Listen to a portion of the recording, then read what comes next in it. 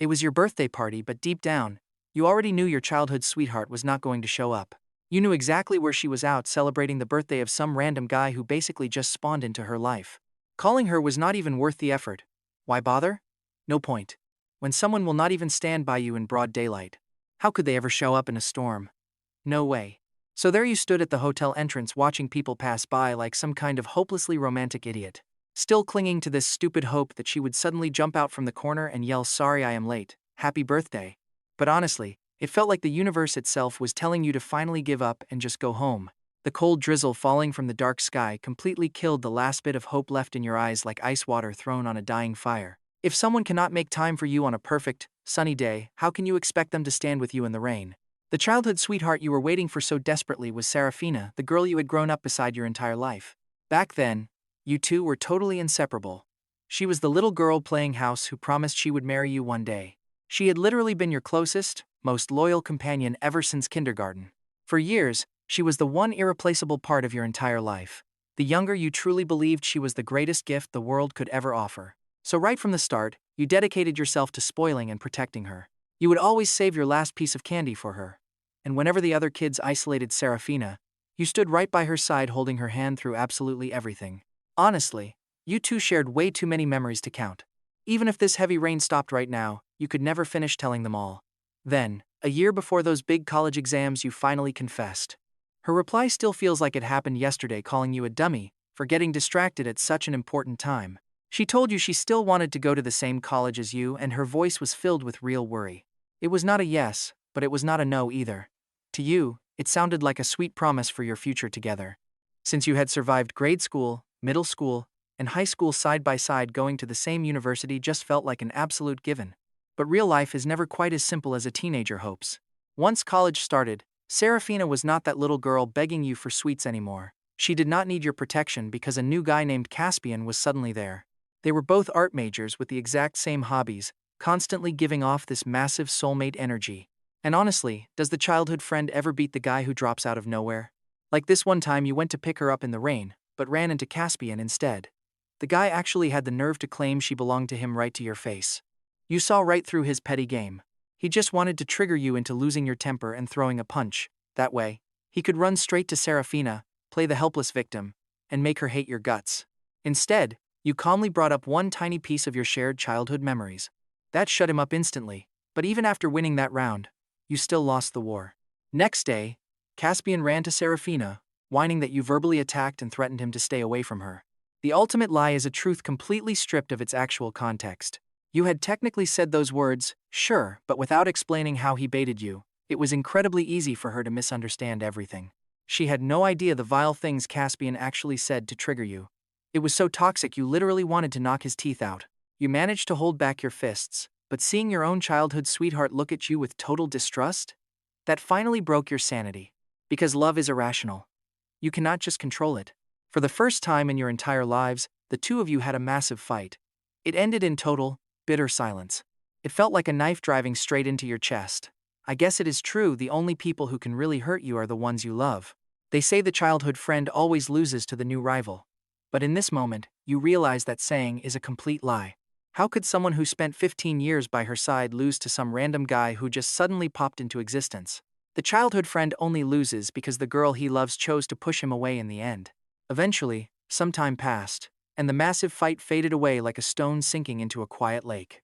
It left some ripples, but everything eventually quieted down. At least that is what you desperately hoped. You both greeted each other normally, silently pretending that awful fight had never actually happened, hoping to go back to the way things used to be. You decided to confess your feelings once more, and this party was your absolute last shot. 2 birthdays on the exact same day. Caspian was throwing his own party today. Honestly, up until tonight, you never expected to lose like this. Ever since elementary school, Seraphina always gave you a gift and said those familiar, sweet words. But tonight, cold reality slapped you hard. The girl you grew up with was a no-show. That gorgeous bouquet of red roses waiting in the VIP room would never make it to her hands. Thorn patted your shoulder from behind and asked if she was here. She didn't make it, and she's not coming. You sighed, trying to look completely unfazed. Let's just cut the cake, you said. Thorn found it weird that it was Kaelen's birthday, yet Seraphina was missing. What was she even doing? Walking back inside, You faced a room full of close childhood friends like Thorn and old classmates. Everyone kept asking why goddess Seraphina skipped out on her own boyfriend's big birthday party. Did she have some emergency? You tried to brush it off, having no clue how to answer their questions. Especially those three painful words, her boyfriend. It absolutely crushed your remaining hope. Honestly, is there anything worse than being jealous when you don't even have a label? Talk about a cruel joke. A wave of deep disappointment and pure exhaustion completely dragged you under. Still, with a crowd watching, you forced a fake smile. But your old classmates easily saw right through it. Normally, you were the cheerful guy who brought positive energy into every single room. Right now, you look like a hollow puppet with its strings completely cut. After serving the cake, you just stared at the gorgeous roses, tracing the soft petals. There was no way you were tossing this beautiful bouquet into the trash. If years of loving her had to end tonight, you wanted to wrap it up with some dignity. So, you took apart the bouquet that was meant for Seraphina, handing the roses to your classmates as a friendly thank you gift for coming. It fit the reality of your current relationship perfectly. Whether you were childhood sweethearts or just regular friends, you simply lacked the energy to care anymore. Roses meant for a romantic confession ended up getting you a chorus of casual thanks. Talk about depressing. The cake was gone, but the heavy rain outside refused to stop.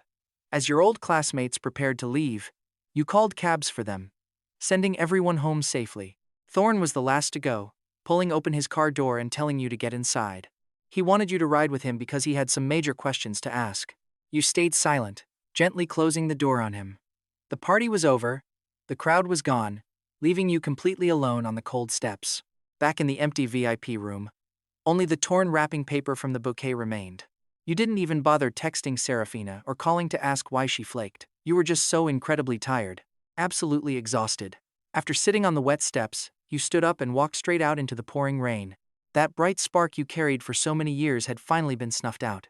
You took the long, wet way home, showered on absolute autopilot, and quickly escaped into sleep. For once, you didn't dream of Seraphina at all. That grueling walk home had completely drained your battery. Your mom called for you, Kaelen, to wake up. Opening your eyes, the harsh reality of yesterday made you space out completely. Normally, she left you alone. If she woke you up this early on a weekend, something major was up. She told you Seraphina was downstairs waiting, asking how long you planned on sleeping today. You were told to hurry up, but hearing that name didn't bring you any of the usual joy. It felt like withered leaves drifting away. Just a lingering sense of disappointment and a heavy sigh. Your mother, Valeria, got annoyed by how slow you were moving and told you to hurry the heck up.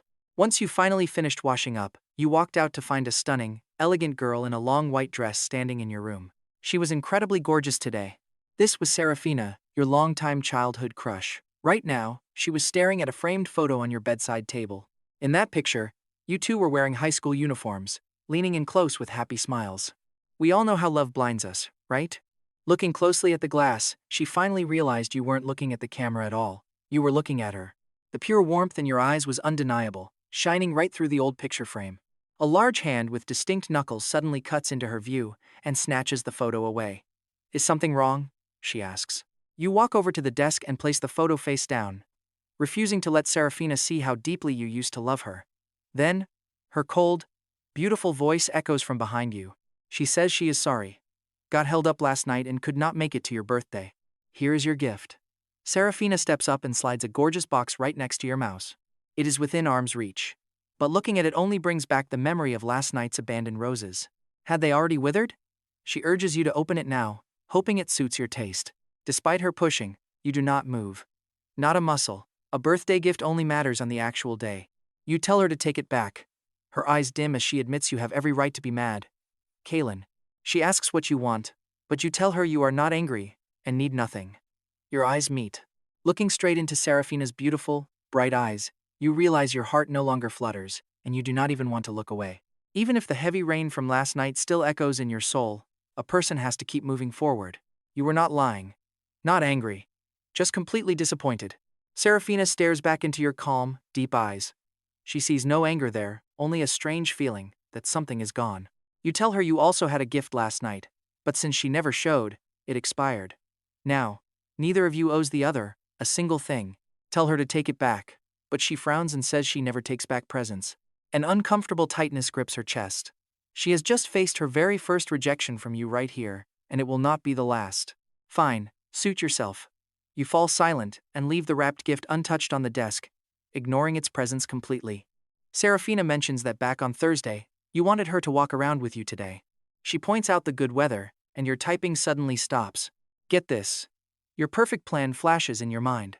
You had imagined a successful confession last night, leading directly into your very first official date together as boyfriend and girlfriend today. A highly rated new dessert shop had opened uptown, and since she loves sweets, you planned to go there before heading to an art exhibition. As an art major, she would have absolutely loved it. Your foolish self even imagined holding hands in the glowing gallery, whispering to her that she was your very own Mona Lisa. But the dream died before it could even start. Last night, neither the roses nor your hopeful heart could wait any longer. Just a cold, rainy night. You start tapping on the keyboard again. You tell her you wanted to go to a dessert place, but the failed birthday prep drained your bank account. Right now, you are totally broke. But she says that is fine. You fall silent. This is not about the money. The boy who loved her was already abandoned by her, left to die in the pouring rain. How can she expect you to buy her treats as a mere friend? That is just way too cruel of an expectation. Suddenly, your mother yells that you should have asked her for cash, revealing she just transferred some over. Valeria demands that you take Seraphina out, instead of rotting in the house all day, practically sweeping both of you out the door. You protest. You have not even had breakfast, but she tells you to go eat out instead. She orders you to stop talking, keep Seraphina company, and not return before noon. You are literally kicked out. After the storm, the blue sky clears up, and the fresh air should make anyone feel happy. But the clear weather only reminds you of that terrible, rainy night when she never showed up. Seraphina asks if you are hungry and suggests getting breakfast first.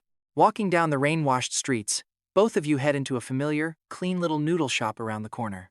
The sweet old lady running the place is thrilled to see you both, saying it has been far too long. Seraphina orders her usual spinach and egg noodles, then turns to ask what you want to eat today. She quietly reminds you of your favorite minced meat noodles, but you softly reply that people get tired of eating the same thing. You decide to order a bowl of beef noodles instead, and the auntie cheerfully tells you to wait. The kind shop owner always takes good care of you. Soon, 2 steaming bowls arrive at the table. Here is the moment everything shatters. Her phone lights up on the table, instantly ruining this perfectly peaceful morning. A new message flashes. It is from a contact name you recognize all too well, Caspian. Seraphina took one quick look at her phone and replied. Clearly, whatever she and Caspian were typing about wasn't something simple. She was completely ignoring her steaming hot noodles and the guy sitting right next to her. Maybe she had simply grown way too used to your constant presence, taking you for granted. 10 years ago, you two were just kids. Now, in the absolute prime of your youth, she treats you exactly the same. Honestly, you are basically like an old classic book full of deep, meaningful chapters and reliable stories. She spent years reading your pages. Every single lesson is now deeply engraved in her heart. Caspian, though, he is like a flashy, colorful comic book. Every single page she turns brings some cheap, exciting thrill. But you can't read both at once. Once she gets tired of the comic, she is going to realize that the classic story was the one that actually mattered. And here is the kicker: someone else is already taking that classic book off the shelf. When you take your blessings for granted, life has a funny way of stripping them all away from you. Right now, she has no idea that another girl, easily just as gorgeous, is waiting in the wings. This new girl actually knows how to cherish the people who care. She is going to step in and take her place. Only then will Seraphina finally realize what she threw away. They say the spring flowers in the city are absolutely beautiful. But I only arrived after the season had already faded away. For Seraphina, it is going to be the classic tragedy, ignoring the love she had, only to regret it once you are gone. After finishing breakfast, she wanted to pay, but you refused. Thankfully, the sweet auntie stepped in to solve the argument. Oh please. It is just $10 or $20. Why would your auntie argue with you over this? Just make sure to visit often. Seeing you two together reminds me of my own kids studying far away from home. Leaving the shop, you both walked side by side down the busy street. The crowds were thick, and the whole avenue felt completely alive. You stayed dead silent. Normally, you could talk to her for hours. But right now, you had absolutely zero desire to say a single word. Asking what she and Caspian were chatting about felt completely pointless. Initiating another painful conversation just felt too exhausting. And that sudden silence made her feel incredibly uneasy. Walking past a brand new flower shop, she suddenly froze at the entrance, her brow furrowing slightly. Did the old bookstore close down? You stopped too, staring at the fresh flowers while a wave of old memories filled your eyes. This spot used to be their favorite old bookstore. Back in the day, you and Seraphina came here constantly for school supplies. If she ever lost her eraser, you would literally slice yours in half just to give her a piece. Even as a little kid, you always knew exactly how to comfort her. She would take those two broken pieces, push them together, and draw messy little stick figures holding hands on it. You still remember that scene clearly, but the bookstore closed just last month. The elderly owner was getting too old, and his children were all living abroad. So he rented the building to this florist. You whispered that if people can change so easily, a simple shop stands no chance. She did not quite hear you, asking how you knew. You simply replied that you had asked the current owner, but you did not mention that you had actually bought a gorgeous bouquet of roses from this place. Back when you were planning to confess your love at her birthday party, you happened to walk by and saw the old shop had closed down to make way for this florist. You sighed, realizing how quickly the world moves on without us. Right then, you decided to order your confession flowers here, thinking it was a perfect twist of fate. It felt poetic. Those sweet childhood memories from the bookstore had literally bloomed into beautiful roses. There was simply no better way to finally tell her how you felt. Sadly, that night, she chose to go to another guy's party instead. Those memory-filled roses never got to fulfill their destiny. Shaking off the painful thoughts, you forced yourself to keep walking. The loss of their childhood bookstore seemed to ruin her mood too, keeping her completely quiet the rest of the way. You see, she has no clue she missed those roses, your confession, and her final chance. And brace yourselves, it gets worse. The dessert shop had a wooden sign out front, saying they were closed for the day due to private matters. A crowd of disappointed customers was grumbling outside. Apparently, the sweets here are indeed pretty great. A clear wave of disappointment washed over her gorgeous face. Nobody would ever guess this proud, untouchable girl had a massive sweet tooth. She softly asked, "Kaelen, do you have classes tomorrow?" "Yeah, but you can come alone." You stared at the locked shop door for a long time, whispering, "Let us go." Just like that, you kept your very last promise to Seraphina. Back on Thursday, you actually invited Seraphina out for today, telling her about a new dessert place and asking her to try it. But Seraphina completely flaked on her promise. Walking back together along the exact same path, the meaning of it all was completely different. It felt like the drop from 99 down to 0. Along the way back, your eyes did not even linger on Seraphina like they used to. Looking at the storefronts on both sides of the street, you realized the old places in your memories were either remodeled or completely shut down. Turns out, everything was quietly shifting. Once you finally noticed, there was no turning back. It is true for places, and it is true for people too. Seraphina's house was diagonally across from your own place. Stopping in your tracks, you told her you were going home. She paused for a moment before nodding. In the past, you never would have said goodbye so formally. You used to just say "see you tomorrow." Not a cold, flat statement about heading home. She watched you walk away before unlocking her front door. As your silhouette vanished from her sight, a sudden, desperate urge hit Seraphina to run after you. But you two had literally just split up. What was the point of chasing after you anyway? Standing there, she finally turned, her face full of sorrow, as their long-standing love slowly slipped away. Deep down, she felt a heavy wave of unease. And honestly, we can all see the massive regret heading her way, can't we? Back inside your room, you collapsed at your desk. Emotionally drained, you did not even have the energy to lift a finger.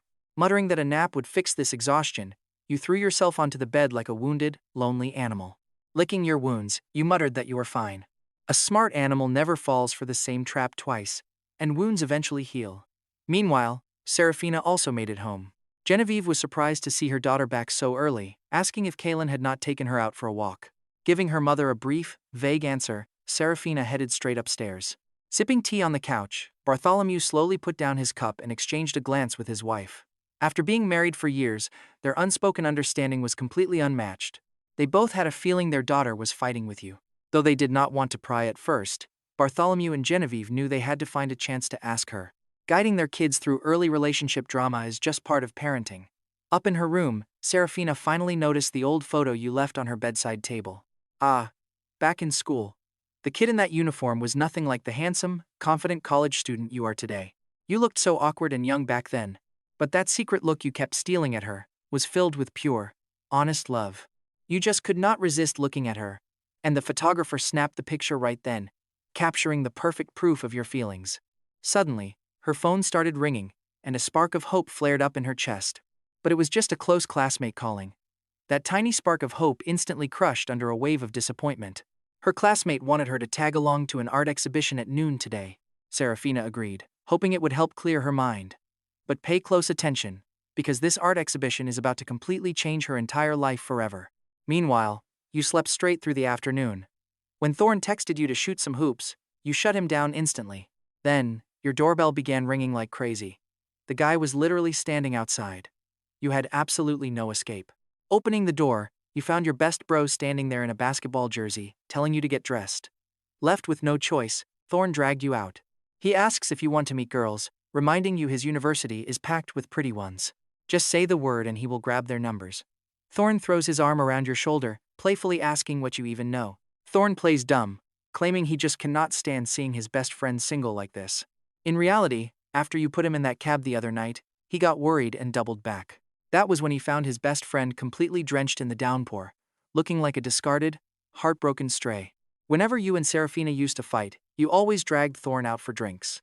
After a few too many, names like Caspian would slip out, so Thorn easily pieced everything together. You tell him no thanks, and you both reach your usual court. A few familiar faces were already scattered around the court, dribbling and shooting hoops as Thorn started calling them over. We are on the same team, so how is anyone else supposed to play? Thorn sassily tells you to blame your own luck for drawing that lot. Then, the match starts. You move like a storm on the court, blasting past defenders with pure aggression. That crazy play instantly cranks up the heat, and suddenly, everyone starts playing for real. Thorn looks at his sweaty, tireless best bro, and smiles. Some things just need a solid outlet to vent. After that brutal game, everyone is completely wiped out. You buy a dozen bottles of water to show some friendly, post-game hospitality. Nobody plays nice. They grab the bottles and chug them down.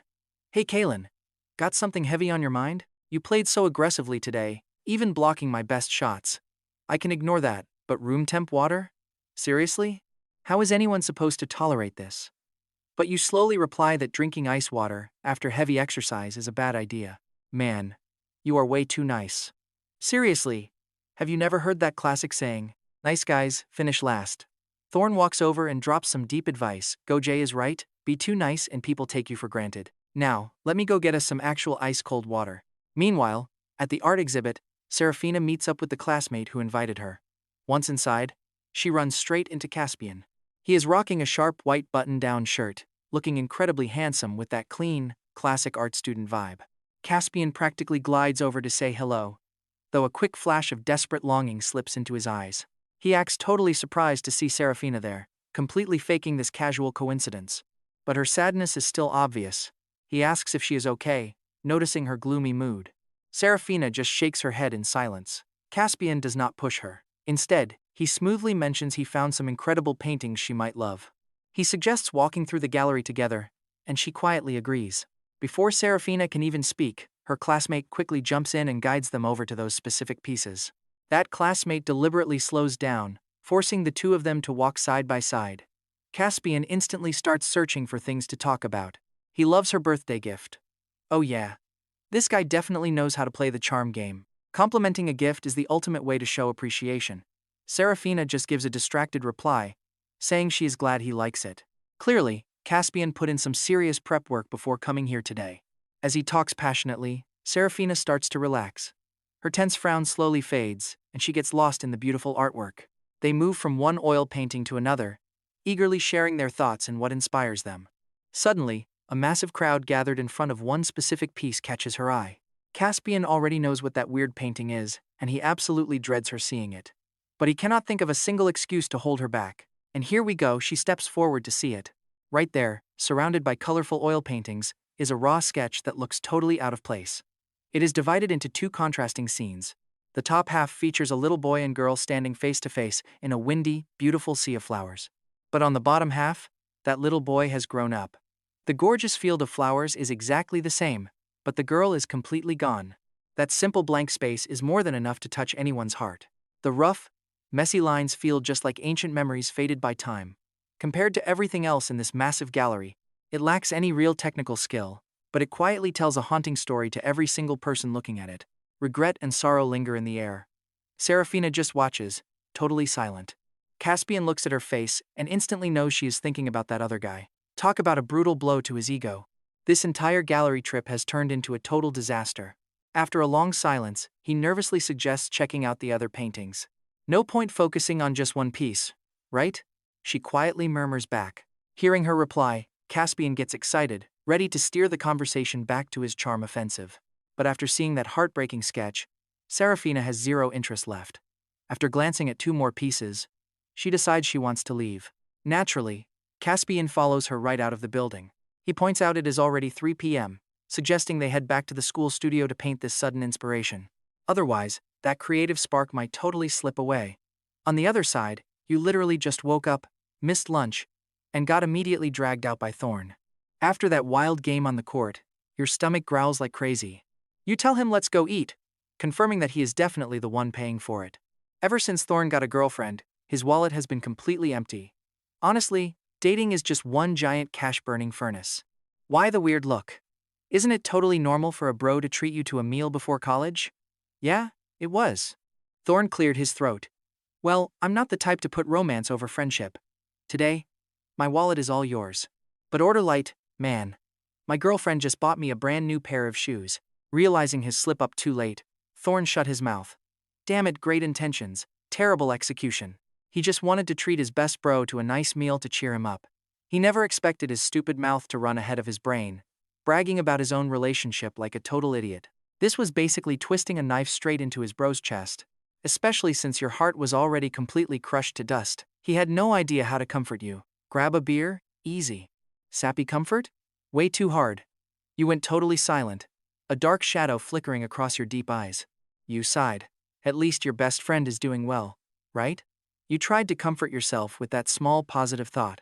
Well, since you're finally buying, I am absolutely going to destroy your wallet. Prepare to bleed? You forced a smile. Thorn laughed helplessly. Go ahead. If the cash runs out, I'll sell a kidney. Sorry to his girlfriend, but her next present was officially delayed. Truth is, you secretly planned to pay for everything anyway. Suddenly, Thorn froze. He stared straight ahead, like he had just seen an unbelievable scene. Right there in the crowd, this stunning, elegant girl in a white dress stood out completely with her cold, graceful vibe. Wait, look closely. Isn't that Seraphina, the childhood sweetheart you stayed up waiting for? She was actually hanging out with another guy on the weekend, and they looked pretty happy talking from a distance. That guy was Caspian, the exact dude she fought with you over in the first place. Since Thorn recognized them so easily, there was no way you missed them. He glanced over at you, but your face was completely blank. No anger, no tears, just eyes as dark as an ancient well. Right then, Seraphina spotted you too, and instant panic washed all over her face. Instinctively, she stepped away from Caspian and froze, trying to find the strength to call out your name. But the words wouldn't come out. This sudden, awkward encounter caught her completely off guard. What you did next completely shocked Thorn. You walked straight past her, brushing her shoulder without even slowing down like a total stranger. She spun around to look, but you were already fading into the distance, never looking back. Hey, isn't that Kaelen? Caspian asked. Why didn't he even say hello to you? This total snake used a casual question to shift the blame onto you. On the surface, he acted so concerned, but inside, he was absolutely thrilled. His little scheme from last night worked like a charm, pushing your relationship right to the edge. Caspian was laughing his head off inside. Sorry, Kaelen, you can't blame me. This is just how it goes. The loved one holds all the cards. He saw her hesitation just now. Whenever people are forced to choose, they naturally weigh the options and think about the consequences. Clearly, Seraphina assumed that showing up a bit late to your birthday wouldn't matter. She was just that confident in your love. She didn't even realize it. But deep down, she took you for granted. Giving your love too easily really makes it cheap. Caspian knew his scheme was pretty dirty, but a snake can only slide in if the door is left open. Seraphina just clicked with him. To put it nicely, they had a lot in common. Bluntly speaking, you just couldn't offer her that exciting sense of novelty anymore. To him, all that childhood sweetheart garbage was just an outdated storybook torn to shreds. It wasn't even worth the scrap paper sitting inside a trash can. At the end of the day, when people are loved too easily, they never appreciate it. It never gets valued. Every single time he saw you take a loss, Caspian felt incredible. Knocking down a guy more handsome than him was worth celebrating. Besides, his last ex broke up with him over just 4 simple words. I'm bored. It faded. Right then, a truly nasty plan formed in this snake's head. Some tricks might be old, but if they work, who cares? I'm not going to the studio. Caspian, you head back to school first. Every bit of inspiration she got from the art show was wiped out by that cold encounter. Now, only your drawing filled her head. You look upset, Caspian noticed, offering to walk her home. But she refused flat out. All right then, Stay safe on the road, he said, fearing he would disgust her if he pushed too hard. He desperately wanted to know where she lived, but held back to play the long game, remembering that photography was allowed inside. I took tons of photos, and I'll send them to you tonight. That was always his go-to tactic, using sketches as an excuse to keep chatting with Seraphina. But once Caspian finally left, she looked back. The crowd rushed right past, but your silhouette was completely gone. So, she walked back to that familiar street, standing right outside your house. Her hand reached for the doorbell, but then she remembered you had walked toward the busy commercial district instead. There was no way you beat her back, which meant no one was inside to open the door of that quiet, empty home. Meanwhile, Thorn kept dead silent beside you, completely lost for words. The two of you even strolled right past the barbecue place without him saying a single thing. Last night, when Seraphina completely bailed on your birthday party, you claimed she was just busy. But what actually went down? After a quiet moment, you finally confessed she went to a party, just not yours. Whose was it? That Caspian guy she was just with. Hearing this, even Thorn went totally quiet. He knew how much you had always spoiled her. Everyone from your old school had seen it firsthand. Back in high school, Thorn knew quite a few girls who secretly crushed on you. But none of them ever dared to confess because anyone with eyes could see your entire heart belonged to Seraphina alone. Confessing meant a 100% chance of getting rejected. Keeping a crush secret is always better than getting shot down, right? But once college started, how did everything change so fast? Thorn could still hear the words of Guo, that loser on the basketball court who never knew his actual place. Nice guys finish last. Honestly, that thought made Thorn absolutely furious. Screw that garbage. Usually, a bro advises you to make up instead of breaking up. But Thorn just could not say it. His best friend did not deserve to be treated like garbage, so why let her trample your feelings? Thorn let out a quiet sneer. Seraphina was going to regret this. She threw away a lifelong childhood friend just to chase some random guy who popped out of nowhere. There are plenty of new guys out there, but you only get one childhood friend who truly grew up beside you. Once the spark with this new guy fades, is he actually going to tolerate her flaws and stand by her side for decades? Thorn smiled in relief, making up his mind. Kaelen, you have loved her for so long without getting a happy ending. You must be so tired. Do not worry, your best bro is going to find you someone who actually loves you back. Thorn quickly whipped out his phone and messaged his girlfriend, asking if there were any single beauties left in her dorm. She instantly replied, did he have a death wish, asking his girlfriend that? A string of angry kitchen knives followed. In her dorm room, Lyra had opened her boyfriend's message, expecting some sweet words, definitely not him hunting for single girls. He was hitting way too close to home. This was a total disaster. He quickly replied that he typed too fast without explaining. He just wanted her to help set up his best bro. He swore there were no bad intentions, asking if her bestie was single. Lyra still felt pretty annoyed by the message. Her boyfriend asking about her best friend? This felt like some sneaky, underhanded plot to make a move behind her back. She demanded photos and details on his bro first. Thorn, completely oblivious to her suspicion, agreed. Right then and there, he raised his phone and snapped a quick picture of your side profile. You were already highly handsome, and your sharp profile looked incredible. Very quickly, Lyra messaged back, telling him to bring you out for dinner as soon as possible. Her best friend was instantly hooked. Just wait, Seraphina, let's see if you can still act so casual once another gorgeous girl completely replaces you. You will regret this until you are sick to your stomach. Two grown men walked in silence, completely forgetting about the food. After walking a massive loop, Thorn insisted on buying you a great dinner. Knowing how much cash he wasted on dating, you firmly refused. You told him that since you walked this far, he should just head home to have dinner. Realizing you probably wanted some space, Thorn did not force the issue. Instead, he stopped by a local convenience store to grab some ice-cold beers for you to take back. Drink a bit, he said. It will help you sleep. Waving goodbye, you both understood everything without a word. By now, the time was already 5:30 p.m. The setting sun dipped low, stretching your lonely shadow far behind. Cracking open a cold can, you took a slow sip. You finally understood why people tolerate bitter alcohol, because compared to real life, there are things far more painful than the taste of a drink. What does a bitter drink even matter? Once back home, you immediately hopped in the shower, letting the freezing water wash all over you. Stepping out of the bathroom, you completely ignored the fridge despite your empty stomach, grabbing a cup of instant noodles from the cabinet instead. Inside her cozy, clean bedroom, the ever-elegant Seraphina stared at her phone, wanting to text you. She typed out if you were back yet, then quietly deleted it. It felt like anything she could say now would sound totally empty. Back then, whenever she texted you, she never had to hesitate like this. She used to just blurt out whatever crossed her mind. but now she had to carefully weigh every single word. Knock knock. Genevieve tapped on the door and stepped in, telling Seraphina she had just spoken with her Aunt Valeria. Valeria had some family business to attend to, leaving Kaelen all by himself today. Go tell Kaelen to come over to our place for dinner, Genevieve told her daughter, and those words were exactly what Seraphina needed. She was desperately searching for any excuse just to go see you. When you suddenly need an excuse just to see someone you care about, it usually means you did something wrong out of pure cowardice. Seraphina stepped outside, embarking on a short walk she had done for 20 years. Growing up, every single time she rang your doorbell, her heart would burst with excitement. But today, she felt nothing but sheer panic as she finally reached out and pressed the buzzer. Those few seconds of waiting felt like an absolute eternity. Inside your house, the electric kettle was boiling. With a quiet beep, the water hit its temperature and clicked off. On your table, the cup noodles were already waiting. You poured the hot water in, soaking the seasoning block. Instantly, a familiar aroma drifted up. Staring at the rising steam, you lost yourself in thought. Maybe drifting back to those chaotic days of your senior year. Or maybe you were thinking of something else entirely. Suddenly, the sharp ring of the doorbell shattered your memories and dragged you back.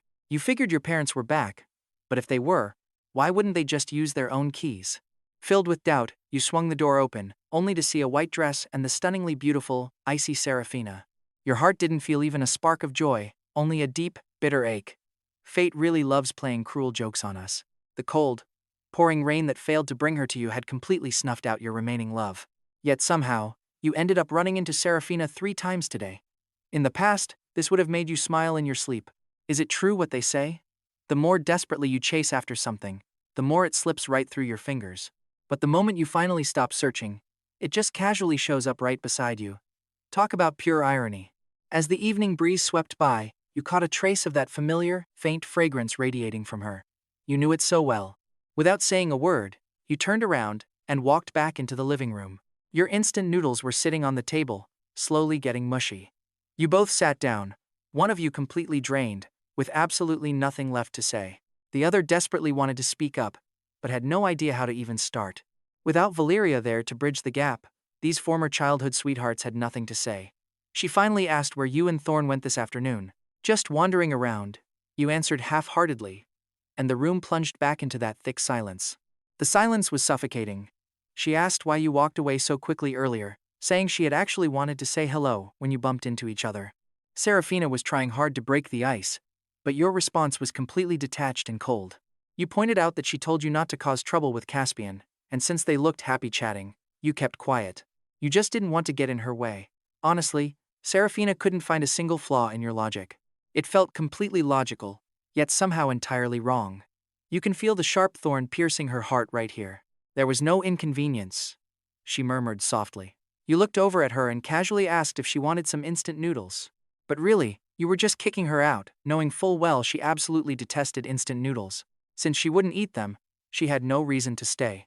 And with no business left, it was time to leave.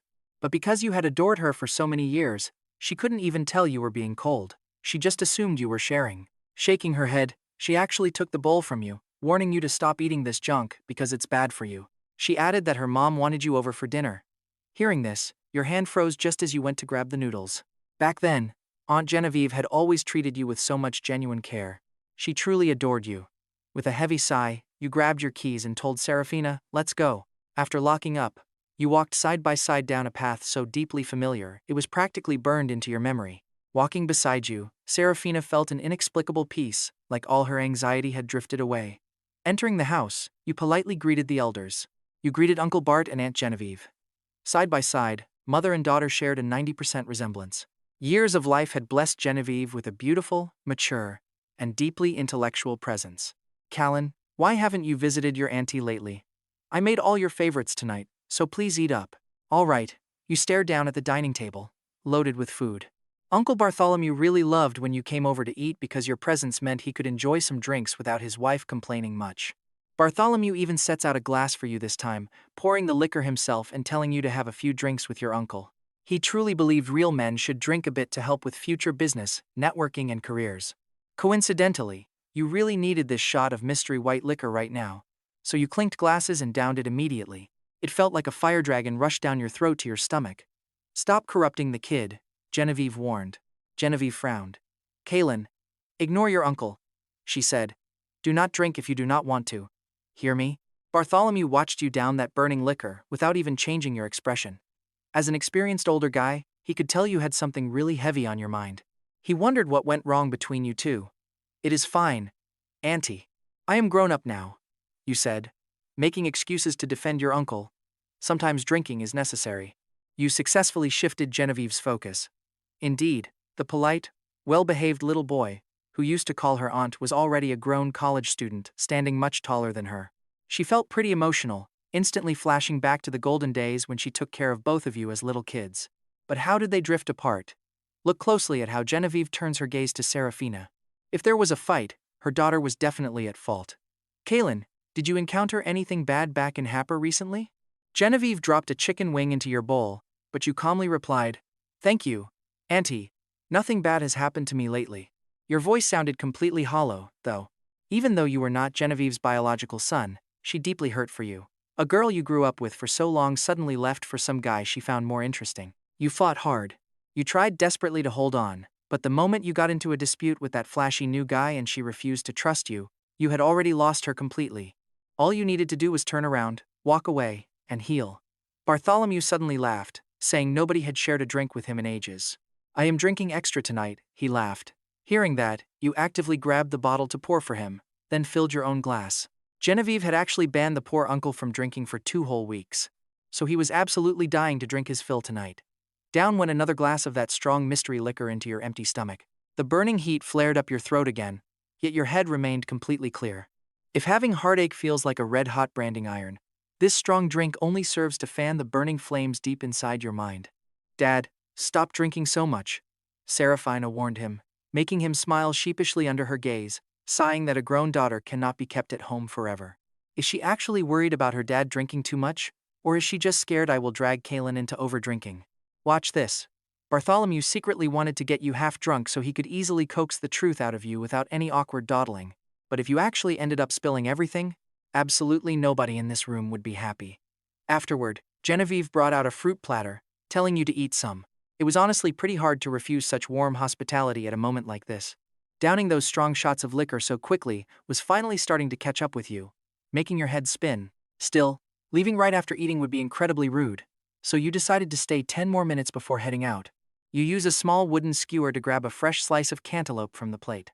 The heavy, greasy dinner and bitter alcohol taste instantly melted away under the sweet melon flavor. Bartholomew happily munched on fruit while reading his newspaper as a popular drama played quietly on the living room television. A totally normal, cozy night. Just pure warmth. Raised by a cool, open-minded uncle and a gentle, loving aunt, Seraphina definitely grew up in a family where she would never lack love. When you have never lacked love since birth, it is hard to appreciate things because what others find precious, she just views as completely normal. She takes happy days for granted, unlike you. Your father was constantly sent away on long business assignments to distant company subsidiaries. In fact, the longest he had ever been away was 14 whole months. Because of that, you knew exactly how rare this quiet, peaceful life truly was. Do you want to watch something? Seraphina noticed your lifeless, hollow eyes and softly asked if you were feeling bored. Even though you were sharing the exact same couch, your cold response felt incredibly distant to her. A flash of deep sorrow crossed Seraphina's cold, beautiful face. She could feel a massive, invisible wall rising between you and her. Unseen, untouchable, yet so incredibly real. To make it worse, everything Kaelen said and did was completely watertight. Seraphina felt completely powerless. Like this person she once held so close was now standing behind a thick sheet of glass. Inside her heart, a quiet panic was brewing, the terrifying realization that she was losing someone irreplaceable. But she brushed it off. Tomorrow, the exciting distraction of Caspian would temporarily cover up the pain, until it was too late. After sitting there for 10 minutes, Kaelen finally said goodbye to Aunt Genevieve. Genevieve tells him to come over for dinner more often, and just name his favorite foods. Kaelen politely thanks her. He says he is leaving first, looking at gentle Aunt Genevieve with incredibly complicated feelings. Could he ever just drop by for dinner like those golden high school days? Honestly, probably not anymore. Seraphina stands up too, clearly wanting to walk him out. It is just a quick stroll diagonally across the street. But where was she on that other stormy night, when he had to walk 8 kilometers alone in pouring rain? He had walked that entire way completely alone. Kaelen steps outside. The cold night breeze hits him, sending a heavy buzz from that fast liquor straight to his head. He wants to tell her not to bother, But suddenly, the alcohol plays a trick on him. A memory flashes. He remembers another night back in high school, having dinner at her family place. Afterward, the young girl in her school uniform used seeing him home as a simple excuse, walking together for hours under the warm glow of the streetlights. Years have passed. With the alcohol clouding his mind, he sees that sweet girl again, the one who used to love only him. He wants nothing more than to run back and hold her forever. But tragically, he just is not drunk enough. The cold wind brings him a beautiful dream, but it also snaps him right back to reality. Suddenly, he finally gets those old poetic sayings. Every year the flowers bloom the same, but the people looking at them have completely changed. A truly heartbreaking truth. He looks at her and tells her it is fine, he can walk back by himself.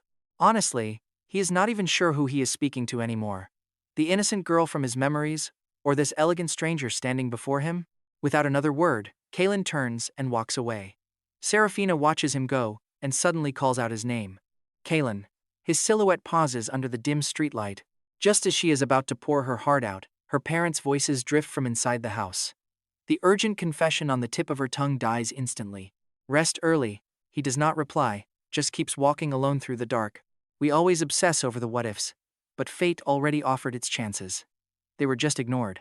And now, they have frozen into permanent regret. Just imagine if Seraphina had actually chased after him tonight, grabbed his hand, and confessed. With Kaelen being half drunk, maybe things could have actually turned out differently. Maybe those strong drinks and this cool night breeze were the final lifeline destiny was throwing her way. But time ran out. Kaelen reaches his house. Seraphina watches his fading figure step inside the front door, disappearing completely from her sight. The cold wind wraps around her like a blanket of pure loneliness. She slowly steps back inside. Her father is no longer reading his paper on the sofa. Only her mother is waiting in the living room. Are you having a fight with Kaelen? Don't even try to lie to me. During the entire dinner, Kaelen did not address her by name once.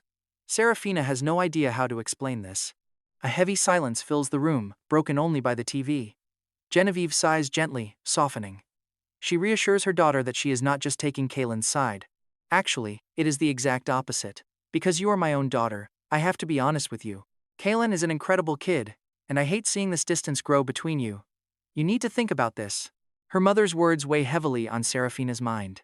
She heads upstairs, slips off her beautiful white dress, and sinks deep into the hot bath. The warm water relaxes her tired body, but nothing can soothe the overwhelming exhaustion dragging down her heart. She plays back her mother's warnings, tracing over every single interaction she had with Kaelen today, looking for hope. She desperately searches for his old, passionate tone of voice. But no matter how hard she tries, she finds nothing. The only voice echoing in her head is Caspian's, calling out her name at that fancy art exhibition. Yet, it brings her absolutely zero joy. After her bath, she spots her phone lighting up on the bed. She picks it up to unlock the screen. It is a text from Caspian. He has sent several photos from the gallery today, clearly trying to strike up a conversation. But Seraphina was feeling pretty down, giving only short, dry replies. She tried to end the chat, but Caspian knew exactly how to play hard to get.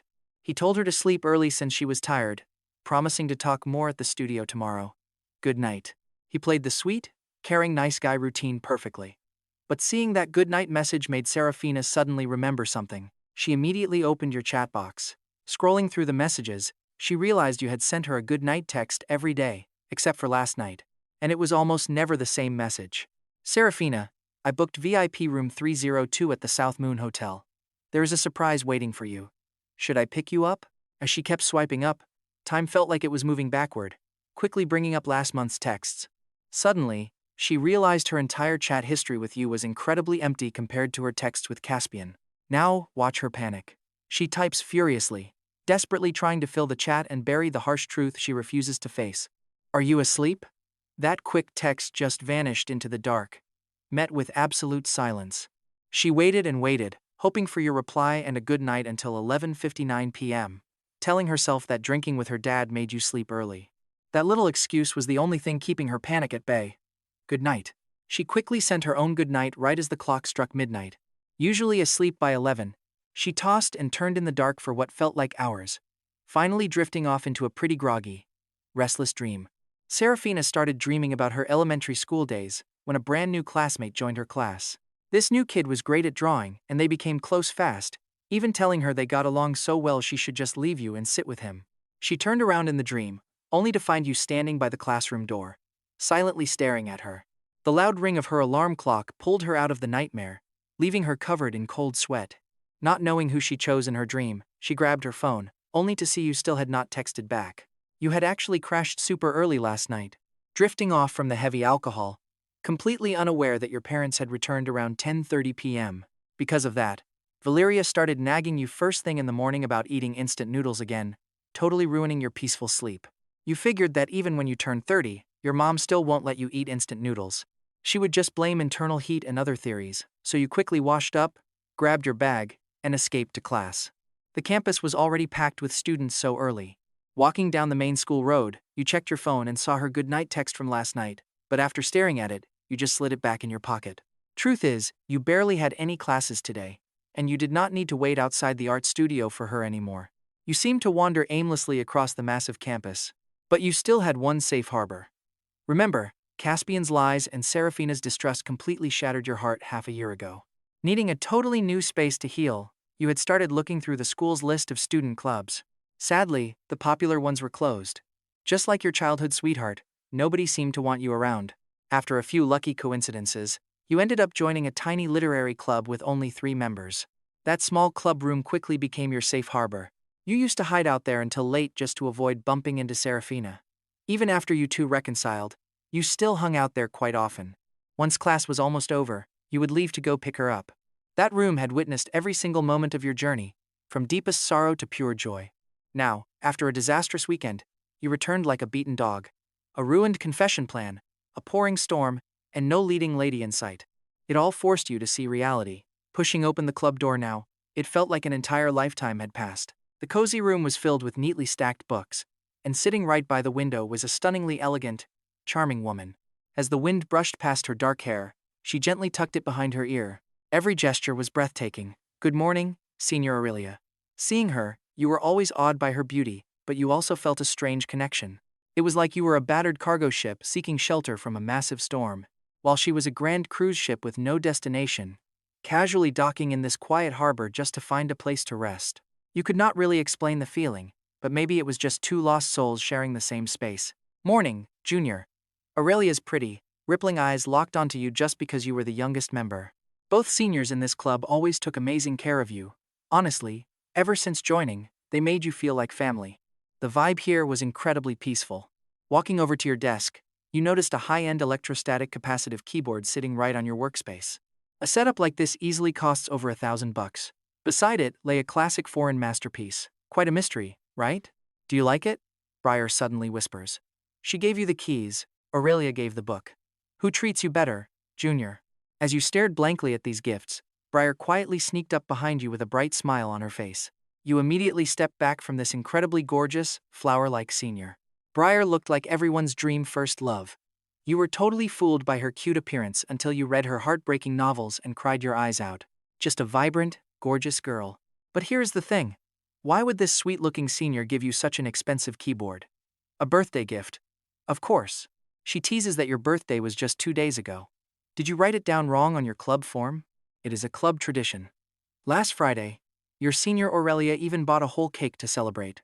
They waited all day, but you never showed up.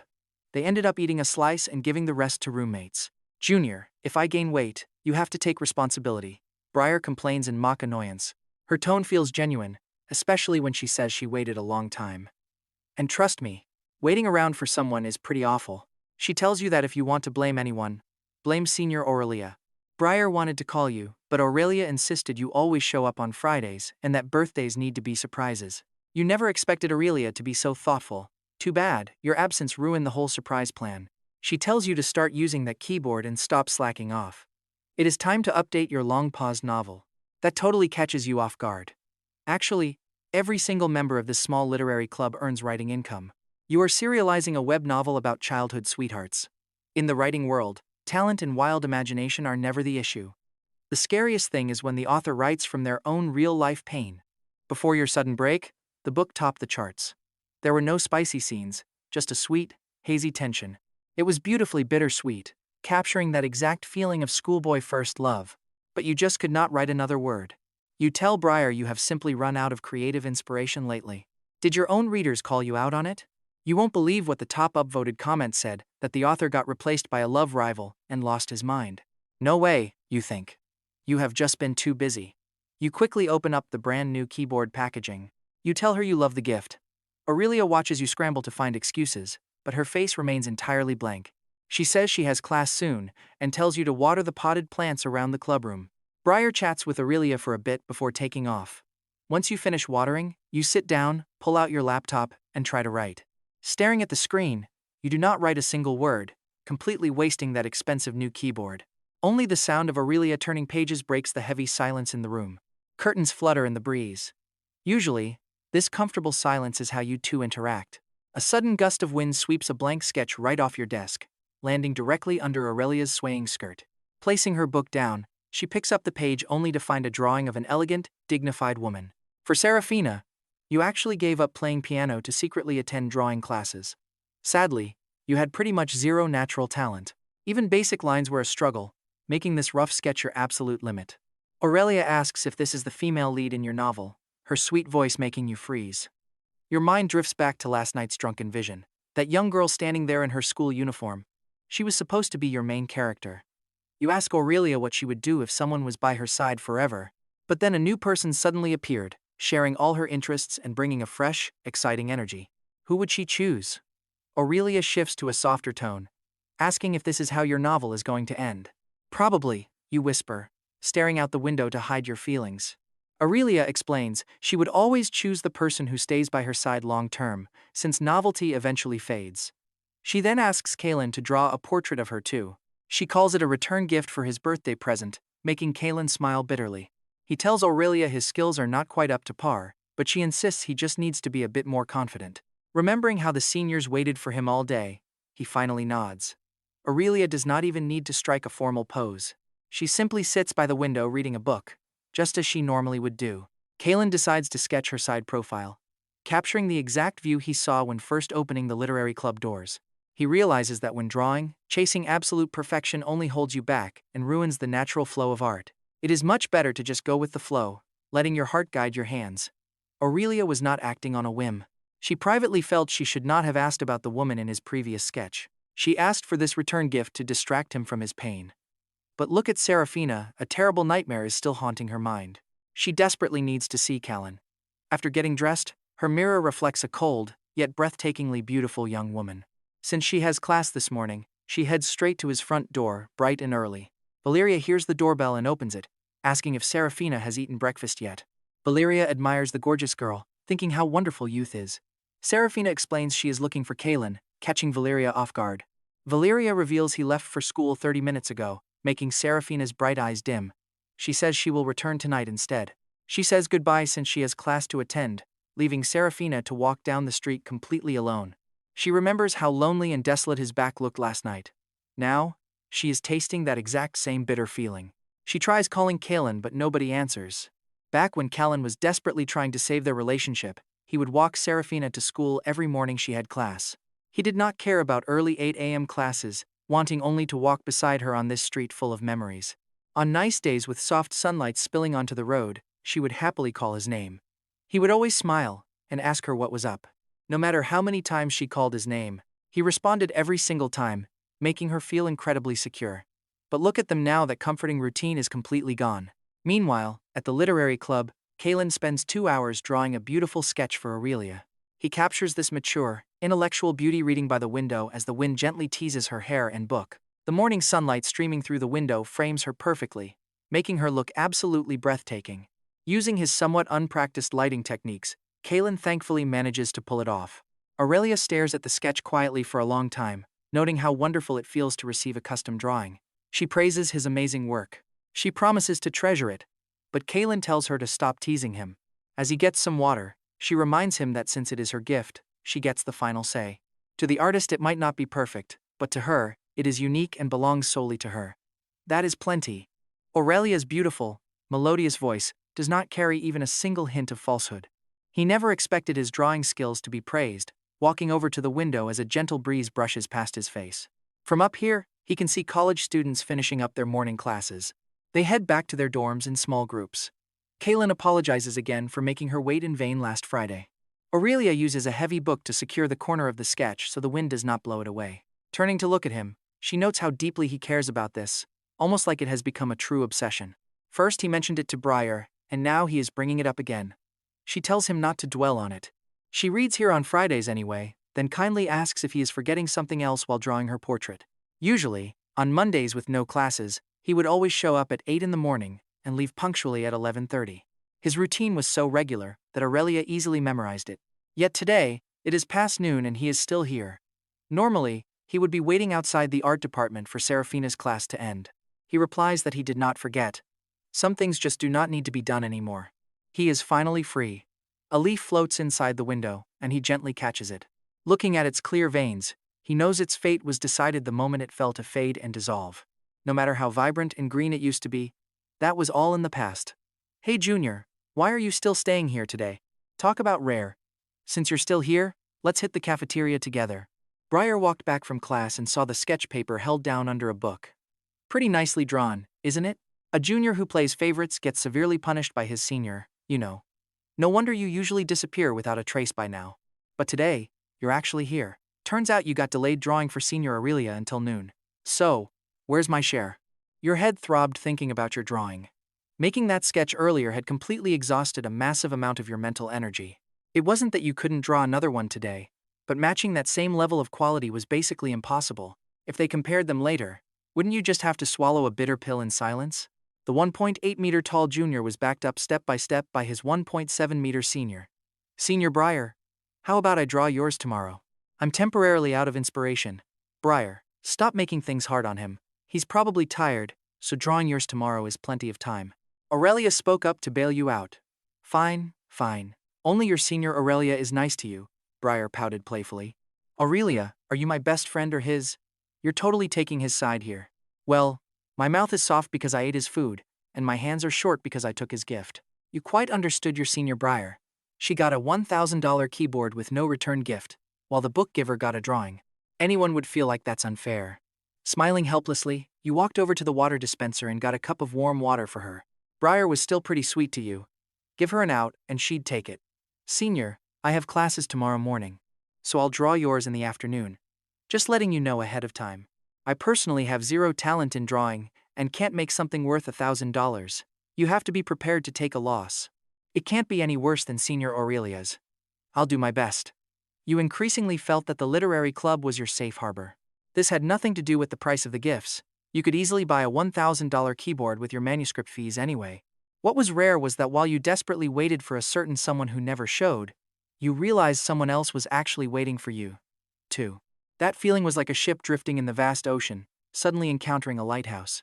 Aurelia was just about to speak when her phone screen suddenly lit up.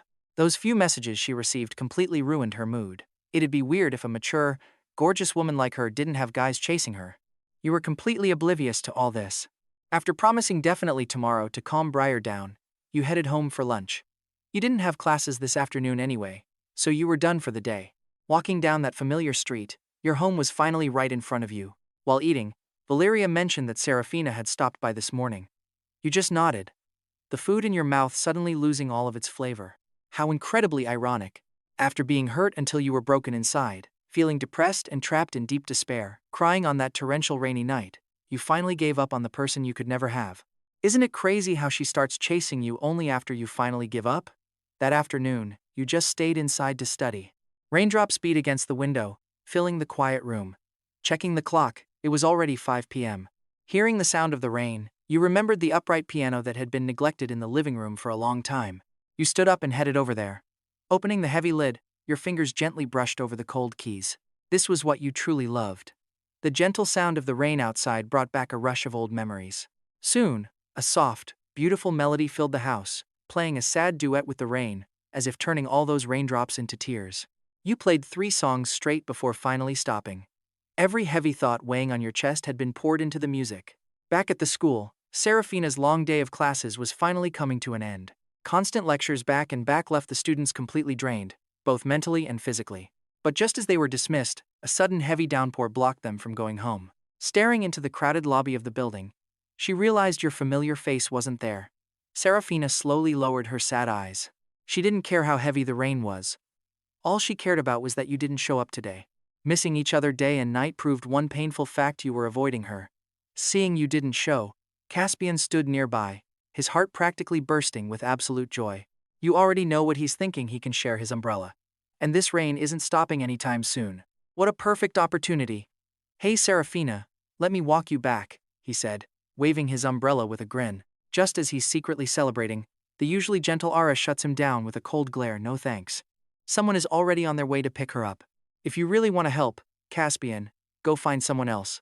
See, Ara is the twin sister of Thorn, your absolute best bro.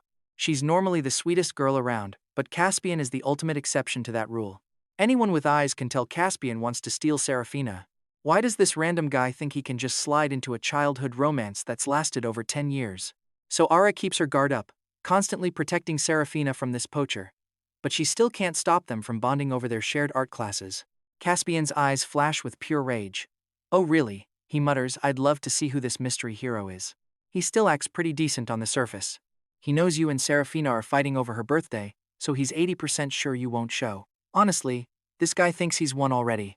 The rain isn't letting up. Ara doesn't say another word. She grabs her phone and texts her brother, Thorn, who's currently stuck over at Tianhai Normal University. Seraphina watches Ara type out that message, and a tiny spark of hope suddenly starts to bloom in her heart. She's wishing you'll suddenly appear through the heavy downpour holding an umbrella, just like old times. Meanwhile, Thorn texts back a simple okay. Playing piano in this weather is like sipping bitter black coffee. The longer you play, the heavier the mood gets. Just as the song hits its peak, a loud ringtone suddenly breaks the silence. You sigh and answer it. Thorn asks if you're free to bring his sister an umbrella, since the storm's getting pretty bad out there. He doesn't want her getting sick, but as her brother, he's too far away to help. He asks you to go instead. After all, when she was little, she treated you like her favorite brother anyway. Phone calls between bros are always incredibly quick and straight to the point. You look out the window. It's already getting late, and the rain is still pouring down. You agree to head over. Thorn hangs up and immediately texts his sister, telling her that her brother Kaelen is on his way. Reading the text, Ara completely forgets about the storm. A deep sense of relief washes over her. Caspian notices her sudden confidence and curses under his breath. Is someone actually coming for her? No way. If they were coming, they'd be here by now. But you are indeed coming, just not for Seraphina this time. No, you're coming as Ara's protective brother, Kaelen. Meanwhile, all the other students stuck in the building are frantically calling friends and roommates for help. The lucky students who get umbrellas delivered walk off proudly, leaving the empty-handed crowd staring after them with pure envy. Watching them disappear one by one, a heavy wave of loneliness hits Seraphina. She finally gets it. Having someone waiting for you in the rain with an umbrella is a rare, incredibly precious thing. The steady downpour only makes her miss you more, way more than when she woke up dreaming of you this morning. As you grab some umbrellas, Valeria spots you. She asks if you're heading out to save Seraphina from the heavy storm. She tells you to skip the tiny ones and take 2 large umbrellas so neither of you gets soaked. Without explaining a single thing, you grab the umbrellas and step out. 10 minutes later, a figure holding a black umbrella appears through the thick curtain of rain. Now look who's here.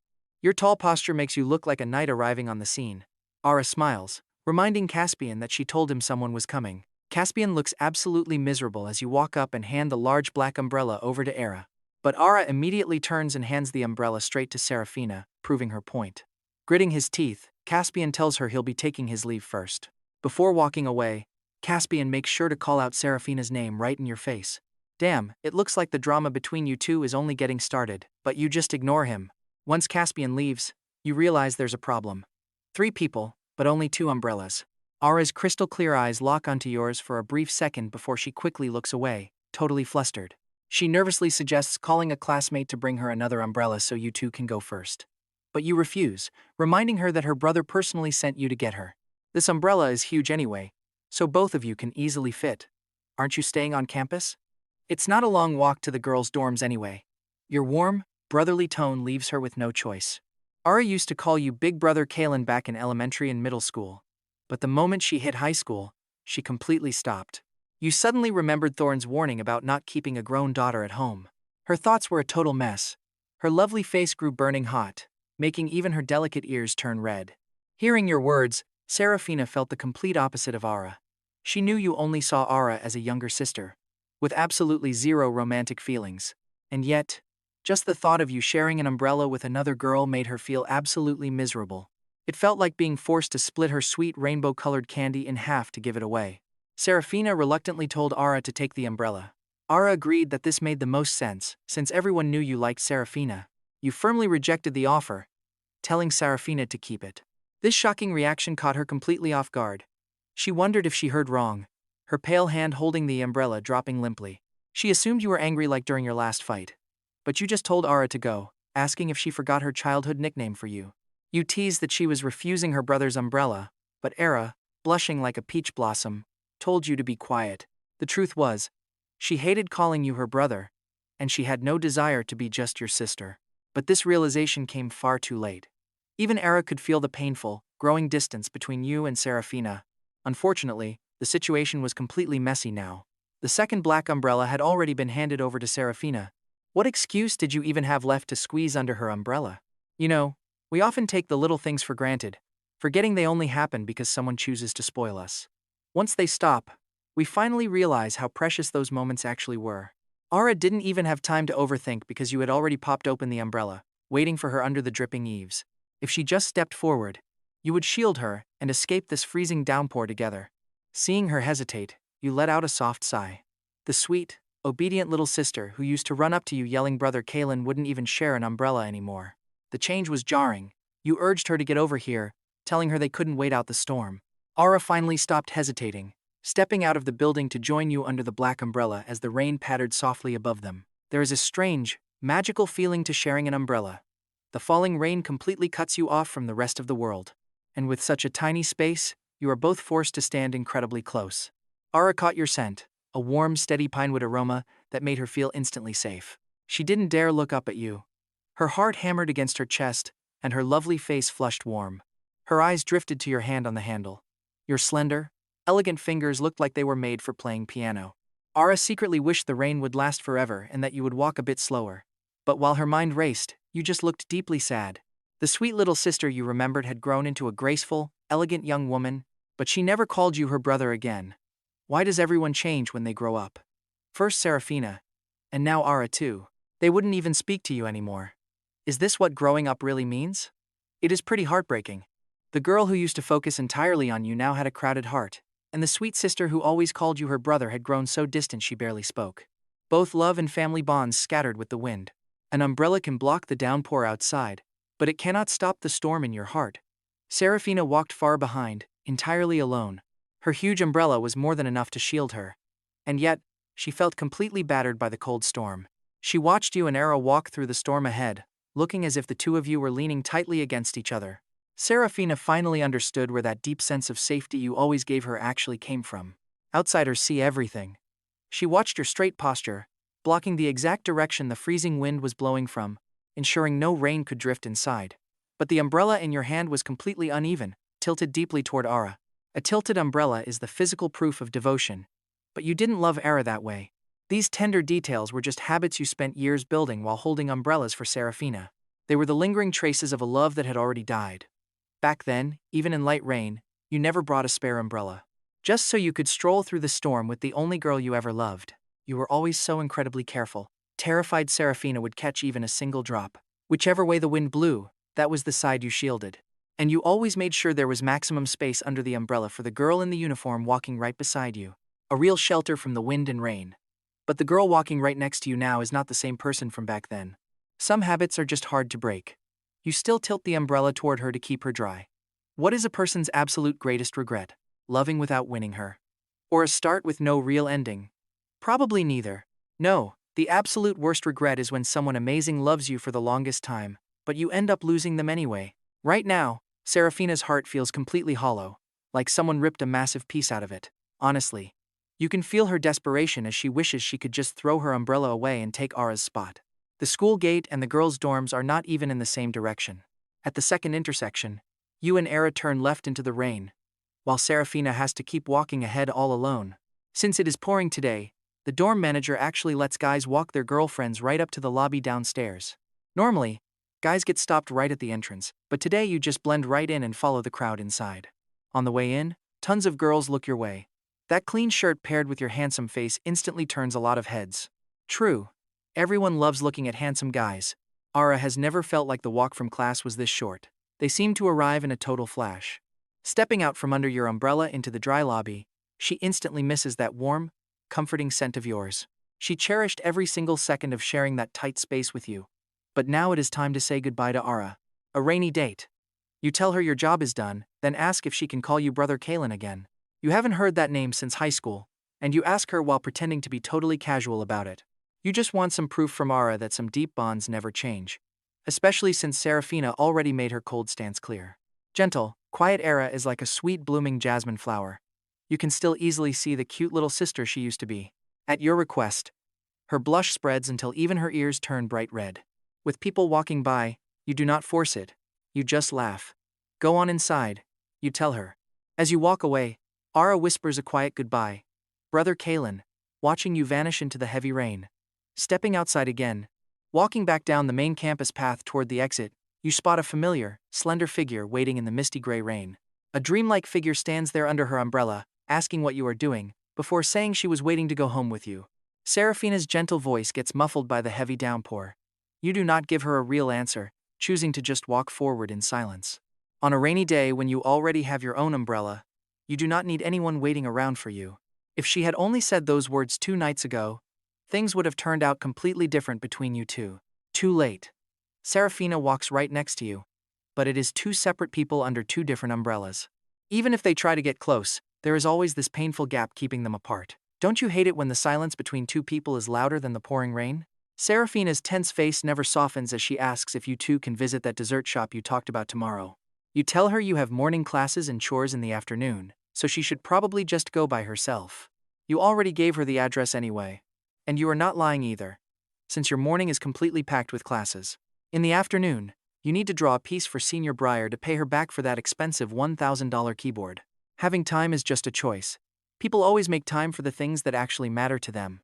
If this were the old you, you would have dropped everything to go with her. But what did that ever get you? You always put her first, but did Seraphina do the same? Probably not. If she did, you wouldn't have been left waiting in the rain that night. Just like that, her hard-earned topic of conversation dies. Seraphina wants to speak, but stops. She desperately wants to talk about anything with you, even if it is just complaining about the heavy rain, especially since you completely ignored her goodnight text from last night. Messaging apps that can connect opposite sides of the planet do not work for you two anymore. After all, a conversation requires 2 active sides. All that is left now is the most basic, direct form of communication, talking face to face. Silence. If you meet and stay quiet, aren't you just strangers? You used to talk endlessly, but now nothing. Seraphina finally starts to notice this cold distance that has slowly crept in between you two without her even realizing it. You were always the one holding everything together. The moment you stopped trying, the painful reality was completely laid bare. She has absolutely nothing left to talk about except that dessert shop you mentioned. A person simply cannot divide their heart between 2 different people. When Seraphina was busy spending her free time talking about art with Caspian at his studio, she was too busy visiting art galleries to ever care about his real life, like the fact that he joined a literary club just for her. She did not know he wrote a whole novel about them, or that he paid for drawing classes just to see her on weekends when she stood him up. And that beautiful rose bouquet torn to shreds at her birthday party? She never knew about that either. Back then, that sweet schoolgirl in her uniform knew his favorite books, his daily moods, and exactly what made him unhappy. What happened to her? Since you are busy, I will grab some for you tomorrow, Seraphina said, refusing to let the silence win as she kept pushing the dead conversation. Do not bother, he replied. My tastes have changed lately, and I do not even like sweets anymore. Trouble. That polite, distant word was something he had never used with her before. Standing right beside him, she felt a massive, impossible distance, like they were worlds apart. Her heart ached terribly. As they walked, they reached the street they knew better than any other. He told her she could just keep the umbrella. No need to return it when the storm clears, he added, walking straight home without even slowing his pace. Under the heavy downpour, their matching umbrellas finally went separate ways. Soon, only one remained, looking incredibly lonely in the desolate rain. Look at her face. Seraphina watched him walk away, feeling completely and utterly abandoned. Heartbreaking sorrow flooded her chest. But honestly, she was the one who abandoned him on that pitch-black, stormy night first. Maybe he did not bring that umbrella for Seraphina, but for the sweet schoolgirl she used to be. With that, Ara headed back to her dorm. While her roommates were completely drenched, She remained perfectly dry. Rumors spread like wildfire after someone spotted him escorting her. Wait, is that handsome guy not chasing Seraphina anymore? Why did he walk you back instead? Did Seraphina actually choose Caspian over him? Did he give up on her and target you next? Her roommate's comments instantly ruined Ara's happy mood. Her 3 roommates wouldn't stop nagging, demanding to know the truth. Finally, she snapped, "He is my brother." Hearing those words, the roommates sensed a strange tension in the room, but they could not quite explain why. Who will Seraphina choose, Caspian or your brother? Honestly, I think your brother is way more handsome than Caspian. But Seraphina seems closer to Caspian anyway. Ara had zero interest in continuing this boring discussion. She left them with a single, cold line. If she does not choose my brother, it is her loss. This was the first time they ever heard her speak with such absolute, icy confidence. Only someone who saw how deeply that little boy cherished his sister growing up would understand how accurate her harsh evaluation really was. He protected her so well that her delicate chiffon dress remained completely dry, looking like a fresh, spotless jasmine flower. While her wet roommates rushed to take hot showers, Era sat there, her mind completely consumed by other thoughts. She unlocked her phone, texting Thorn to ask what happened between Kaelen and Seraphina. Reading her text, Thorn's smile faded completely. The mess between those two was a very long story, yet tragically simple. And brace yourselves for this, Kaelen got his heart shattered, and he does not love her anymore. Ara stared at the reply, completely stunned. She could not bring herself to believe it was actually true. Before she could reply, another text from Thorn popped up, asking if she remembered the birthday party. All their old classmates noticed Seraphina's absence. Kaelen covered for her, claiming she had some urgent business to attend to. But he later confessed that her urgent matter was actually attending another guy's birthday celebration instead. The very next day, Colin and I spotted her walking down the street with him, happily chatting away. Your brother Kaelen did not say a word, simply walking past them like total strangers. At first, I thought he should have confronted her or begged her to stay. But lying in my dorm bed later, I realized his quiet exit was the smartest move. You cannot keep someone who wants to leave, and you cannot drive away someone who actually wants to stay. If Kaelen had started a dramatic scene in public, he would have been the only one looking pathetic. The loving Kaelen of the past died on that rainy night. It was a Saturday, and the storm was far worse than today. He paid for cabs to get everyone safely back home, but I was so worried that I doubled back and spotted him. He was walking alone in the pouring storm. I watched him get completely drenched, looking like a lost, heartbroken child abandoned by the world. Honestly, I had no idea how to comfort him. Only one person on earth could heal his pain, and she never showed up. Sending that long text finally gave Thorn some peace of mind. But pretty soon, Thorn started worrying all over again. Would seeing all this make Ara ache for her beloved Kaelen? 100%. He simply couldn't help but recall those carefree days of the past. Back then, his cute little sister was almost like his shadow, following him everywhere. The internet wasn't even popular yet. Whenever Thorn visited to read physical manga on weekends, Ara always tagged along. She couldn't bear to leave her brother's side, but she was quite shy, constantly tugging his shirt and refusing to let go. You had a gift. Dealing with little kids was your specialty. You simply took a sweet, rich chocolate ball your mom bought and handed it to the shy girl, hiding behind Thorn as a gift. Facing your warmth, she timidly whispered, "Thank you, brother Kaelen." And just like that, she wasn't so shy around you anymore. Every single time she saw you, she'd yell "Brother Kaelen," making Thorn pretty jealous. You already have someone else. A sister is different, okay? But how exactly was she different? At that age, you couldn't explain why. Just kind of vaguely stumbling through. But then, something happened that cured Thorn of his jealousy forever. You and Ara were simply playing in the neighborhood park. But watch this, a stray dog suddenly charges. Ara freezes, screaming in pure panic. But you were the one who reacted instantly. You pushed her aside, getting bitten on the arm and tackled to the hard ground. A cleaner rushed over with a broom, wildly swinging to drive the beast away. Other adults jumped in to help, quickly neutralizing the threat before rushing you straight to the hospital for wound treatment and rabies shots. Your arm was mangled. The once cheerful kid became completely quiet and withdrawn. Valeria restricted your outings for years to help you overcome that lingering trauma.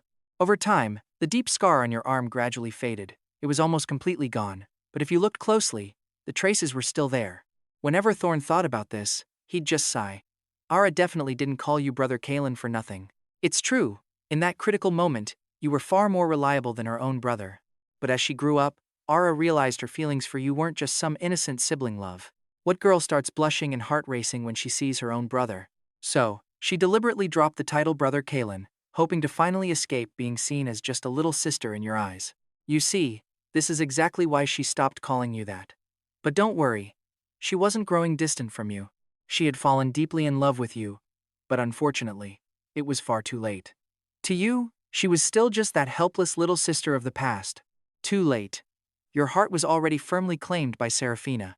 When Thorn eventually found out his sister's hidden feelings, he didn't get angry.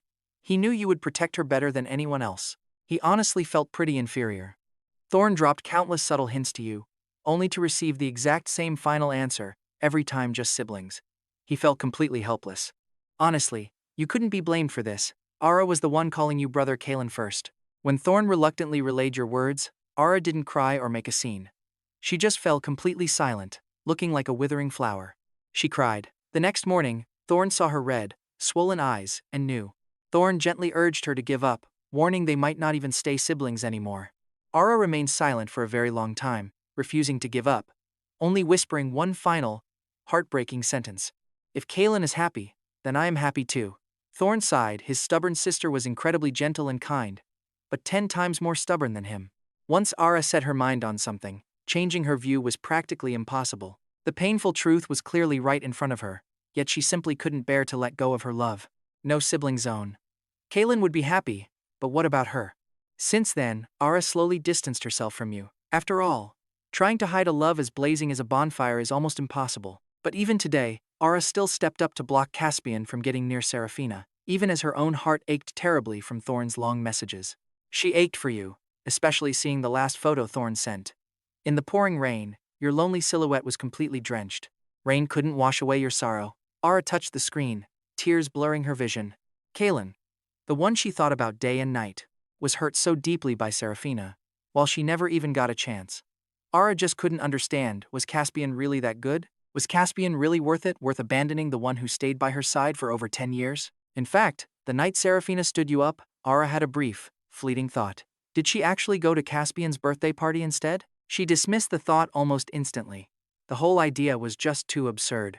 Ara figured it was a family emergency, never expecting this brutal truth.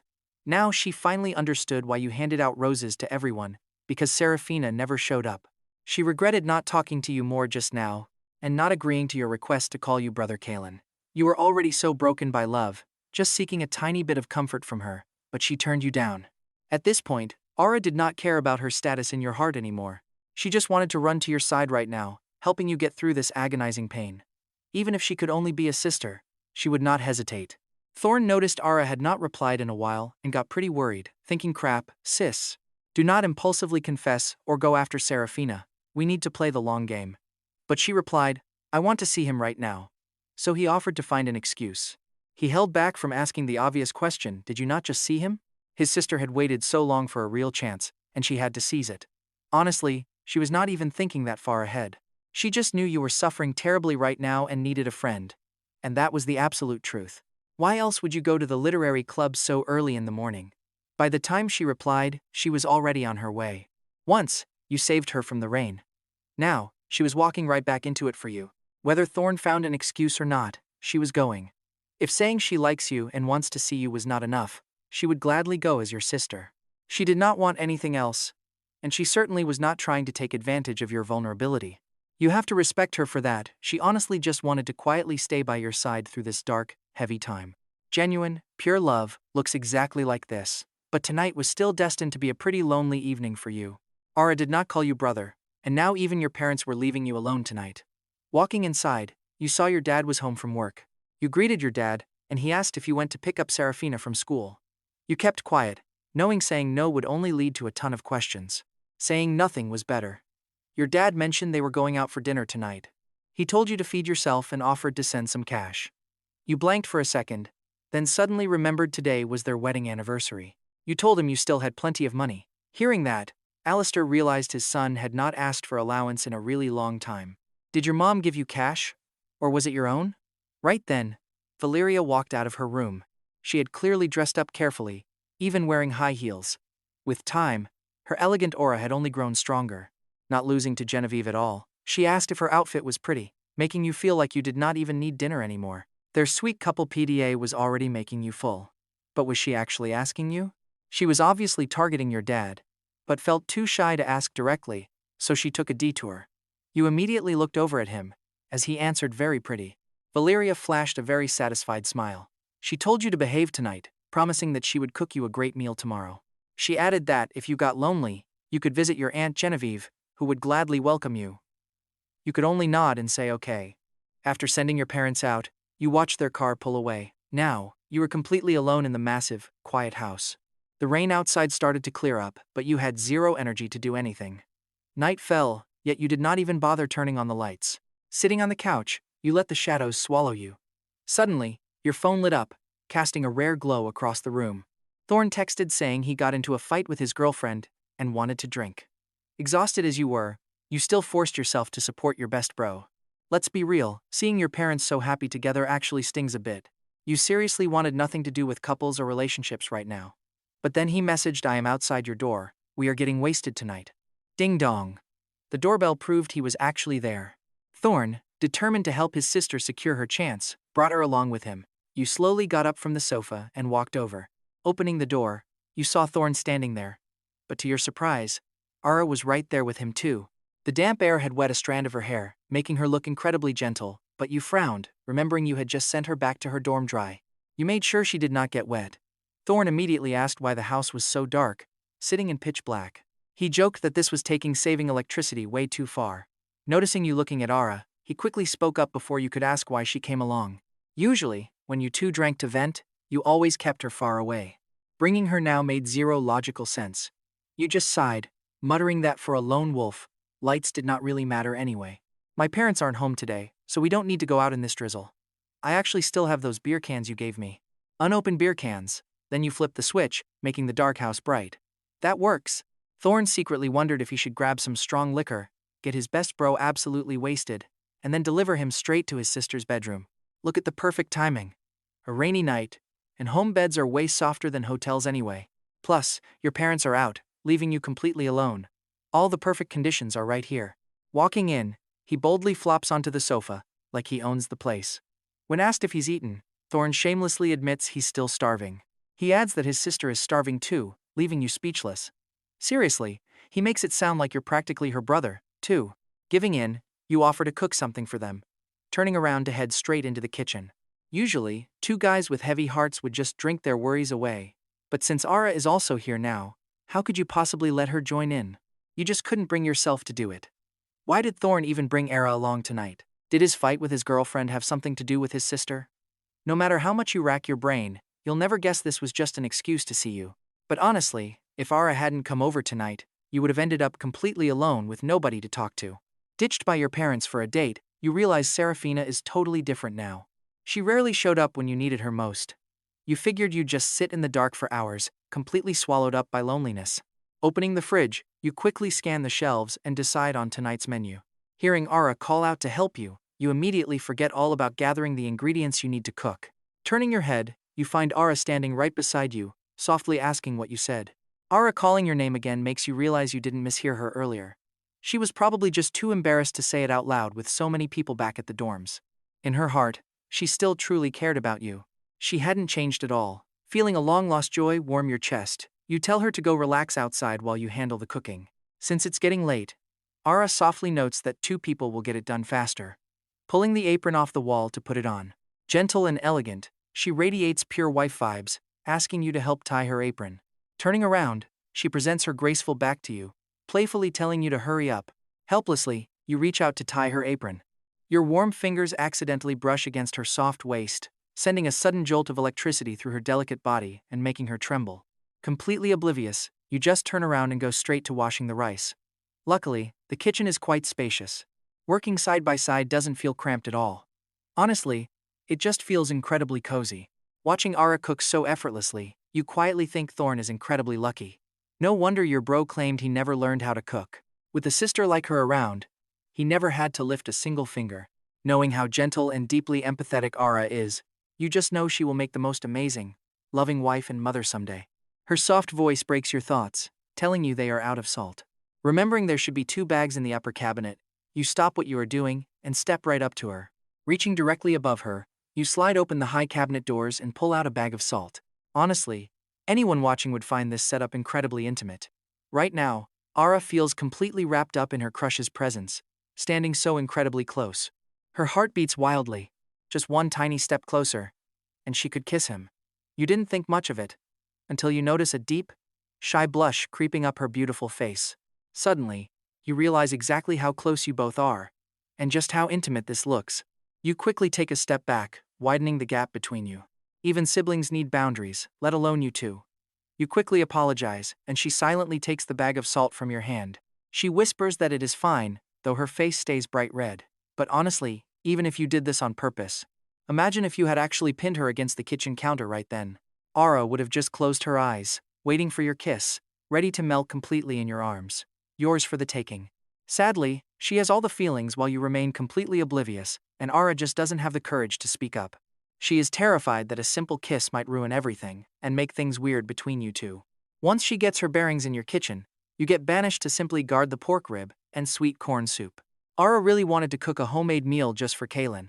Watching them, Thorn silently leaned against the kitchen doorway, careful not to break the peaceful moment. This was exactly the kind of life his sister wanted, just standing by her favorite guy, supporting each other through everything, and living out quiet, ordinary days like a real family. Seeing how perfect they looked together, Thorn pulled out his phone and snapped a quick photo. Honestly, they looked just like a pair of happy newlyweds. He grinned, thought for a second, and typed out a caption. Cooking together makes the hard work easy. He blocked his parents and the two in the kitchen, then posted it online. Honestly, someone's losing sleep tonight. I mean, how is Seraphina going to react when she sees this post? Right away, old classmates started blowing up his phone, asking if Ara and Kaelen were finally dating. Thorn gave a pretty slick reply, saying he just went to his best bro's place to steal a meal. Totally vague, leaving room for wild rumors. Inside, Kaelen just stared blankly at the boiling soup. He turned the heat down to a low simmer to keep it from bubbling over. Ara asked him what he was thinking about. With the other dishes ready, Ara stepped closer, and Kaelen admitted he was just wondering if the soup tasted right. It's almost ready. Let's have you take the first taste. He spoke to her with that gentle, protective older brother vibe. He quickly rinsed a bowl and spoon, scooping just a tiny bit so Ara wouldn't burn herself. Be careful. It's hot. Ara knew he was hiding his pain, but she chose not to call him out. That deep sadness in his eyes was impossible to hide. She promised him things would get better, and she'd stay by his side. Ara blew gently on the steaming spoonful before taking a sip, thinking to herself how incredibly good it tasted. She wished they could stay like this forever, just being together, helping one another through the days, living out simple, ordinary days. This tiny moment of peace made Ara yearn for a real future together. Seraphina threw away the one thing Ara dreamed of having. How could she just discard him? She was going to regret it. Shaking off those heavy thoughts, Ara scooped another spoonful, cooled it down, and held it up to Kalen's lips. You try it too, Kaelen, she urged. He took the sip she offered, finding the seasoning absolutely spot on. Make sure you drink plenty later, don't let Thorn eat it all. Kaelen joked, turning off the stove. He went to prep the bowls, totally missing that Ara didn't mind sharing the exact same spoon at all. With both of them pitching in, the meal was ready in no time, laid out beautifully on the table. Thorn practically ran to wash his hands, digging in like a guy who hadn't just fought with his girlfriend.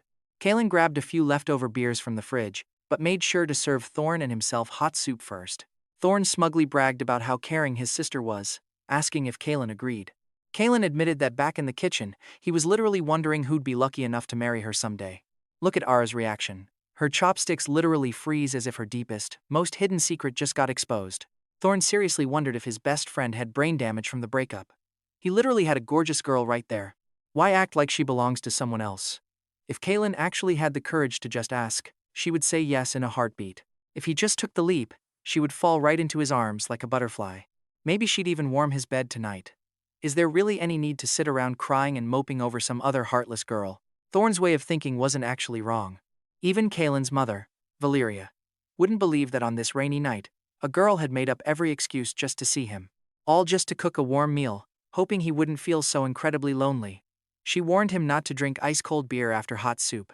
This was just Ara's silent, sweet way of caring. It was exactly why she handed them bowls of soup before even serving the rice.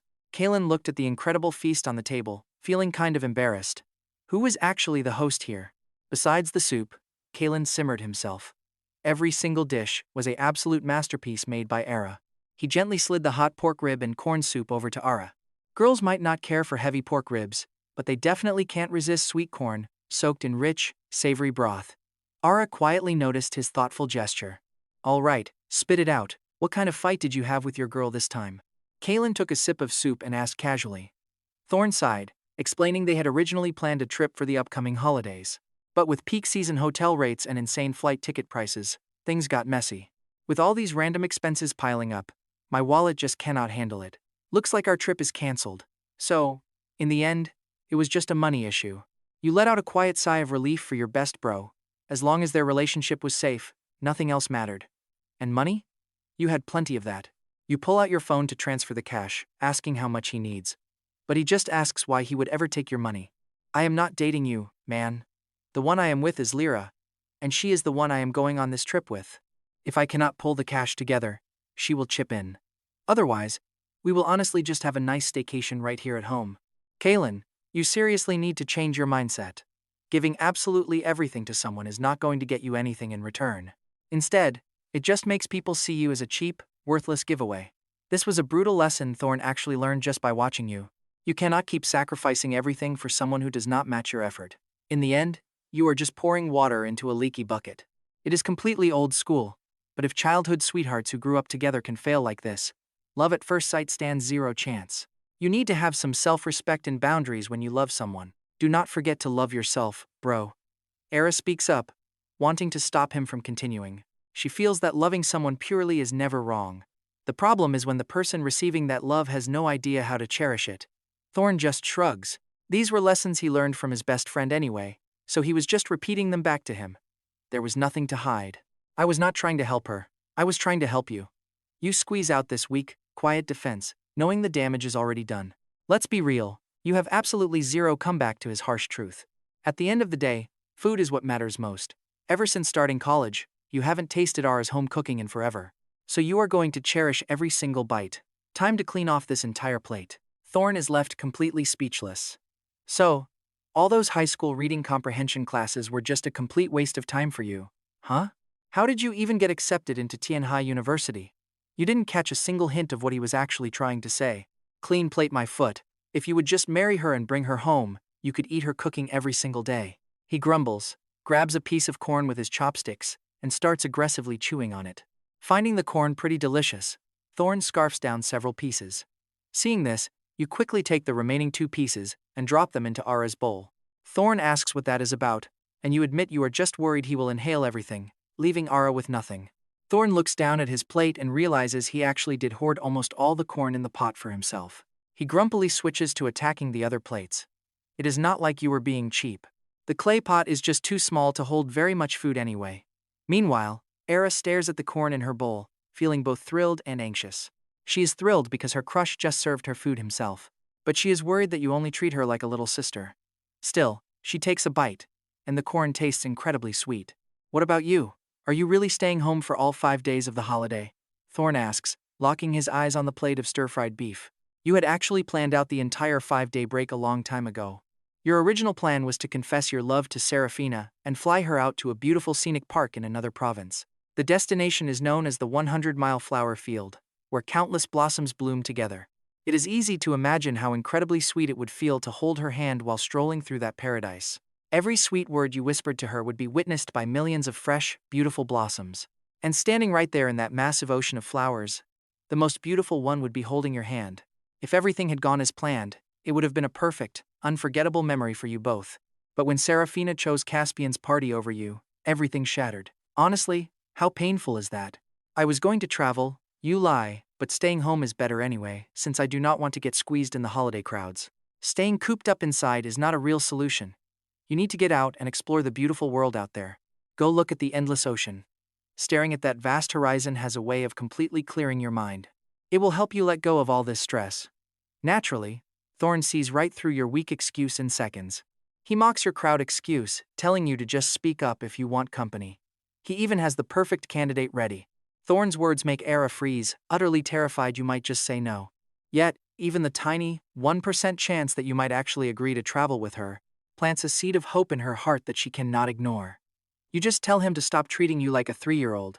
You act like everything is totally fine, but you seriously need to focus on your own messy love life instead. Stop coming to me to drown your sorrows. Still, you actually got one thing right. I really need to get out and travel this beautiful country. Just like that, your single sentence crushed all of Alara's quiet hopes. Loving someone is tough like that. Every little thing they do pulls at your heart. Even Thorn felt his hands break into a nervous sweat. That risky little test completely failed. Guess you really can't rush things when it comes to the heart. Getting his sister a happy ending with the guy she loves is going to be a long journey. So, after dinner, she immediately went to wash the dishes. Are you kidding? There was no way you were letting her do that. You gently placed your hands on her soft shoulders. Just sit right here and relax. You are officially banned from stepping foot in my kitchen. Alara did not mind your bossy, demanding tone at all. Honestly, it just made her feel incredibly warm inside. Watching his sister act so sweet and completely obedient around you made Thorn remember how she used to cling to him when they were kids. Even a grown brother gets a little jealous sometimes.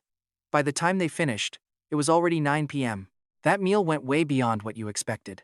You planned to just grab a quick bite, but ended up with 3 real dishes and soup.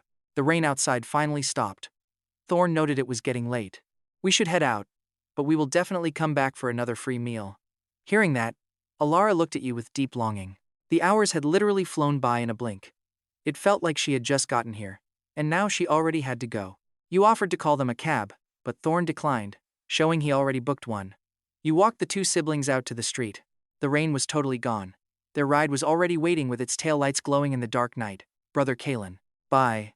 Text me when you get home, you said softly. Thorn scoffed. She has her own big brother right here. Why are you so worried? You smiled helplessly. Yeah. Even best friends get jealous of you sometimes. He was like this back in grade school, and nothing has changed. We will grab drinks next time. Get going now. Thorn opened up the car door, waving for his sister to climb in first. Alara paused, locking her eyes with yours one last time before sliding into the back. The cool breeze gently blew her long dark hair in the night. Watching them leave, you felt a strange, empty sensation, though you could not quite pinpoint what it was. The noise faded, leaving only quiet emptiness. Once they drove away, you were completely alone in the silent house again. You know, we can actually survive loneliness forever, but only if we have not tasted that warm, lively feeling first. Having Alara and Thorn over just made the silence feel worse now, eating away at your broken heart like pure acid. Meanwhile, inside the cab, Thorn was staring at a text from his girlfriend, grinning like a total idiot. Lyra texted him that she would happily pay for half of their expenses. To him, those were the sweetest words ever. It meant she really wanted to build a future together and keep walking this path hand in hand. He quickly sent a cheesy, romantic sticker right back, and they kept texting for what felt like hours. He suddenly snapped out of it, realizing his sister was sitting right beside him. It was pretty funny how he had the nerve to act jealous earlier. He gently tried comforting the quiet Alara. Look, sis, there is absolutely zero chance Kaelen ever goes back to Seraphina. She threw away a lifelong bond just for some flashy new guy she barely knows. They are still in college right now. Once she enters the real world, if it is not Caspian, it will be some other guy. Is Kaelen supposed to just forgive her forever? No way. The rarest, most precious trust they had is already completely gone. Honestly, who knows if Seraphina just does not appreciate what she had, or if she simply cannot stay loyal. Having watched them grow up together, seeing them fall apart like this made Thorn feel incredibly heavy inside. Childhood romance is supposed to represent pure, perfect love, but now, that dream was shattered to pieces right before his eyes. Kaelen was living proof that even a 10-year relationship could end up completely ruined instead of leading to marriage. What did that mean for his own love-at-first-sight relationship? Once their honeymoon phase faded, would they start hating each other? It is honestly terrifying if you really think about it. Hey, do you think Kaelen will ever actually fall in love with me? Alara asked quietly. Thorn shrugged. Why wouldn't he? You make it sound like you are somehow second best. All these years, Kaelen gave absolutely everything to Seraphina, and she gave him nothing back. He is basically like a man dying of thirst in a dry desert. Just show him some real affection, and let him experience true love from another person. Kaelen is like a man dying of thirst in the desert, and soon, he will be begging you for a single drop of water. Thorn checked the likes and comments from his coworkers right after he put up the post. Likes. Comments. The massive wave of notifications was almost blinding. Their old classmates lined up to gossip and demand answers, with some even tagging Seraphina directly, completely blowing up their group chat. Only Seraphina was missing. Did she see it? She must have. Surely she did. Even if she missed it, their old classmates would surely message her to ask if she and Kaelen broke up. That would really rub salt in her wounds, which is why Thorn intentionally let the entire matter ferment among their friends. It would be even better if someone directly asked her if Alara was your girlfriend now. He wanted to use other people to make you realize that Alara is the perfect fit to be your girlfriend. The more questions they asked, the better. Each time would chip away at her safe identity as a little sister. Seraphina was in absolutely no mood to check her social media feed. Ever since you calmly rejected her invitation to walk in the rain together, she had been totally out of it, realizing you were not just angry. You had changed. A total stranger. At dinner, both Genevieve and Bartholomew noticed their daughter was deeply troubled, and Genevieve could not help but worry about her. She felt this was not just another silly fight. Suddenly, Seraphina announced she was full and stood up. Seraphina set her chopsticks down, leaving a table full of delicious food untouched without taking another bite. She headed straight upstairs, leaving her parents alone. Genevieve sighed deeply, but her husband tried to reassure her. He told her to relax, since their daughter and Kaelen grew up together and had an unbreakable bond. Bartholomew said with total confidence that these little arguments were only temporary. His words did not make Genevieve feel any better, as she insisted she was not overthinking. She pointed out that ever since college started, those two had grown distant. Kaelen never even visited their house unless she personally invited him over. Her biggest hope was that Kaelen would take her out on weekends to help rebuild their connection, so she always asked Seraphina where she was going. At first, she claimed she was seeing Kaelen, but that quickly stopped. Lately, her weekend excuses had changed to spending time at the school art studio instead of with him. Chasing after Kaelen was no longer her priority, and a terrifying thought suddenly crossed her mother's mind. Could she have fallen for someone else? Hurting Kaelen like this? It seemed impossible. Bartholomew suddenly lost his appetite too, quietly hoping his wife was wrong, though a mother always knows best. Genevieve stared upstairs, silently praying her daughter would not make a mistake she would regret forever. Up in her bedroom, Seraphina's white skirt was still damp at the hem from the cold rain outside. She changed and sank into a hot bath to warm up, but her mind was completely flooded with images of you sharing that umbrella. You two looked so close. You had tilted the umbrella toward her, protecting her from the bitter wind and heavy rain. Every little gesture was perfect, showing just how deeply you used to cherish her above anyone else. Her security. Now, Seraphina finally realized where it had come from. It was never about the umbrella itself, but the man holding it. She was finally seeing your love clearly, yet she could not feel happy at all. You see, that love, which used to belong solely to her, was slowly slipping through her fingers. By the time she finally woke up, it was already completely gone. Meanwhile, her phone outside was buzzing with incoming messages, and Caspian was at the very top. The rest of the notifications were from her close female friends back in high school. Stepping out of the bathroom, Seraphina noticed her glowing screen. She picked it up with a heavy sense of dread sinking in her chest. Her polite friends cautiously asked what Thorn's latest social media post was all about. The blunt ones directly asked if she and Kaelen had broken up, with their questions piercing her heart like sharp arrows. Anxious for answers, she opened her feed, only to be greeted by Thorn's post and photo. The image showed your sharp side profile as you stood there carefully preparing food, while Alara stood beside you like a loving wife, looking up at you with pure, gentle adoration in her eyes.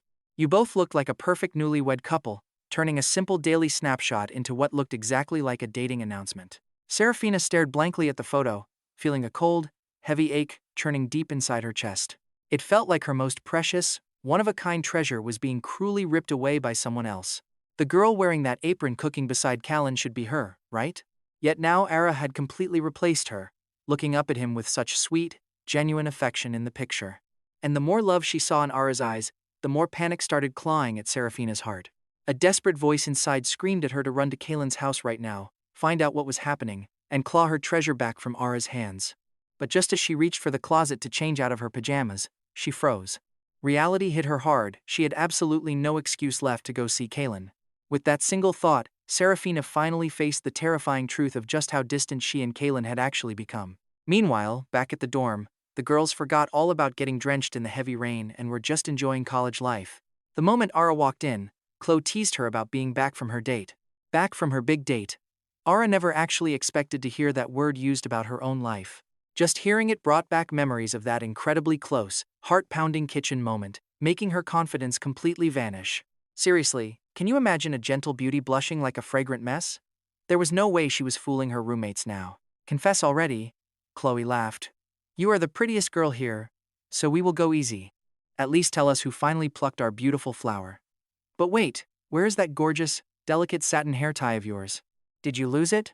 The other roommate suddenly noticed Ara's long, dark hair falling loose down her back, making her look incredibly soft and charming.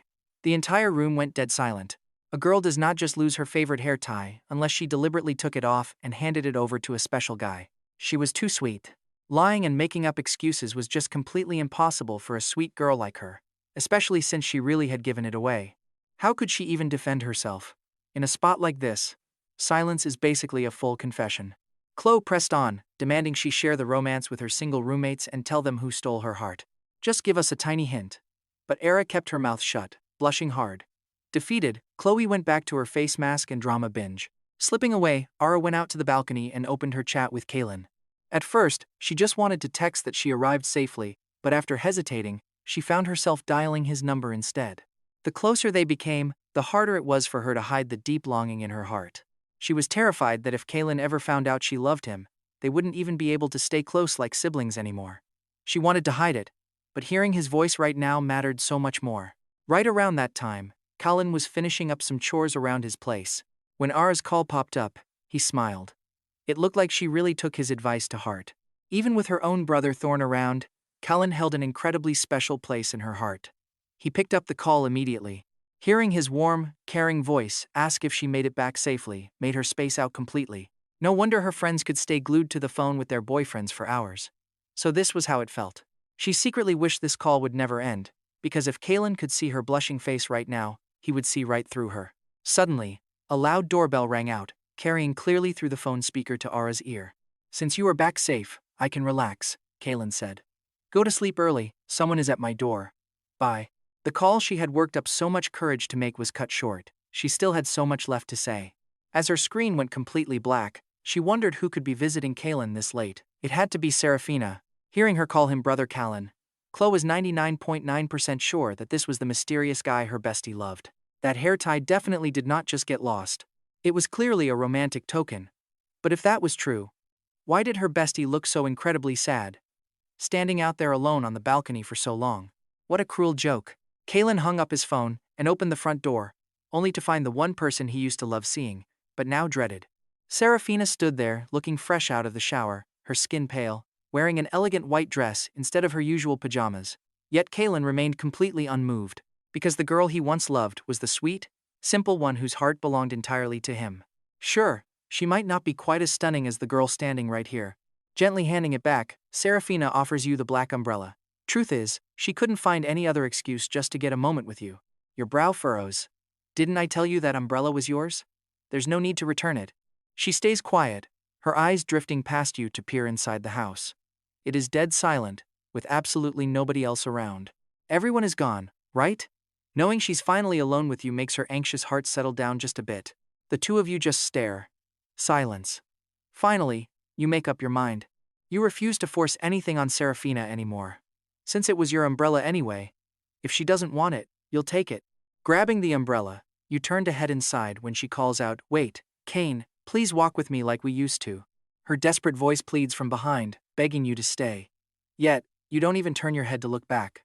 You drop a single cold line, "I'm tired," and walk inside, leaving her alone outside. A single cold raindrop falls on her stunning face. It's starting to pour again, but this time, nobody is coming to bring her an umbrella. Deep sadness and absolute terror suddenly grip her chest. The old you would have never rejected her. But now, even with you standing right in front of her, you feel incredibly far away. It feels like I'm losing you, she thinks. The moment that terrifying thought hits, pure panic spreads through her heart like wildfire. It feels like her chest is being torn apart, a sharp pain making it pretty hard to even draw a breath. Isn't it crazy how people only care after they lose someone? Well, it's already way too late for her now. The freezing drizzle falls slowly, soaking right through her elegant white dress. Seeing her daughter like this completely breaks Genevieve's heart. Back in her room, Seraphina doesn't even have the energy to change her damp clothes. On her phone, Caspian keeps spamming messages, but she doesn't pay him any attention at all. On her walk home, she couldn't stop thinking about every little moment since they started college. You spent all your time chasing her while she did absolutely nothing for you. Now, a crushing weight of guilt suffocates Seraphina completely. She texts a quiet goodnight. It sinks like a stone in the ocean. Still no reply. Meanwhile, Caspian is pretty confused. You and Seraphina are fighting, so she should be begging for his comfort right now. Why is she totally ignoring texts from a close friend like him? Something feels seriously off here. To make sure things don't suddenly change, he decides it's time to add serious fuel to the fire. Over at the girls' dorm, Chloe hates seeing her best friend stand out on the balcony looking so heartbroken. She walks right up to Ara, telling her she can share whatever's bothering her instead of keeping it bottled up. But loving you was the deepest, most precious secret in Ara's heart. She wasn't ready to tell anyone, not even her best friend. She just shakes her head, pretending everything's fine, which leaves Chloe feeling pretty confused. Ara's incredible kindness and warmth were rare. How could anyone she likes not feel the exact same way about her? Could they really just be like brother and sister? Right now, keeping busy is your only distraction right now. You are busy reviewing the group project due tomorrow. But if someone looked closely, they'd spot empty beer cans sitting in your trash. Sadly, the alcohol content in those light beers wasn't nearly enough to help you forget everything. It's around 10:30 p.m. when your parents, Valeria and Alistair, walk in. She asks if Seraphina left this hair tie behind. Or did she hand it to you? And you just forgot? Seriously. A girl giving a guy her hair tie is a massive hint. It usually carries a completely different meaning, Valeria thinks, recalling the delicate satin hair tie she spotted on the living room sofa. Your mom looks incredibly excited. But staring at that beautiful satin accessory in her hands, you suddenly realize exactly what was missing. Back when Era got into the car, her gorgeous hair was flying free. It turns out she dropped her hair tie here. Taking the pretty accessory back from your mother, you quietly explain that it doesn't belong to Seraphina, it's Ara's. Valeria sounds pretty surprised to hear Ara's name. After all, her impression of Ara is second only to Seraphina. Years ago, her son got attacked by a stray dog just to protect that sweet girl. Leaving this behind meant they had dinner together. Did Seraphina not join you? You absolutely didn't expect your mother to ask about her. You hesitate for a second, admitting she came by later. Now, your mother looks at you, demanding to know who you really love. You tell her she's overthinking, since Era is just a sister to you. But what about Seraphina? You've chased her forever, so is she your girlfriend yet? Valeria has to lay all her cards on the table. She won't let her son stay trapped in a painful limbo anymore. But you are not Seraphina. You know exactly who your heart belongs to. Loving deeply only makes the pain cut harder. Your silence was driving Valeria crazy. Drop the act, you silly child. What absolute nonsense are you saying? This is about your entire future. How could I not care? Mom, you literally just screamed out Valeria's name. No matter what, a child is a piece of a mother's own soul. Their hearts are always linked. Right now, Valeria could feel her son was in unimaginable agony. Fine. I won't ask anymore. Go to sleep early and don't stay up. You just gave a quiet hum in response. Worried sick. Valeria decided to call Genevieve. She honestly thought her son and Seraphina were using their parents' absence to get closer and finally make things official. But things went wrong. Everything crashed and burned completely. Back at your desk, you stared at the beautiful hair tie in your hand, snapped a quick photo, and messaged Alara, asking if she was still awake. You left your hair tie at my place, so I'll bring it tomorrow. Alara actually shared the exact same class schedule as Seraphina. She had class in the morning, and you knew she had already been back home for a pretty long time now. By now, she definitely knew it was gone. Honestly, why do you think she didn't text him? Maybe she was just scared of bothering you. After a warm bath, Alara put on her pajamas and skipped Chloe's invitation to binge dramas so she could sleep. But that sudden phone notification kept nagging at her, knowing Seraphina had visited her beloved big brother Kaelen so late. Would they actually get together? Alara could barely sleep just thinking about it. But getting your message completely changed her mood. She unlocked her screen and stared at the very hair tie she had deliberately left behind. She already had her excuses lined up. Big brother Kaelen, she typed. I have plenty of hair ties, just like that one. No need to make a special trip to drop it off. I will just grab it whenever I am free. Just keep it with you until then. On your screen, the typing bubble popped up for Alara, but nothing came through for a very long time. Still hesitant, Alara kept typing. Big brother Kaelen, when the time comes, can you personally tie my hair for me just once? But the poor girl just could not find the courage. She wiped the text clean and sent a pre-saved photo instead. The drawer? Packed. Filled with all kinds of hair ties. Seeing that, you realized Alara really did not need the one you had, so you told her you would keep it safe. Deep down, you just wanted an excuse to avoid the art department. You hated going back to a place so familiar that was no longer yours. A hidden crush is easily the most beautiful yet painful one-man show. Even the smallest gesture or promise from them feels like the sweetest candy in the entire universe. Self-deception. Alara knew it. She knew it all too well. Just because you agreed to hold on to it did not mean you accepted her feelings, let alone agreed to be her boyfriend. Still, Alara figured if she could not always be by your side, she could at least leave a tiny piece of herself with you. She hoped seeing it would make you think of her. Honestly, who of us hasn't done something crazy like that for a crush? But your next message said you would stop bothering her and wished her a good night, filling her heart with pure joy. Good night, big brother Kaelen, she replied. This simple exchange was something she had dreamed about for a very long time. Now that it was finally happening, she could not help but hope for a real future together. With a start like this, surely her feelings would reach you eventually, right? She was absolutely convinced of it. After saying goodbye to Alara, you looked down at the soft satin hair tie in your hand. It was beautiful. Its gentle colors instantly made you think of the sweet, caring girl who owned it. Gently, you tucked it away, inside your bottom drawer, right next to a heavy, old photo album. Usually, opening this drawer meant picking up that heavy album and staring at those old memories, completely unable to let them go. But tonight, you did not touch the photos at all. No focus. You sat at your desk, uselessly trying to study. Returning from the club, you tried to drown your thoughts in textbooks, but you could not focus at all. Regular lovers who split up feel like their world is ending, but losing a childhood sweetheart bond of over 10 years is a completely different kind of slow, crushing defeat. The sheer pain of it cuts straight to your bones, making you feel like your entire life up to this point has been completely wasted, completely broken, lost. All your sense of purpose, gone. Lost in the pitch-black night, exhausted and entirely desperate to stop thinking, you finally fell into a heavy, restless sleep, slipping right into a dream. He steps back inside the quiet VIP room where the birthday party was held. Those gorgeous roses representing love are still there, completely untouched. The place is totally cleared out, leaving him alone with just this one girl. He looks closely at the slender young girl standing right there in front of him. He freezes, totally dazed. Her flawless face is stunning, looking like a half-bloomed snow lotus. That simple blue and white school uniform is nothing special, yet on her, it looks far more breathtaking than any elegant white dress. But in your heart, she was always the most beautiful. Just watch how gently she takes those roses. She holds them with so much care, smiling so much brighter than those flowers.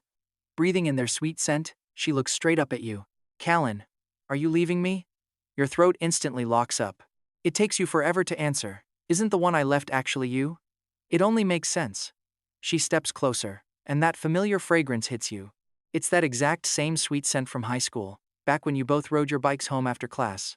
With her bike broken, she hops onto your back seat, wrapping her arms tight around your waist. She leans gently against your growing shoulders. You slow down your pace, desperately hoping this quiet moment could last just a little longer. She did not call out your obvious thoughts, mostly because she was breaking the rules too. Get this, her bike was completely fine. Her faint scent seemed to drift across time and space. Stepping right into your dream, she gently wipes away the tears pooling in your eyes. You never let yourself cry in front of your best bro, Ara, or Seraphina. Only in this dream, in front of her, do you finally break down. Kaelen, do not cry. Do not cry. Holding a bouquet of roses, she hugs you tightly, as if telling you the flowers and her heart are yours. You will find happiness, she whispers. I have a secret for you. But then, the dream begins to shatter. Those final words fade. Gone. You reach out desperately to grab her hand, but your fingers catch only empty air. Morning light floods the bedroom as you wake up. Talk about a brutal crash right back down from heaven to hell. You sit frozen, completely numb as a suffocating weight crushes your chest. Valeria's sharp knock on the door drags you out of the darkness. Like a robot, you wash up and eat. The breakfast porridge just doesn't suit his appetite. Valeria notices her son barely finishes a single bowl, quietly declining a refill. He forces a smile, saying the food is delicious, but he's just not hungry today. Even with his heart drowning in absolute misery, he still protects his mother's feelings because Valeria is the one person who truly loves him. He stands up, announcing he has morning classes, and won't wait for Seraphina. Valeria mentions that Seraphina came looking for him yesterday and might return, but he just grabs his pack and leaves without a word. Watching her son's strange and distant behavior, Valeria loses her appetite for breakfast as well. What is actually going on with these two? Valeria even called Genevieve last night, but couldn't get any real answers. Seraphina refuses to speak, and her own son keeps quiet. Even if she wants to help, there is nowhere to even start. Carrying his backpack, he scans his face at the turnstile and steps through the grand university gates. The massive college campus is buzzing with bright, youthful energy. But of course, someone just has to ruin the entire mood. Caspian stands right there, watching him approach with a smug, punchable grin. Totally expressionless, Kaelen ignores him and keeps walking straight ahead. But Caspian keeps pushing his luck. stepping right into Kaelen's path to pick a fight while letting out a deeply disdainful scoff. Look at our proud childhood friend from before. Kaelen stares coldly at the guy blocking his path to pick a fight, asking him if he lacks basic logic. Get out of my way like a good dog, Kaelen commands, sending a flash of absolute fury across Caspian's face.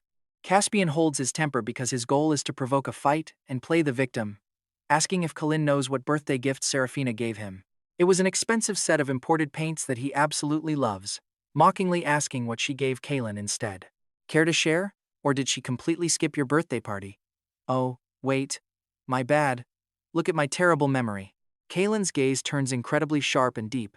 Caspian sneers, asking why he's so silent, or if he's just too angry and wants to swing. I'm standing right here, Caspian taunts. Take a shot if you want. Because I absolutely won't fight back. Unless you are just a cowardly little mouse, he sneers, thrusting his smug face forward like a victorious villain. That guy literally wanted to bait you into flying off the handle so you would trash him right in front of everyone. Perfect. The consequences of doing that would be way too devastating. If that went viral online and dragged the school's reputation down, there would be only one end for you: expulsion. Over 10 years of hard work, completely ruined. Your entire life would carry a permanent stain. Calling a guy like Caspian scum simply isn't enough. The word venomous fits him much better. Seeing that you aren't biting, he doubles down on the trash talk. Didn't you brag all over school 6 months ago about being childhood sweethearts with Seraphina, claiming you would never lose to me? Is this really all you have? Looks like I won. A soulmate like me shares everything with Seraphina. How could a relic from the past like you ever compete? Kaelen, listen up. People live in the present, not the past, so stop bragging about your history. What is gone is gone. What do you actually have to face me with? I admit, making Seraphina miss your birthday party was my doing. I teamed up with classmates to stall her. But if she really cared, none of my cheap tricks would have worked. It seems a childhood friend like you is completely worthless to her now. Huh? Every single word from Caspian cuts deep. He's acting incredibly smug, and his face is begging to be punched. I just told you the whole truth. What are you gonna do about it? Hit me if you have the guts. Honestly, you are not her childhood friend. You are just a pathetic simp. From now on, shut your mouth and stop talking about sweethearts around me. You failure. Your fists tighten in rage. But your logic barely keeps you in check. Throwing a punch right now means falling directly into his trap. Reacting could get you expelled, but walking away quietly means you will be walking in his shadow for the rest of your life. If a student has to swallow this, is there anything left to hold on to? Arguing back is already useless. You have to hand it to him. Caspian's trap is incredibly wicked. He has you locked in a perfect checkmate. But look at this right. When Kaelen is completely cornered, a sudden voice breaks the silence, calling his name. Aurelia has appeared behind you out of nowhere, looking absolutely stunning in a long purple dress. She radiates pure elegance and charm. Before you can even get a word out, Aurelia steps up and links her arm with yours. Her sweet scent fills the air. Do you have class this morning? The soft, intimate way she says it makes everyone nearby think you two are incredibly close. You quickly nod, saying yes. Staring at this breathtaking goddess standing right next to you, your heart starts racing like crazy, yet a strange sense of peace washes over you as Aurelia pulls you forward. Caspian actually steps back without thinking. All of his previous arrogance and smugness melt away the moment Aurelia appears and takes your arm. He doesn't even have the courage to look at Aurelia for more than a split second, shifting his eyes away in sheer panic. Meeting her gaze is impossible because a goddess like her is on a whole different level. Damn it, how can your luck be this good? Having a cold, gorgeous childhood sweetheart is one thing, but then effortlessly pulling a literal world-class goddess is just insane. Caspian grits his teeth in pure hatred. Honestly, you have to love the irony here. He tried to break you, but his own ego shattered instead. He punches a nearby street lamp in rage, grimacing in pain as he growls that Kaelen won't get off easy. He has plenty of ways to ruin you. Aurelia walks with you a little longer before gently letting go of your arm. She is incredibly smart. Senior Aurelia must have pieced together your brutal situation from the clues back in the clubroom. You wonder just how much of that nasty conversation she actually ended up overhearing. While it feels bitter, you are mostly deeply moved. In your most pathetic and vulnerable moment, she stepped down from her pedestal to save you. What Aurelia saved wasn't just your reputation, it was your dignity. Knowing what you want to say, Senior Aurelia quickly changes the subject, reminding you not to forget your promise to Briar. She was nagging about your drawing last night. You quickly tell her you'll find time this afternoon. Reaching a fork in the path, the two of you need to head in different directions as she bids you farewell. Aurelia doesn't ask for any details about what just happened. It's like fate sent her to rescue you from the flames.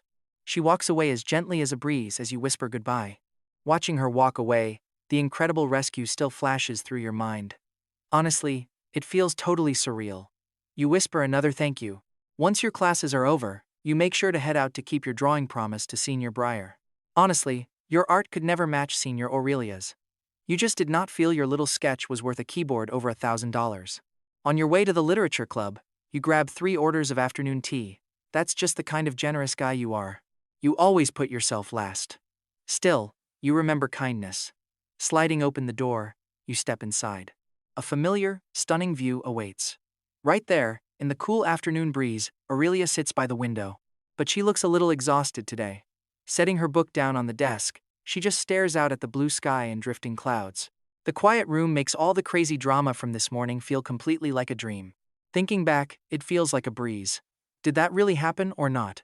It swept right by, leaving only a lingering feeling you can't quite grasp.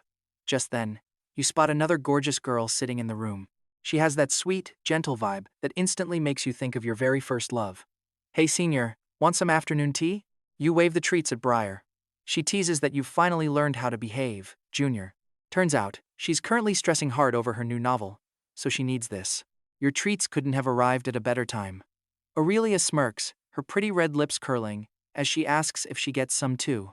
She teases that she thought you only cared about Briar, but you just chuckle and easily play it cool. The set is incredibly fancy, packed with premium black tea and some cute, delicious little pastries. Honestly, both of these gorgeous girls always look out for you, kind of spoiling you, actually. They constantly feed you all kinds of amazing food, so no one is acting shy or polite here. Once they finish eating, Briar immediately reminds you about the promise you made yesterday. Smiling, you pull your special sketch pad and pencils out of the desk. You hand a spotless white lily to Briar and ask her to hold it. Trust me, watching her pose like this is an absolute visual treat. The lily is gorgeous, but she is on a whole different level. You feel completely confident about nailing this piece. Maybe because your mood is so great today, the sketching flows totally effortlessly. With a few quick taps of the eraser, the portrait suddenly comes alive. The room falls completely silent, only interrupted by the quiet buzz of Aurelia's phone, receiving a couple of text messages. As the texts keep piling in, she eventually just silences the phone completely. An hour later, your drawing is finished, showcasing a gorgeous girl softly breathing in the scent of a lily. It looks stunning, and Briar is absolutely thrilled with her new portrait. Aurelia sets her book down and gestures for her bestie to show her, whispering that it is easily as good as her own. Studying the sketch, she realizes your technical skill is practically identical to hers, yet the overall vibe is totally different. Your piece highlights pure beauty, while hers always carries a subtle trace of deep loneliness. But wait, Briar suddenly spots a highly explosive message pop up on her phone. Some guy is asking if she is free for dinner tonight. Briar smirks, telling her to stop looking at the art and answer him. Aurelia hands the drawing back, but Briar can tell right away that something is incredibly fishy.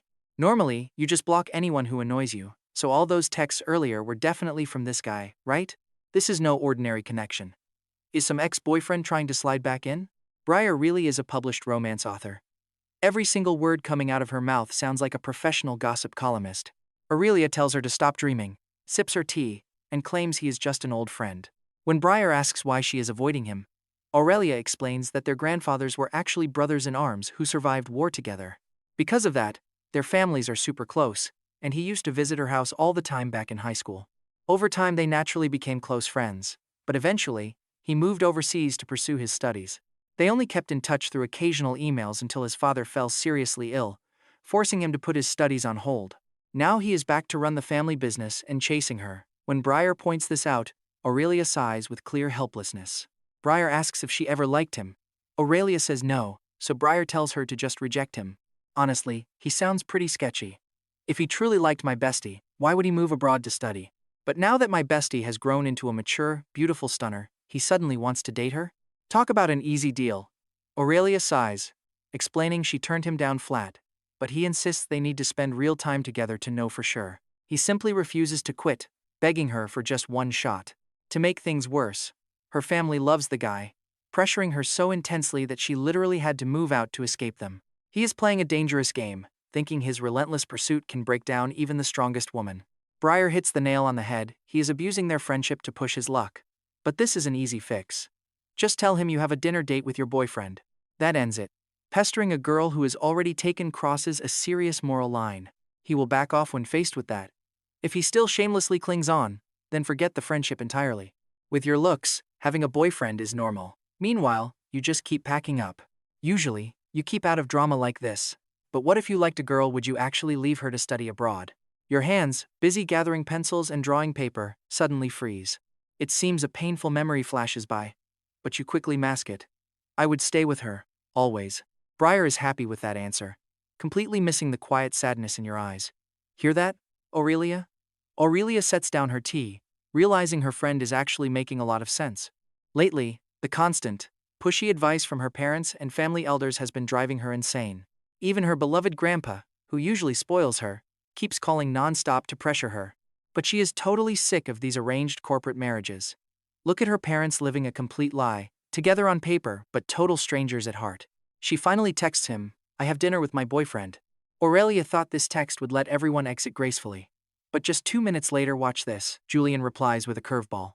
He demands to meet this mystery competitor, claiming that for the sake of their long friendship, he at least deserves to know why he is losing. Julian invites them to the Autumn Water Room at Eugene G. Jade Pavilion tonight, at 6 p.m. He is absolutely sure her chosen man will have the courage to show up tonight. Briar has never seen a guy this incredibly persistent and exhausting. His real talent is effortlessly dodging every rejection while still pushing forward to get exactly what he wants. Despite everything, his goal never changed, he still gets his dinner. What a deep schemer. If he loved her, why leave to study abroad? Aurelia frowns at the text. Her simple lie is spiraling out of control. Fast. Briar says to just bring your fake boyfriend along and let him see for himself. Talking with smart people is so effortless. Aurelia turns her beautiful eyes toward you. Do we not have a gorgeous guy right here? Our junior is more than handsome enough. He is perfect for this. Junior, your time has come, can you help your senior out tonight? Play her fake boyfriend, go to the dinner, and defeat this relentless suitor. Once it is done, your senior will reward you. Briar sits right across from you. Or is it because he's a wealthy heir, and you do not have confidence? Personally, I think highly of you. Briar leans her gentle face way too close. You instinctively lean back from her, which Briar loves. If Senior Aurelia needs help, I will do it. Consider it returning this morning's favor. Briar is instantly confused. What favor? Do the junior and her bestie share some kind of unspeakable secret? That does not seem likely. She knows you have been a polite, sweet member for 6 months. Your eyes never showed burning passion, though she loved teasing her handsome junior. Teasing, you felt like finding treasure. Hearing you call her senior always put her in the best mood. She keeps teasing no girlfriend? Even a total loser has some dating experience. If you were some master of romance, you would not be in this literary club. Fate is funny like that. Aurelia never expected that after saving you this morning, she would need your help with the exact same problem tonight. Is this lucky or unlucky? Well, she is not one to overthink it. Since that is the case, I will leave it to you, Junior. Actually, I should thank you. You shake your head. The main event starts at 6. But first we must prepare. Let us see what comes next. With her crisis resolved, a beautiful smile spreads across her face. Okay. You pack up your drawing tools and walk side by side with her across the campus. Aurelia explains a few details, then comforts you, saying there is no pressure. Just show up. Leave the rest to me, she says. Soon, the two of you arrive at the lot to find her blazing red luxury sports coupe. Honestly, you are not surprised. You already figured this beautiful senior of yours came from a pretty wealthy, powerful family. Her elite aura tells the whole story. You immediately open the door and slide inside. Cruising slowly out of the campus, the car heads straight toward the main commercial center of the city. Once Aurelia leads you into a high-end designer boutique, her idea of preparations finally clicks. The staff greets you warmly. A handsome sales clerk approaches to offer help, asking if there is anything you need. But Aurelia casually waves him off.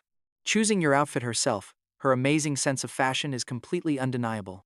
She selects a classic combination of a white button-up shirt and black dress trousers. It is formal, sharp, yet somehow youthful. Go try it on, she commands. Grabbing the clothes, you quickly step inside the fitting room. A minute later, the door swings open. You step out, wearing the white shirt, looking sleek, elegant, and suddenly carrying a steady, masculine confidence that feels extremely safe. With your sharp looks, even the female clerk waiting outside finds herself completely staring, unable to look away. Aurelia reaches out her soft, pale hands to gently adjust your collar. Startled by the intimacy, you instinctively try to shrink back. Senior, she smiles.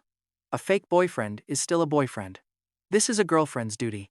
We should look close, shouldn't we? So call me by my name. And later, when I grab your arm, do not freeze up like you did earlier. Otherwise, everyone will easily spot the act. Her charming, playful voice carries a teasing warmth. I will do my best, you promise. As she finishes with your collar, she steps back to admire her work, a satisfied smile in her eyes. Not bad, she says, asking the clerk to pack your old clothes before paying with her card. She clearly respects how much you value your personal items. Honestly, this is the very first time a girl your age has bought you clothes. A strange warmth stirs in your chest. Is this what being in a real, loving relationship actually feels like? Leaving the shop, time is running pretty tight. Aurelia takes her handsome substitute boyfriend and drives straight to the exclusive restaurant, Eugene G. This spot is a seriously high-class restaurant. The moment you step out of the car, Aurelia confidently wraps her arm right through yours. Sensing your stiffness, she softly whispers, "Relax. Just remember that tonight, you are mine and I am yours, not your senior." Her sweet reassurance actually helps you relax quite a bit.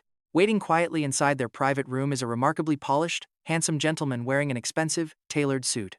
Just when Julian assumes Aurelia stood him up, the waiter finally swings open the heavy door. In walk the beautiful couple, arms locked together in a highly intimate display. Julian has always pridefully backed his own good looks. But catching sight of the stunning guy clinging to Aurelia, his eyes narrow in sharp irritation. Nobody knows how you pulled it off. Yet, in the very short walk from the door to the table, you completely master the role of her boyfriend. Whenever you look at Aurelia, your eyes soften with absolute, genuine tenderness. Julian instantly feels a hard lump rise in his throat. You two look so perfectly matched that Julian instantly doubts everything his sources in the Shen family told him. Talk about satisfying.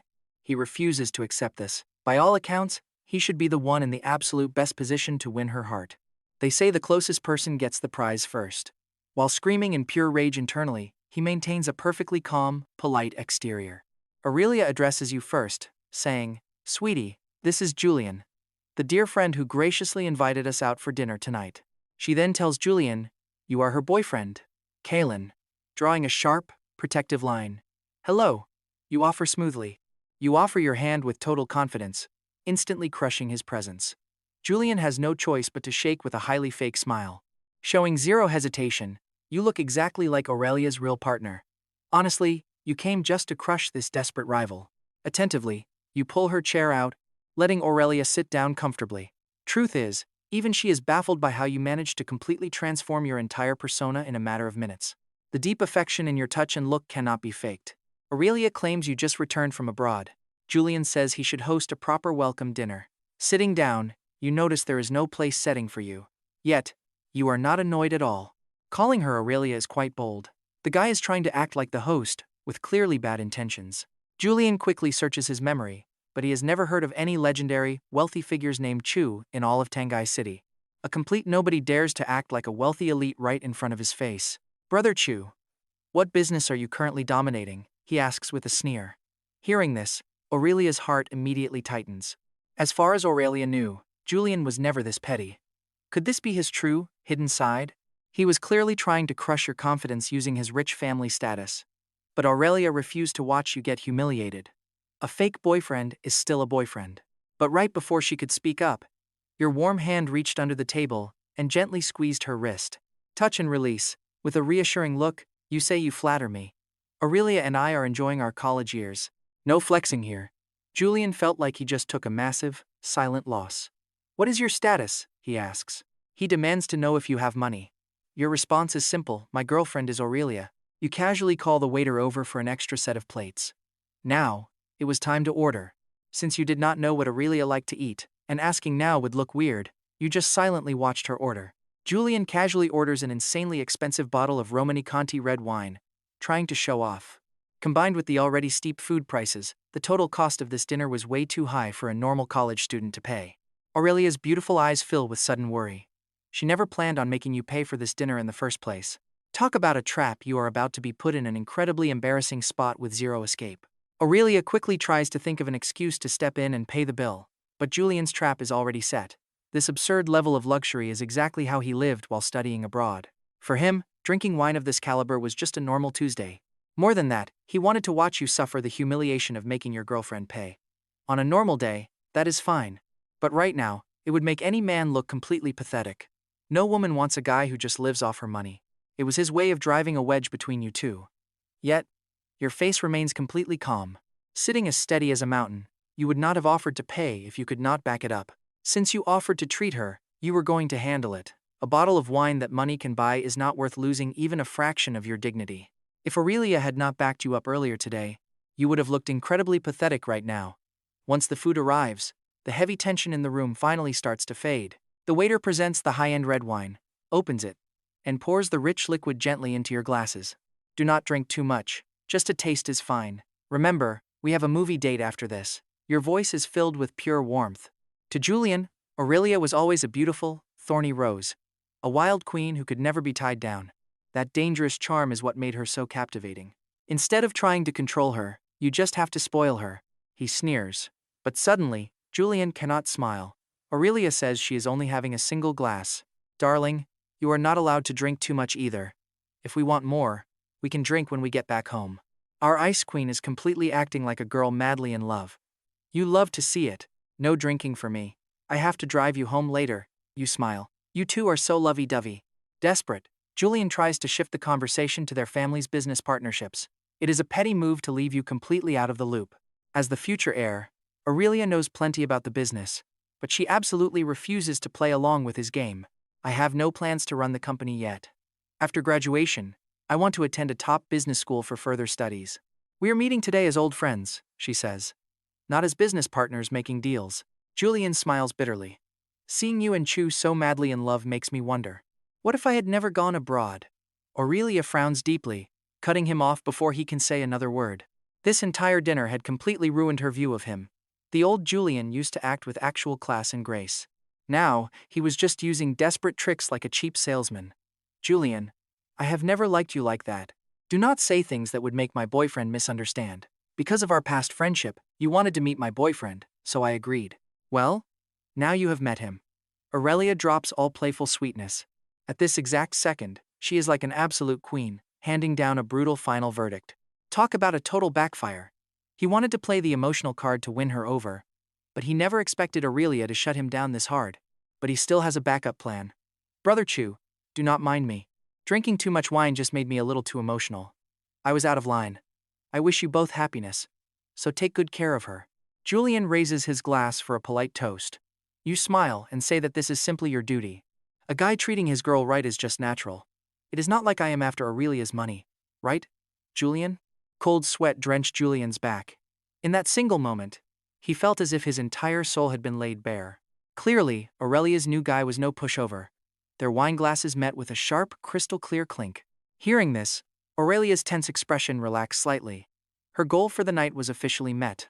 But you could tell Julian was not going to walk away that easily. Every single word out of his mouth was just a cheap way to buy time. This proved he had major hidden motives. And honestly, can you blame him? Who wouldn't fall for a gorgeous, powerful senior like Aurelia? Guys might not fully understand women, but we definitely know how other guys think. With a tight smile, Julian drained the last of his red wine in one gulp. You casually set your glass down. After that defeat, Julian seemed to completely back off. He started casually chatting about travel, even recommending quite a few popular vacation spots. He smiled. Brother Chu, if you ever get the chance, you should totally take your girlfriend on a trip. You turned to Aurelia to get her thoughts. The holidays are coming up. Where do you want to go for our trip, darling? Maybe the beach? Sounds great, sweetheart. Whatever you want. I'll search up some good travel guides the second we get home. Just like that, you two completely locked in the act. You sounded so deeply in love that Julian's doubts instantly melted away. Externally, he was still raising his glass and laughing along. Behind that fake smile, he was plotting how to tear you two apart. He knew Aurelia wouldn't dare mention a boyfriend to her family. He decided to let you enjoy this victory for now. Safe to say, this welcome dinner was a total roller coaster. Fortunately, the rest of the night went smoothly. Julian played his part perfectly, acting like a mature guy who could handle rejection and offer blessings.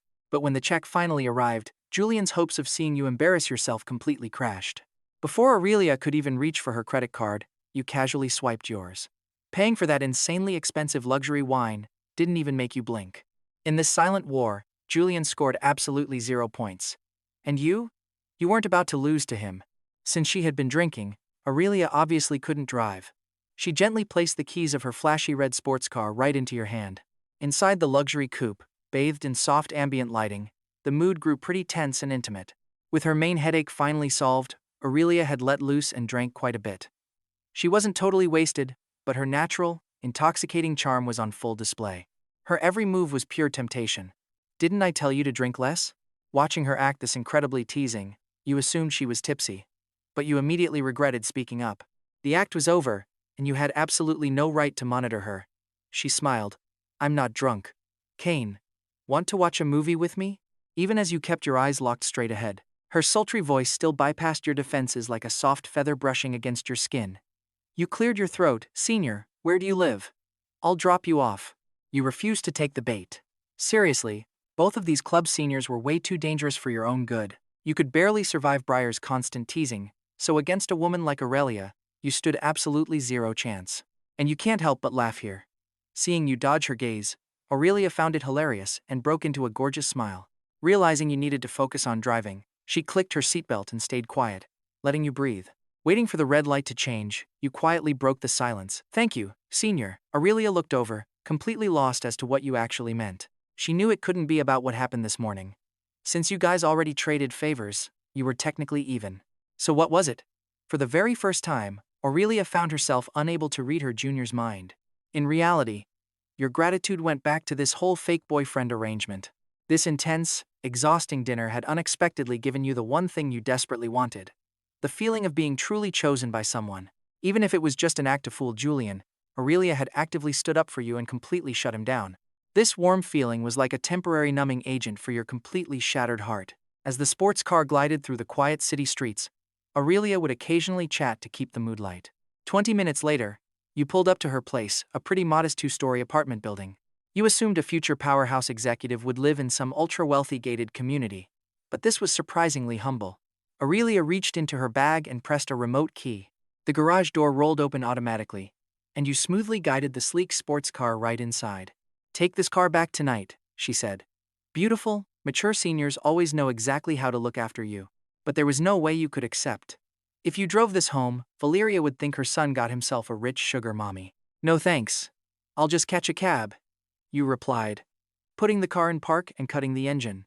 Just as you unbuckle your seatbelt, Aurelia leans right in, telling you that for tonight, your performance gets a solid 99 out of 100. She says that missing 1 point is because you just don't get romance.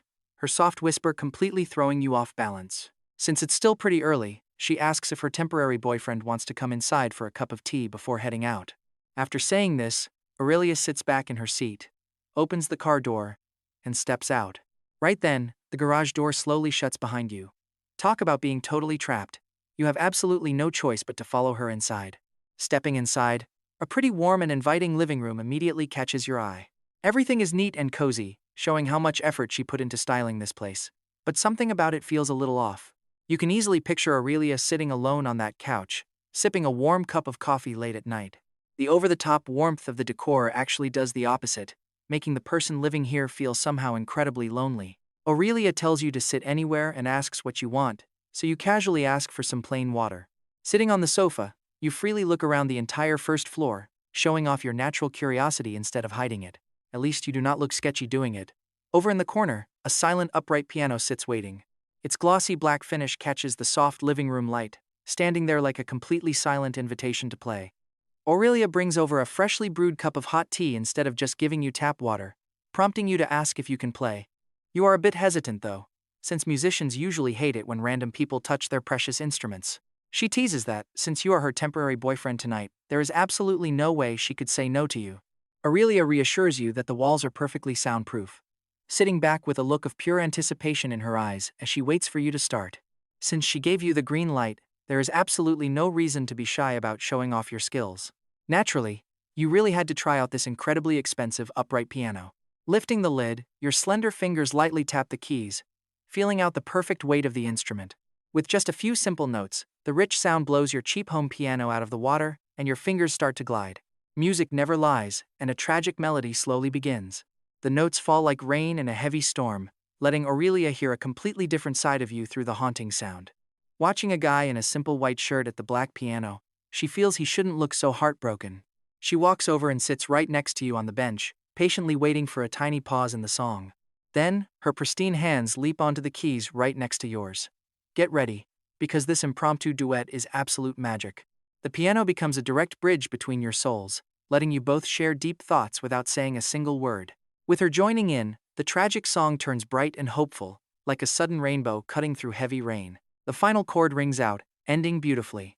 Aurelia is stunned to learn that besides your drawing skills, you are also a piano master. She softly tells you that music is how you heal. Her pristine hands glide over the keys once more, sending a deeply soothing and warm melody drifting all through the cozy living room. Listening in silence, some deep ripples begin to stir within your usually quiet heart. For a brief moment, your hidden wounds are truly healed as you sit side by side on the bench, sharing this quiet harmony. A photo of this moment would easily convince anyone that you two are a deeply loving couple. If Julian saw this, he would literally lose his mind with jealousy. You casually remark that whoever gets to date her will be incredibly lucky. She playfully asks if that is your sneaky way of saying you are happy right now.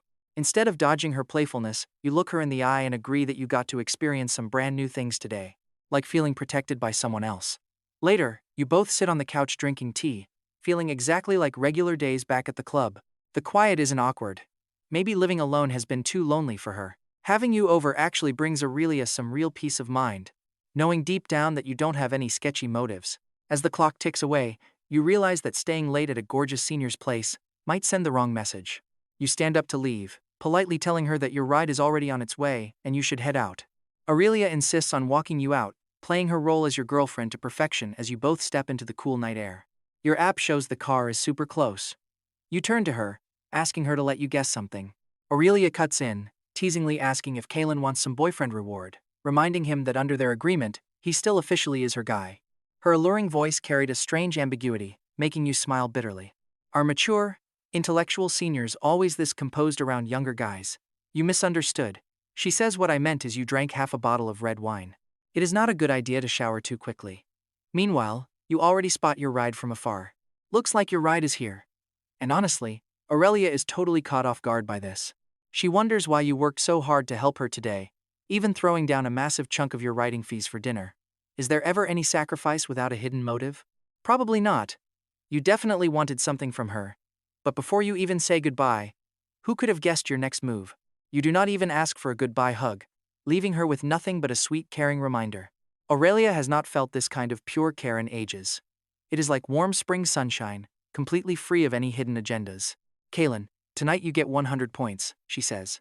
Just then, your car slowly pulls up right in front of you. You do not even reply to her rating. You just tell her goodbye. Senior Aurelia, see you tomorrow. A 100-point temporary boyfriend is still temporary in the end. By midnight, the deal is over, and you both officially split up. Sitting in the passenger seat, you watch through the rear-view mirror as that elegant, gorgeous woman fades into the distance. The driver chuckles, calling you lucky for having such a pretty girlfriend. You quickly clarify, she is just your senior. A senior is fine too, he says. Do not be timid. If you like her, go after her before you miss your chance and regret it. The driver sounds incredibly nostalgic. He is clearly a man carrying his own secret stories. You do not want to talk about it. So, you cleverly ask how business has been lately. This immediately triggers a whole wave of bitter complaints from him. Meanwhile, you are busy remembering Aurelia fiercely defending you against Julian. You won tonight, but the real battle you wanted to win ended in defeat 6 months ago. As you get out, the driver offers one last piece of advice. Do not be afraid to chase after the girl you want. Have some courage and seize the moment. In return, you wish him good business so he can pay off his loans quickly. When you get home after 9 p.m., Valeria and Alistair are sitting close together in the living room, watching television. Only when their son is away does this deeply affectionate couple finally get some private time together. You wonder if you should move out to stop interrupting their quality time. But as you greet them, Valeria notices you dressed up incredibly sharp, totally unlike your usual self. Aurelia's elite taste in men's fashion is seriously no joke. Right now, you look incredibly handsome. Especially that crisp white collar on your shirt, which was perfectly adjusted by your girlfriend earlier. Your mom smiles, teasing that Kaelen went on a date tonight. She says this outfit makes you look even better than your dad in his prime. Alistair does not argue. He sees his own youthful charm, reflecting right back at him. Besides, with a mother as beautiful as Valeria, it is only natural for the son to surpass the father. You quickly deny it. No, a friend just did me a huge favor this morning. She needed some help this afternoon, so I just got back. Valeria nods, saying, You did the right thing. But she cannot tell from your vague words if this friend is a guy or a girl. Otherwise, she would not be this calm. She asks if you have eaten, but you tell her to relax. You already ate. Then she mentions that Seraphina just came by looking for you. Unbuttoning your cuffs, you start heading upstairs. Your face remains completely emotionless, as if you just heard the most trivial piece of news. She asks if you are going to visit Aunt Genevieve. You reply it is too late and you do not want to disturb them. Your figure quickly disappears around the corner of the stairs, with only your quiet voice drifting back down. Valeria sighs. Anyone could tell that was just a weak excuse. Too late? It is not even 9:30 on a high school weekend. Usually, he would still be hanging out over there at this hour. Meanwhile, you walk into your room, sit in silence for a bit, then head to the shower. Your good mood is instantly ruined, dragged right back to reality by that simple message relayed by your mother. Under the running shower, even the warm water cannot wash away the heavy gloom settling over you. After a while, you dry your hair, step out of the bathroom, and sit at your computer desk. But you have zero desire to play anything. Ultimately, you decide to shut the system down, turn off the lights, and head straight to bed. But watch this. In the pitch-black room, your phone suddenly lights up with a two-word message. It is from Aurelia. This text is like a bright shooting star cutting through the dark, instantly lighting up your night.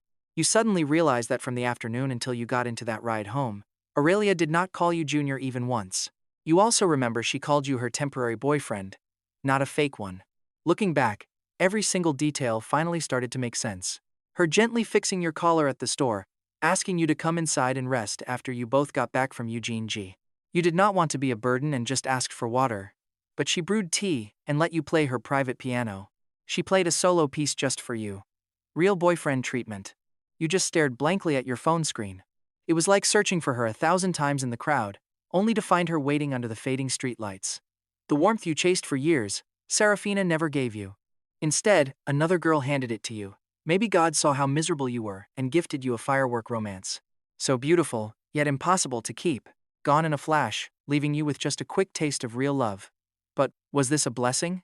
Or just pure tragedy? Once you have seen the light, going back to the dark is painful. It is just like her sweet, caring goodnight text. It was actually Aurelia saying goodbye to her temporary boyfriend. From tomorrow on, you are back to being just a senior and a junior. Just think about how painful that is. No more adjusting collars, no more spontaneous movie dates. Some things are just like that. Once you miss your chance, it is gone forever. After a long, heavy silence, you finally typed out a brief reply to Aurelia, "Good night." Finally, putting an end to this dream of a day. Closing your eyes, you remembered that fleeting love. You did not notice when it arrived. When it left, you could not hold on. Maybe it never came. Just an illusion. A beautiful mirage right before you died of thirst in a desert of love. Eventually, you drifted off into a deep sleep. Your biological clock woke you right on time. Suddenly, you understood why people drink to get completely wasted. It cannot heal your heart, but at least alcohol lets you finally sleep. No more lying awake in the suffocating dark with absolutely no escape. Sadly, today was fully booked with endless classes. You forced yourself up, washed your face, grabbed a quick breakfast, and headed out 30 minutes earlier than normal. Walking past Tianhai High School, you saw kids wearing those blue and white uniforms. You knew that uniform too well, having worn it yourself for 3 whole years. Your rushed footsteps slowed and then stopped. Even just catching a glimpse of the campus brought back a massive flood of old memories. Not daring to linger a second longer, you hurried away. Seraphina had classes today too. On this bright morning, she walked up to your house and rang the bell. Valeria answered the door. The response she gave Seraphina was exactly the same as yesterday. You had already left for school. Seraphina said a polite goodbye, knowing deep down you were avoiding her. Just like 6 months ago, this street packed with memories had turned into an impossible chasm. You would never cross it to find her again. A tiny stretch of 100 meters now felt like miles. Honestly, isn't simply catching sight of someone the ultimate luxury? When passing Tianhai High School, she also stopped for a while. Never in her wildest dreams would she guess you stood in that exact spot just minutes before. She walked through the busy crowds, feeling completely hollow inside. Back at the art classroom, almost everyone had already shown up. Someone called out good morning, to which Seraphina gave a distracted reply. Seeing her like this, Caspian was secretly thrilled. There was an 80% chance that your fight was getting worse. Seeing things on the brink of collapse, Caspian put on a worried face and told Seraphina he had something to say. He told her he bumped into you yesterday, and you seemed furious about the party. Caspian told her the guy got extreme and said a lot, asking if they fought over him, then offered to return the gift. He suggested she take back the imported oil paint so you would calm down, slowly holding out the set to her. Hearing his fake concern, Seraphina briefly spaced out. Surprisingly, she felt none of that resentment about her personal life from 6 months ago. Instead, hearing that you were furious actually made her happy. After all, people only get upset over things they truly care about. If they don't care, who gives a damn? But she knew she absolutely owed you a real explanation for what happened at that birthday party. In those fleeting seconds, her mind raced. Deep down, a terrifying realization hit her: she was about to lose you forever. This fear forced her to apologize to Caspian right then and there on your behalf. "This should have been strictly between us," she says. "We never should have dragged you into this mess. I will go talk to Kaelen and explain everything. This won't ever happen again. As for this gift, you should keep it." "Seraphina, you really should take it back," Caspian says, faking a hurt look and a weak smile. He sets the imported oil paints down on Seraphina's desk and walks out, looking completely devastated and wronged. But her cold reaction makes his heart sink. What does between us mean? Was his plan way too rushed? Or did cutting ties with Kaelen finally make her realize just how much he actually matters to her? Honestly, it doesn't even matter. As long as she goes to Kaelen and brings this up, he wins. Think about it. When a girl begs for another guy, facts don't matter. Just forcing her to take a side is the real victory. Caspian is already grinning, picturing the endless fights that are about to blow up between you two. Then he gets to play the sweet, caring guy comforting her through the tears. Absolutely flawless, but wait. He might finally escape the dreaded friend zone. Caspian lets his wild fantasies run completely out of control. Then, reality hits. He remembers Aurelia grabbing Kaelen's arm and leaving together yesterday. In an instant, his smug smile completely vanishes. A top-tier goddess like Aurelia is way out of his league, someone he could never hope to touch. He never stood a chance with her. Damn it, why does Kaelen get all the luck? Soon, morning classes fly by. The good news? It is finally lunchtime. The bad news? There are still classes dragging on all afternoon. Students pack their bags and head straight for the cafeteria. Caspian desperately wants to tag along with Seraphina, but he stops himself. He needs to play hard to get since he is supposed to be the victim. He cannot just go running back to her now, so he drops the idea. Luckily, Tenai University's cafeteria serves great food at very cheap prices. The place is pretty spacious and bright, too. Every guy in the room is staring at two specific tables. Why? Because the gorgeous girls from the art department are sitting right there. Seraphina and Era are exceptionally eye-catching compared to their chatty classmates who are gossiping endlessly. But today, the two of them are dead silent. Seraphina, who do you like better? Caspian or that huge guy who always waits for you after class? One of the girls asks, unable to hold back her burning curiosity. Suddenly, the table goes completely quiet. Clearly, every single girl there is dying to hear her answer. That handsome guy who always waits for you. He is not actually your boyfriend, is he? Hearing them ask if Kaelen is her boyfriend stirs up a strange feeling in her heart. For some reason, she suddenly remembers the taste of a sweet fruit candy from elementary school. Just choose whoever you like. If you like both, always pick the second one, because if you truly loved the first one, you would never have fallen for the second. It is better for everyone this way. Ara puts down her chopsticks, staring straight at her. Seraphina, stop lying to yourself, she says. You and Caspian are clearly more than friends. When you are talking about art with him, you are happy, right? He gives you the excitement that brother Kaelen never could. Seriously, you can lie to yourself, but you cannot fool us. Before, you only let one guy call you by your first name.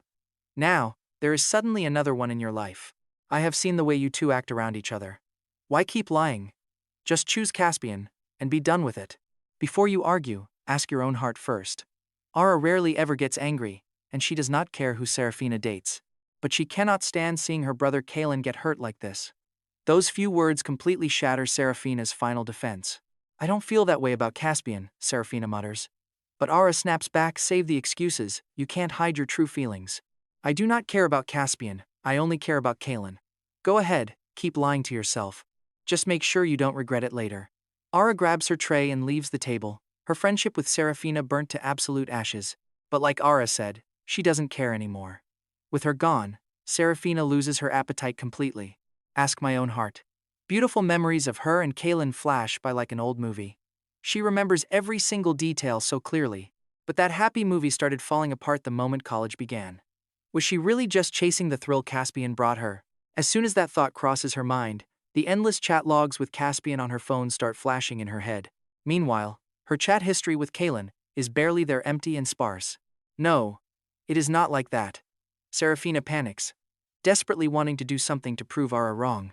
Back at her dorm, Ara misses her brother Kaelen. She opens her phone and texts him, "Brother Kaelen, are you on campus?" When Ara texted you, it was actually a bit of a surprise. Ever since that night, it felt like the sweet, clingy sister you used to know was finally back. For you right now, this was honestly a massive emotional relief. Ara guessed you had afternoon classes. She wanted to write, "I am here, and I want to see you." But she lacked the courage to send that.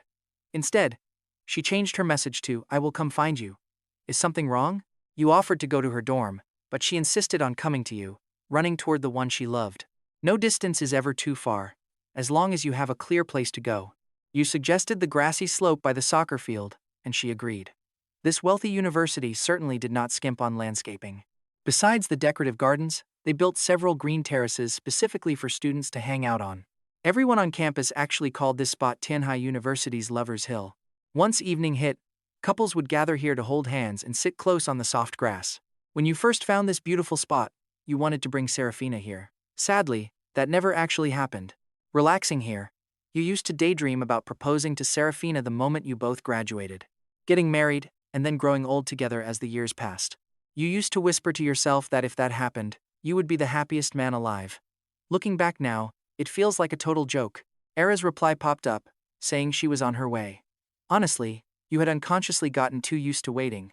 Waiting for Seraphina's classes to finish, waiting for her to love you back. You never complained about her being slow, but her instant reply taught you a harsh truth. What is the point of waiting anyway? Someone who actually wants to see you will never make you wait around. A cool breeze under the trees swept away your regrets about Seraphina. You completely lost yourself in your own thoughts. And right then, a beautiful, familiar figure steps into your view. Ara's mother possessed that classic southern charm, and she completely inherited her mother's gentle demeanor and stunning, natural beauty. You quietly sighed. That shy little girl had truly grown up. Ara approached you. You noticed a plastic convenience store bag in her hand. With her pale, delicate fingers, she pulled out a cold lemon soda and offered it to you. You asked how she knew, and she admitted she always saw you drinking it back in high school. Paying no mind to her skirt, she sat right down on the grass next to you. As you opened the bottle to take a drink, she stole a quick glance at your sharp, handsome profile. She wanted to keep looking but did not dare to. When you finished drinking and turned, she quickly looked away. Feeling caught, she guiltily looked away. You asked if something was wrong, but she just shook her head. She whispered that she just realized it had been ages since they last sat down and talked like this. You playfully asked if Thorn started ignoring her since he got himself a girlfriend. She always used random favors as an excuse to find you, but honestly, her only real goal was simply to be near you. It made sense. Thorn had not even asked you to hop online and play games together lately. He was probably drowned in romance, leaving his sister feeling abandoned as another woman stole him away. No wonder she was down. You told her to wait until she got a boyfriend, so Thorn could feel her pain. You promised that he would be 10 times sadder than she was. Miles away at Tianhai Normal University, Thorn holding his girlfriend's hand suddenly sneezed and wondered who was talking about him. Knowing your best friend, he would get jealous of anyone who tried to take his precious sister away. He would definitely threaten her future boyfriend. But then, she surprised you by asking about your love life. She softly said she just wanted you to be happy. Kind people who get hurt always try to protect others. You genuinely hoped she would never end up brokenhearted like you. Era was not surprised at all, because her favorite older brother had always wanted nothing but the best for her. Hesitating for a second, she asked if you liked anyone right now. She silently thought that person was standing right here, but quickly lied and said no to hide her feelings. Looking down, she grabbed her water bottle and asked where you wanted to go for vacation. You mentioned the ocean. She mentioned visiting her grandparents with her family, and you agreed that it sounded like a lovely plan. You recalled Thorn wanted to travel with his girl, but who knows if they actually have the cash for it. He said whenever Thorn was busy, you should find him to shop and grab some delicious food together. Kaelen reminded her that he was her brother too. But hearing those sweet words, Ara could not feel happy about it. Just siblings? She absolutely hated it. She desperately wanted to be his actual girlfriend, and he was right there. Seriously, who settles for just siblings? She teased him, Kaelen. When the time comes, do not dare find me annoying. He laughed it off. How could he ever? Right then, they sat together on the grassy slope, chatting away without a single care. Now that your mind was completely at ease, you started yawning. Honestly, you barely slept last night. just tossing and turning for hours. Then came morning classes. Endless, exhausting lectures. And right here, exhaustion hits you. Ara notices instantly, and it breaks her heart. You obviously had a rough night. And she knew exactly why. Who else but Seraphina could keep you awake like that? She patted her thighs. Sleep for a bit, Kaelen. Ara smoothed down her skirt, gesturing for you to lay your head down. You never expected Ara to offer a lap pillow, but then again, she had always been this incredibly sweet and gentle. At 10 years old? No problem. You would have done it without a single second thought. Kids have no rules. But today, she was an absolute stunner. There are boundaries between guys and girls. Even as siblings, this was too close. You muttered that you would just rest right there.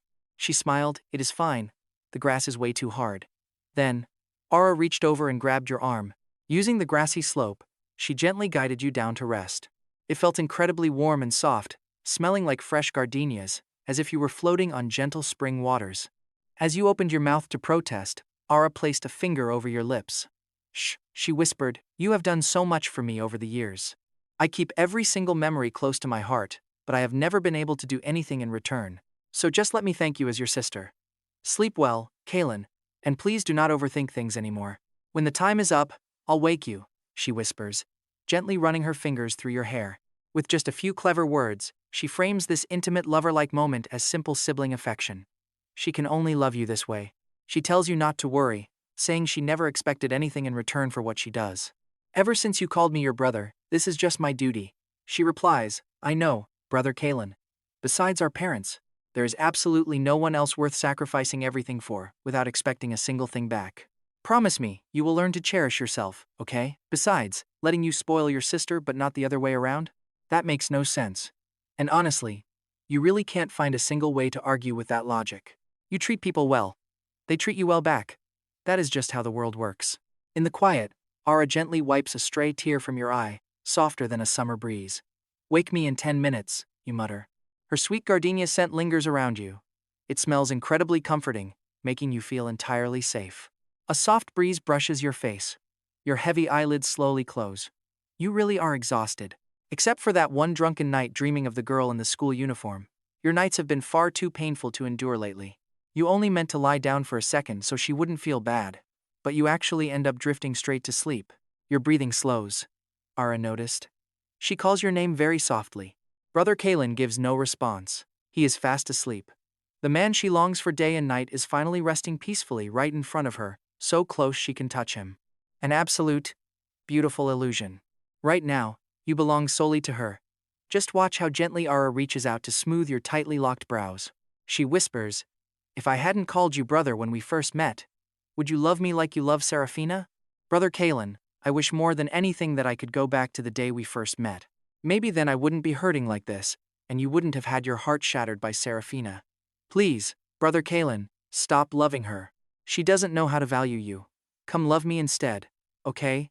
I will cherish you for a lifetime. Soft as water, yet carrying a storm of love in her heart, she finally gives in and gently kisses her sleeping lover's face. Fast asleep, you completely missed Aller's confession. You had no idea someone actually kissed you. This secret might stay buried forever. Rumor has it at Manhwa University that couples visiting Lover's Hill together find true happiness. To anyone walking past at that moment, you and Ara looked exactly like a deeply loving couple. Brother Kaelen, wake up, a sweet voice pulls you from your sleep, and opening your eyes, a gentle, gorgeous face comes into focus. You slept pretty well this time, feeling way more energetic as you sit up. You fell asleep without even realizing it. Wondering how long you slept, you get up, leaving Ara pretty disappointed. That short moment was nowhere near enough for a girl like Ara who was deeply in love. There is still half an hour until class. Half an hour, meaning you slept a whole hour. You ask if her legs are numb, wishing she had woken you sooner. You blame yourself for letting her suffer. But Ara gently tells you she just needs to sit for a moment. She urges you to go to class first, but there is still time, and you cannot just leave her behind. You know that awful feeling of numb legs, like hundreds of ants crawling over them. Yet Ara does not seem to mind at all. If a little pain could buy her moments like this, she would gladly hurt like this forever. After about 10 minutes, she says she can walk, and you both leave Lover's Hills side by side. With class starting soon, the campus paths are crowded, and every guy is staring right at the beautiful Ara beside you. A happy woman just radiates a different kind of glow. She asks if your promise still stands, and you instantly agree. telling her you would never lie. You promise to take her shopping and grab some good food whenever she is bored. She offers to listen to your troubles too, adding with a blush that she will give you another lap pillow whenever you want. With that, Ara walks off toward the art classrooms, leaving you staring at her slender, beautiful figure. Years of being close made you mistake her love for simple family bonding. You never even imagined she actually liked you. You assumed she just felt left out now that her brother Thorn had a girlfriend. So you tried to make it up to her, but you had been completely wrong since childhood. It all started the day she was cornered by a stray dog, completely frozen in fear, until you jumped in to shield her. Thorn?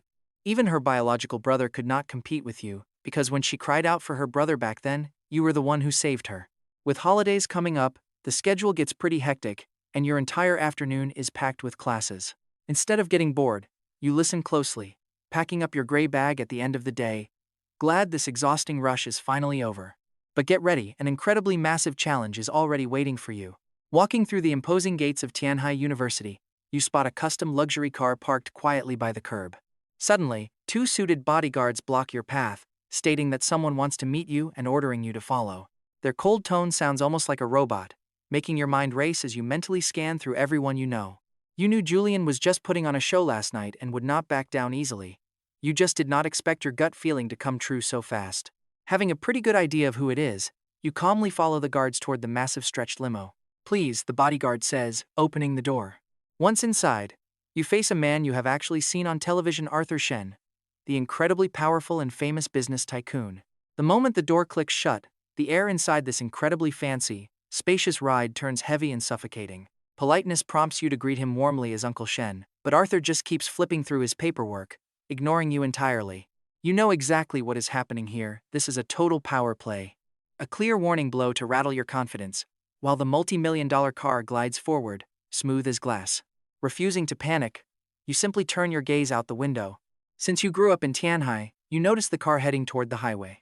Looks like this little talk is going to take a while. Up on the highway, you can faintly make out the blue ocean stretching into the distance. You fully understand his cold attitude. After all, protective fathers and boyfriends are natural enemies. If it were not for the law, this rich tycoon would probably tie you to a heavy rock and sink you to the bottom of the ocean. The precious daughter he spent his entire life carefully raising was suddenly swept away by some random kid who appeared out of nowhere.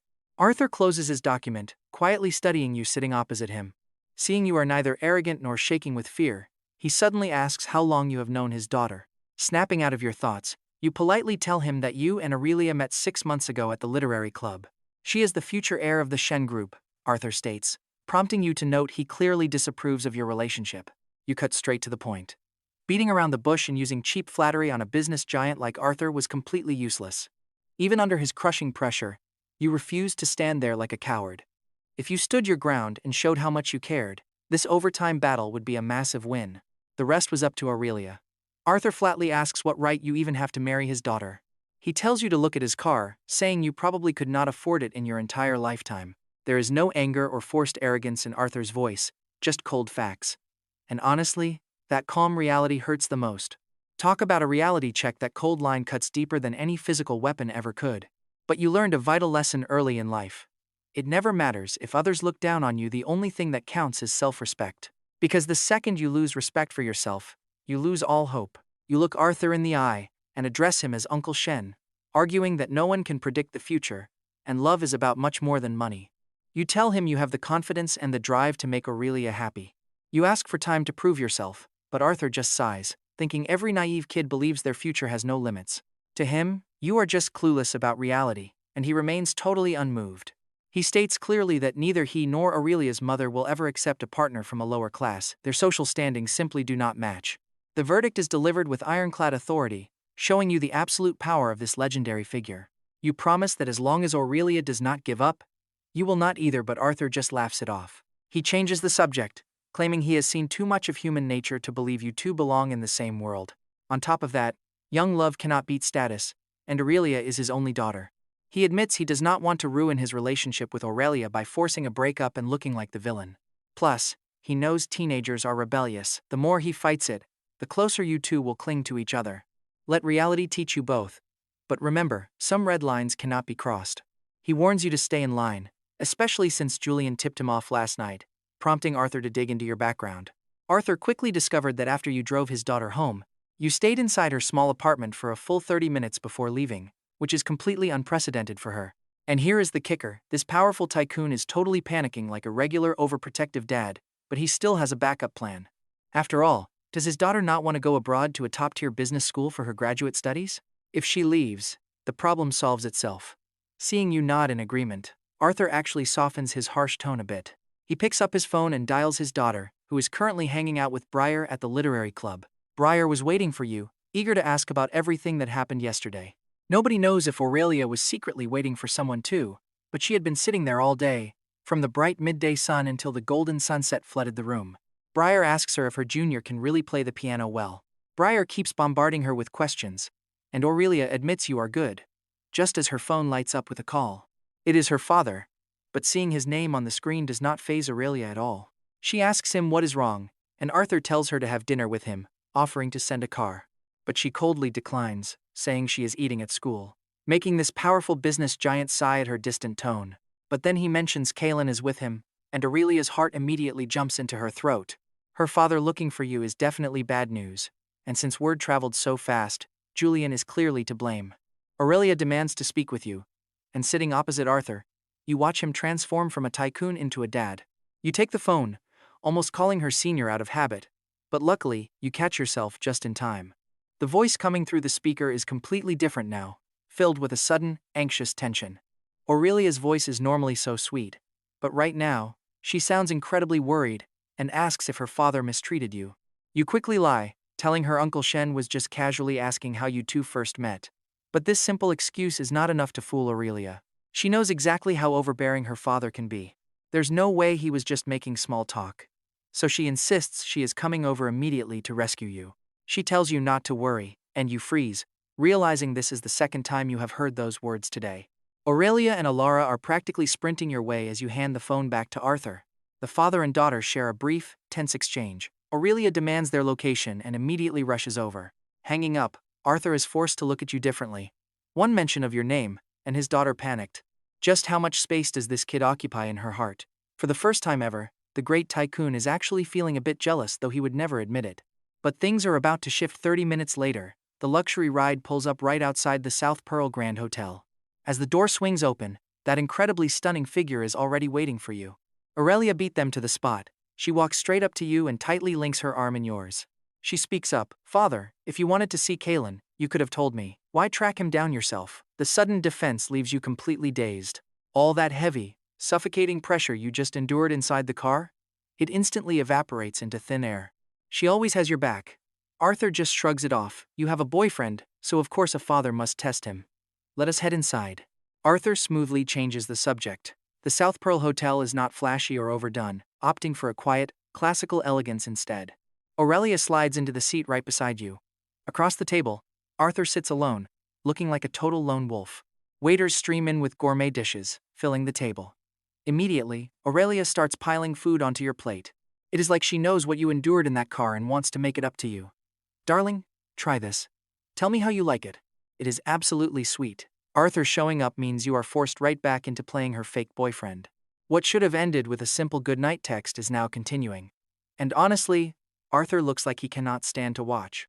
The protective dad is probably wondering if tying you to a heavy rock and dropping you in the ocean is a viable option. He tells her, it is time to move back home.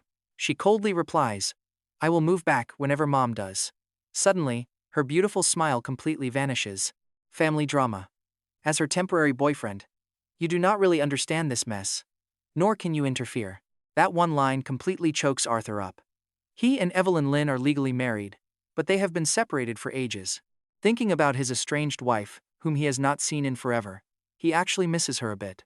He decides to call her mother over, hoping to turn this dinner into a real family banquet. A family banquet. It sounds incredibly tempting to Aurelia, but her parents' marriage has been completely broken for a very long time. Even if her mother agreed to show up for her sake, Aurelia still has to protect your feelings. Her father alone is already putting massive pressure on you. Throwing her mother into the mix would be an absolute nightmare. She sighs, "Forget it. As long as you are here, Mom won't come." His daughter's words make Arthur realize he is a total failure. In front of her, he is not the mighty tycoon who rules the entire business world. He is just a dad. Today, you have seen so many sides of this legendary figure, suffocatingly powerful, yet quietly desperate. Honestly, he looks pretty pitiful. You realize the dynamics inside this ultra-rich family are incredibly twisted. It is way beyond anything an ordinary person could understand. Truly, every single family has its own hidden struggles. Everyone has secrets in their closets, even families with mountains of money. But somehow, you are being quietly favored and protected by Aurelia once again. If you were not here, Aurelia definitely would have called her mother to try. She tells you to eat up, completely cutting off her father to make sure you do not feel left out. Acting like a couple deeply in love, she keeps serving you. She whispers, "Let us go watch a movie after we finish eating." You agree, suddenly remembering this is the second time she has brought this up. Last time, you did not take it seriously. What movie genre do you want to watch? I will book tickets later. This is exactly how a real boyfriend is supposed to act. In this moment, you feel a sweet, mirage-like affection washing over your otherwise dry, lonely life. When Aurelia actually dates someone for real, it is probably going to look exactly like this, right? What started as a terrifying interrogation ended with her protecting you perfectly. In the end, Arthur failed to exert even a single bit of pressure on you. Well, if you absolutely have to count something, his chilling glare definitely counts. Dad, what do you think of Kaelen? Aurelia asks. His daughter rarely calls him dad, so how can he refuse? He mutters that you are not bad, totally lying through his teeth. In reality, he still believes your social status and family backgrounds are worlds apart. Aurelia's gorgeous eyes lock onto yours, and you immediately understand everything. Uncle Shen just gave you the ultimate stamp of approval. Even if her father Arthur absolutely hates your guts, he basically just accepted you as his daughter's boyfriend. That means no more matchmaking setups between Julian and Aurelia. He even brought up her dream of going to that elite business school. Arthur offered to arrange everything since she is the Shen Group heir and needs to hone her skills abroad. Aurelia genuinely never expected her controlling father to suddenly greenlight the one dream he always fiercely opposed. Was it because she finally called him dad? Or did he have a hidden motive? The old man was secretly using distance and time to tear you two apart. Too bad, his ultimate master plan does absolutely zero damage to a fake boyfriend like you. And you just smiled internally. After all, your senior was already in her final year at Tianhai University. Soon, her luxury cruise liner would sail off to a brand new destination, leaving you behind. A battered old cargo ship in the harbor. Still, you were genuinely happy for her. You had noticed her secretly reading up on business studies for a long time. Going to a world-class business school was clearly something she had always deeply desired. Her grand life plans were never going to change for a temporary boyfriend. Your paths were just two straight lines intersecting briefly, before heading in completely opposite directions. Just a quick, beautiful moment in time before you both drift away, never to return again. When the dinner finally wrapped up, you kept up the boyfriend act and walked Arthur to his car. Her dad begged her to move back, but she coldly replied she will only return when her mother does. That cold reply left the powerful man totally helpless as his multi-million-dollar luxury car disappeared into the heavy traffic. You finally let out a breath and looked at the elegant Aurelia standing right beside you. But her beautiful face was clouded with deep sadness. She only rushed to this dinner because she heard you were here. Now, she quietly asks you to take a walk with her. As the bright neon lights flared, you both strolled aimlessly through the busy district. When she softly asked what her father said to you, you decided to sugarcoat his harsh words to protect her. You told her he said you two belong in different worlds, but she should not worry about it. She sighed that her father is always overbearing, but insisted she is not fragile enough to let his words hurt her. Suddenly, she asked to borrow your phone, making you think her battery died. You unlocked it and handed it over without thinking. She ended up dialing her own number, secretly saving a direct way to reach her in your contacts. She firmly told you to call her immediately if her father ever corners you alone again. Spotting a street stall, you quickly asked Aurelia to wait a moment. She quietly watched you line up at the counter, her mind drifting to the painful scars left by her broken family. And you can really feel her pain hearing her dad mention family dinners completely ruined her day. Moments later, you returned with a fluffy cotton candy, telling her that sweet treats are proven to wash away the sadness. She just stared at the massive cotton candy in her hands. This sudden warmth completely melted the cold grief in her heart. Every single bit of sadness simply vanished into thin air. Tearing open the packaging, her soft lips took a tiny bite. The sweet sugar instantly dissolved on her tongue, bringing a breathtaking, radiant smile back to her face. You chose not to pry into her sorrow, knowing that forcing her to explain would only reopen a painful wound. Her phone started buzzing, but she ignored it, completely focused on enjoying her sweet treat with you. As warmth filled her soul, you both walked all the way down to the waterfront. The dark river perfectly reflected the dazzling neon lights glowing from the massive skyscrapers nearby. It felt dreamlike, prompting you to whisper how beautiful everything looked. Hearing her sweet voice, you teased that you meant both the view and her, making her smile at your sudden smooth lines. You both stood by the glowing water under the evening sky, quietly sharing a beautiful moment of peace. Amidst the bustling crowds, your two completely different destinies collided and crossed paths right here. Standing by the river, no couple in the entire world looked more perfect together than you two. Long after Aurelia finally traveled abroad to chase her big dreams and saw the world, she still couldn't forget how the colorful lights painted the river on this exact night. And she definitely wouldn't forget how on a pitch-black night, someone actually gave her a white cloud. Checking the time, you realize those movie tickets you booked are already useless now. Rushing over now meant showing up late, but who cares, the view right here easily beats any film anyway. A movie is just someone else's fantasy, but this moment is your real life. The two of you just stare in silence. Suddenly, the shimmering water ripples as a cold breeze sweeps by, gently fluttering the edge of Aurelia's dress. "Senior, we should head back," you softly say. "Just give me 2 more minutes," she pleads with a warm smile. Seeing how incredibly radiant she looks tonight, you decide to stay quiet. Let the endless night carry on. Those 2 minutes fly by in a heartbeat. Soon, you are walking back down the same dark path. She arrived completely heartbroken, but walks back, a changed person. Your simple comfort washed her sadness away, shifting the whole mood. This walk turned into a real date. Just a guy and a girl, strolling past gorgeous city views. And honestly, you finally made her smile. If this isn't a date, you and I both know nothing is. Standing right there, she feels that spark deeply, but keeps it to herself. Finally, you reach the South Pearl Grand Hotel. Thinking your fake boyfriend shift is officially over, you prepare to flag down a taxi, but Aurelia quickly stops you. "Get in, I will drive you," she says. "But senior, your place is the other way. That means double the driving time." But she just shrugs. "You stayed by my side all evening, so take this as my thanks." With a quick click of her key fob, the sleek red sports car in the parking lot flashes to life. She even goes ahead and opens the passenger door for you, her sparkling eyes locked right onto yours. Her silent look says it all. "Get inside." At this point, trying to decline would just make you look ridiculous. You quietly slide into the seat. A sweet, subtle scent fills the space, instantly bringing to mind the old saying about luxury cars and gorgeous women. Some 20 minutes later, you pull up to your street. Stepping out, Aurelia softly tells you that she was truly happy tonight. You start to thank her, but before you can finish, Aurelia cuts in almost like she is terrified you will ruin the vibe. Just like when you rejected her movie invite yesterday. "See you tomorrow." Not wanting to keep her, you nod and close the door. Walking up, you grab your keys to open the front door, expecting your mom to be done with dinner. But inside, sitting right there in your living room, is a familiar face you could never forget. Seraphina. She sits in a stunning white dress, looking like an untouched angel. "Kaelen," she says, her icy voice suddenly filled with deep longing. Lately, the childhood friend she spent her entire life with had been actively avoiding her at every turn. Wandering those familiar streets alone, she only had her shadow, and yeah, she really missed you. In the past, coming home to find her waiting on your doorstep would have filled you with absolute joy. But now, staring at the gorgeous woman sitting right there, you feel absolutely nothing but a heavy, bitter ache. You want to ignore her and walk away, but your mother Valeria grabs your arm, dragging you straight inside. "Seraphina has been waiting forever, so sit down and talk," Valeria urges before slipping away. She leaves the two childhood sweethearts alone to finally clear the air. You have absolutely no idea why she showed up tonight, and honestly, you do not even care to guess. Completely exhausted, you sit down directly across from her. The room goes dead quiet as years of history hang heavy between you. Finally, Seraphina speaks up. "Kaelen, I am applying to transfer to a different class," she says, watching your face for any reaction.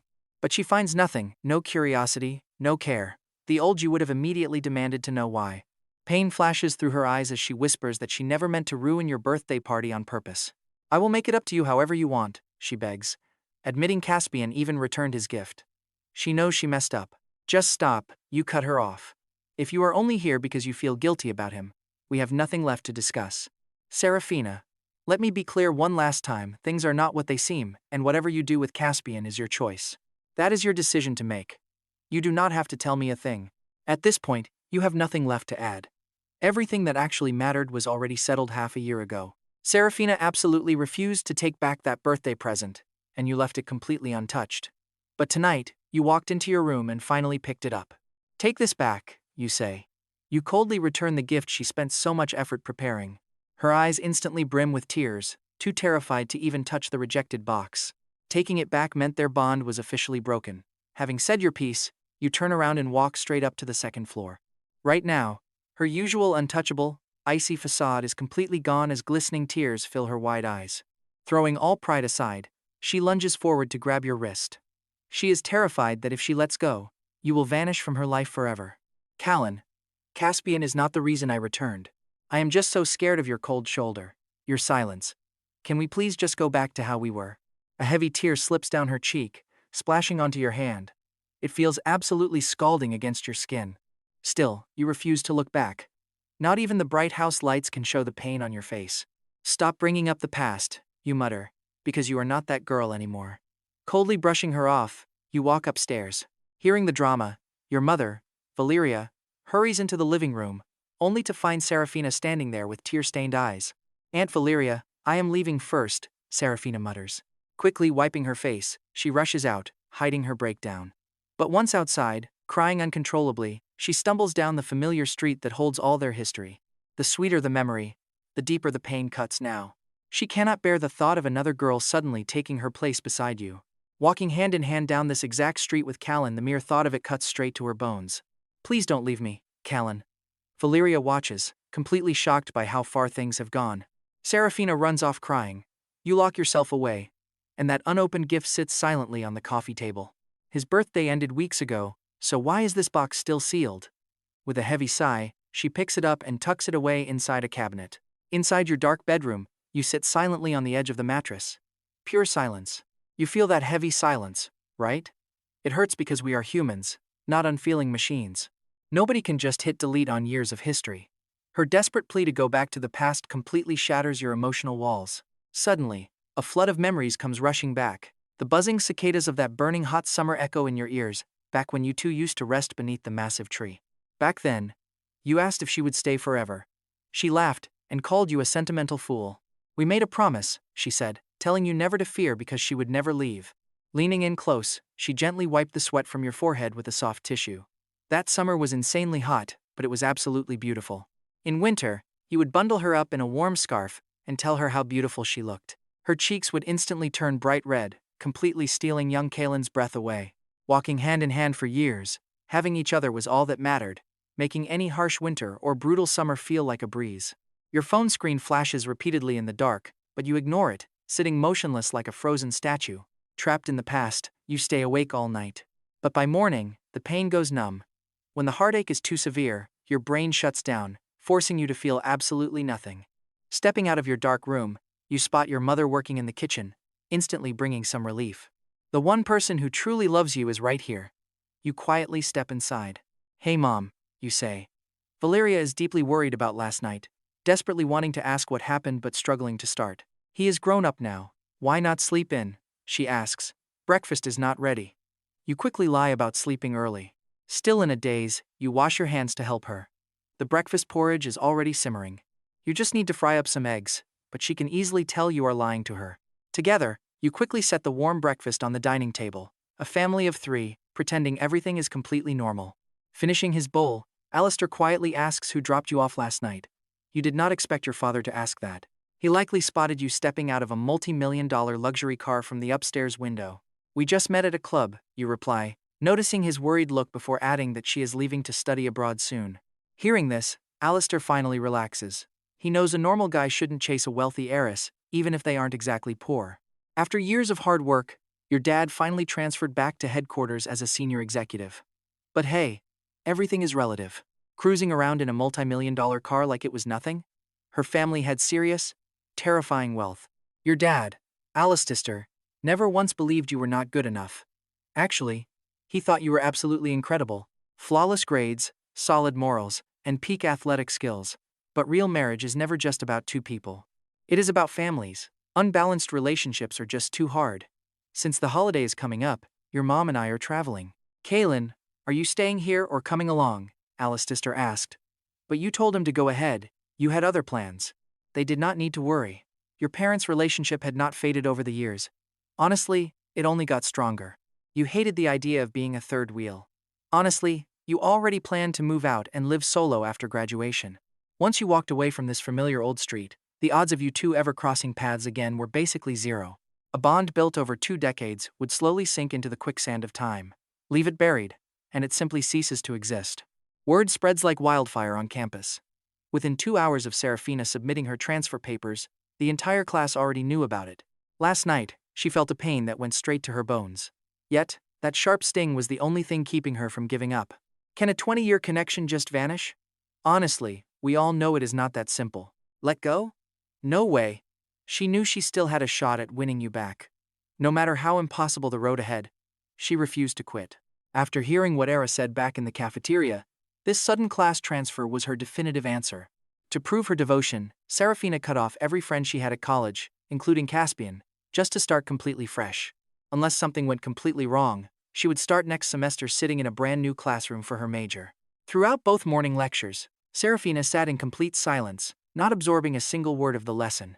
Staring at the blank white sketchpad, she began drawing a memory, carefully tracing every single line. The page showed a boy in a classic blue and white school uniform pedaling a bicycle, with a girl holding onto his waist, leaning her head softly against his back. A gentle, happy smile crossed her face. It was the exact moment when the two of you used to ride home together during high school. She had lied back then, claiming her bike was broken when it was perfectly fine. She was just lost in those sweet memories. The lunch bell rang, sending students rushing to the cafeteria. Only Caspian stayed behind, completely lost in confusion. He thought playing the victim would win her over, but Seraphina did not look happy at all. You two obviously had a major blowout.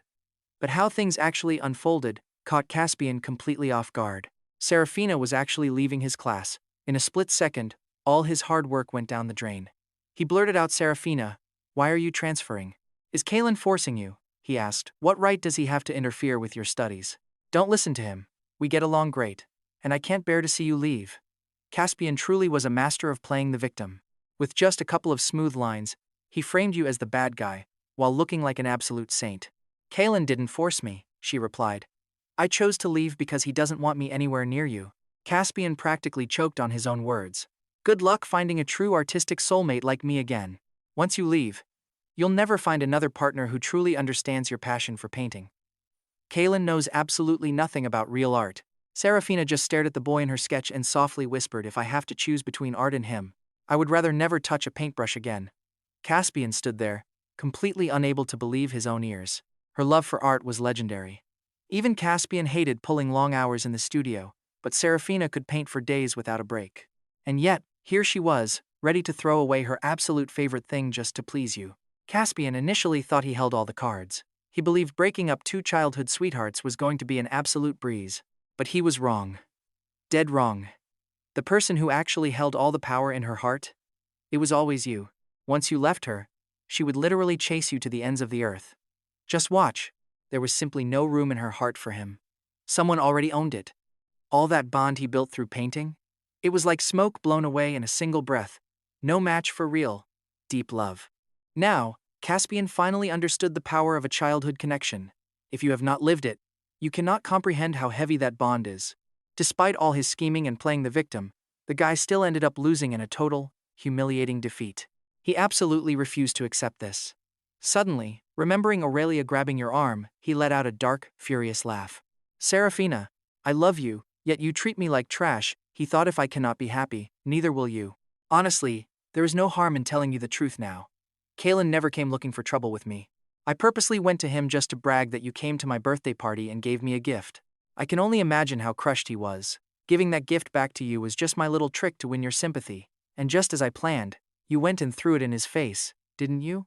Caspian sneered, looking incredibly smug. Every cruel word he said shattered Seraphina's entire world. His friendly mask slipped away completely. Seraphina's face turned pale as she screamed in absolute rage. "Did I want to trick you, Seraphina? Sure, I did.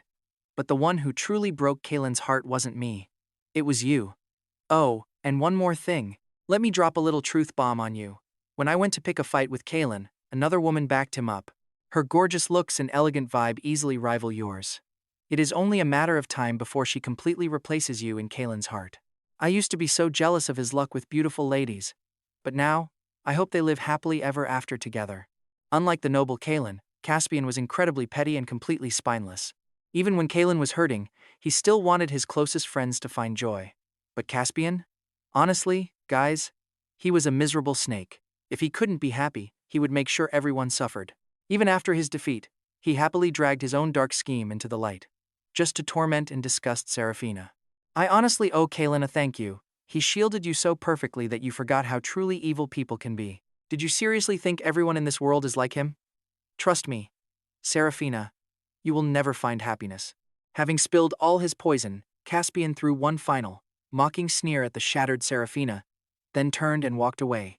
Left entirely alone in the massive art studio, Caspian's venomous words began to peel back the brutal, bloody truth. Her chest grew heavy, aching as if a sharp blade were slicing through her heart, making it impossible to breathe. She had completely misunderstood him this whole time. The sweet boy who once loved her more than life itself had been battered and bruised by her own hands. During all those years they spent walking hand in hand, Kaelen had never let her cry a single tear. But in just 2 short days, she had repeatedly broken his heart. Now, bitter tears blurred her vision once again. Through her tears, she could barely see the sketch of the sweet boy riding a bike to take her home. Seraphina reached out to touch the paper, sobbing as she whispered a desperate apology, though she knew saying sorry was completely useless now. Every single text she sent him lately went completely unanswered, sinking without a trace like heavy stones thrown into the deep ocean. 2 souls that once beat as one were now separated by a massive, silent void. As her tears fell freely, there was no longer anyone to gently brush them away or heal her shattered soul with a warm, comforting embrace. The precious boy who had grown up right by her side, loving her to his very core, was gone forever. The moment that realization hit, her chest squeezed with agonizing pain. Seraphina completely forgot about everything else around her. She abandons all her brushes and books, desperate to see him. You can feel her sheer panic as she finally stands outside his door. Ringing the doorbell, she desperately prayed to see the boy who spent 20 years protecting her. But her painful hope was immediately crushed. The house remained totally silent. Valeria was not home to let her in either. Inside, Kaelen was dead to the world after pulling an all-nighter. A single, wooden door kept these childhood sweethearts completely apart. Later that afternoon, Seraphina remembered Kaelen had a lecture. She quickly rushed over to his building, waiting quietly outside his classroom. She could faintly hear the professor reciting complex, foreign-sounding technical terms. His field of study was completely foreign to her. She never realized how boring it was for Kaelen when he used to wait outside her art studio. Did he suffer through this same quiet boredom? She once told him he really did not have to wait around for her. They could always just catch up at home later, but Kaelen had smiled, telling her that waiting for people is usually miserable, unless it is for her. A simple, ordinary sentence. Yet only today did Seraphina understand its true, precious weight. In this chaotic, ever-changing world, the ultimate blessing is having someone devoted enough to wait for you. He is there for your highest peaks, and he is right there for your lowest valleys. Life is full of scary unknowns, but having a loyal partner to walk with you means no matter how rough the path gets, he will hold your hand tight and tell you to never be afraid. I am here, but now, the one who patiently waited for her had his heart completely crushed by her actions. Seraphina was finally feeling his pain. Listening to the incredibly complex lectures, she felt every single second tick by like painful hours. Yet, knowing Kaelen would be walking through that door at the end, made her endure it all with a warm smile.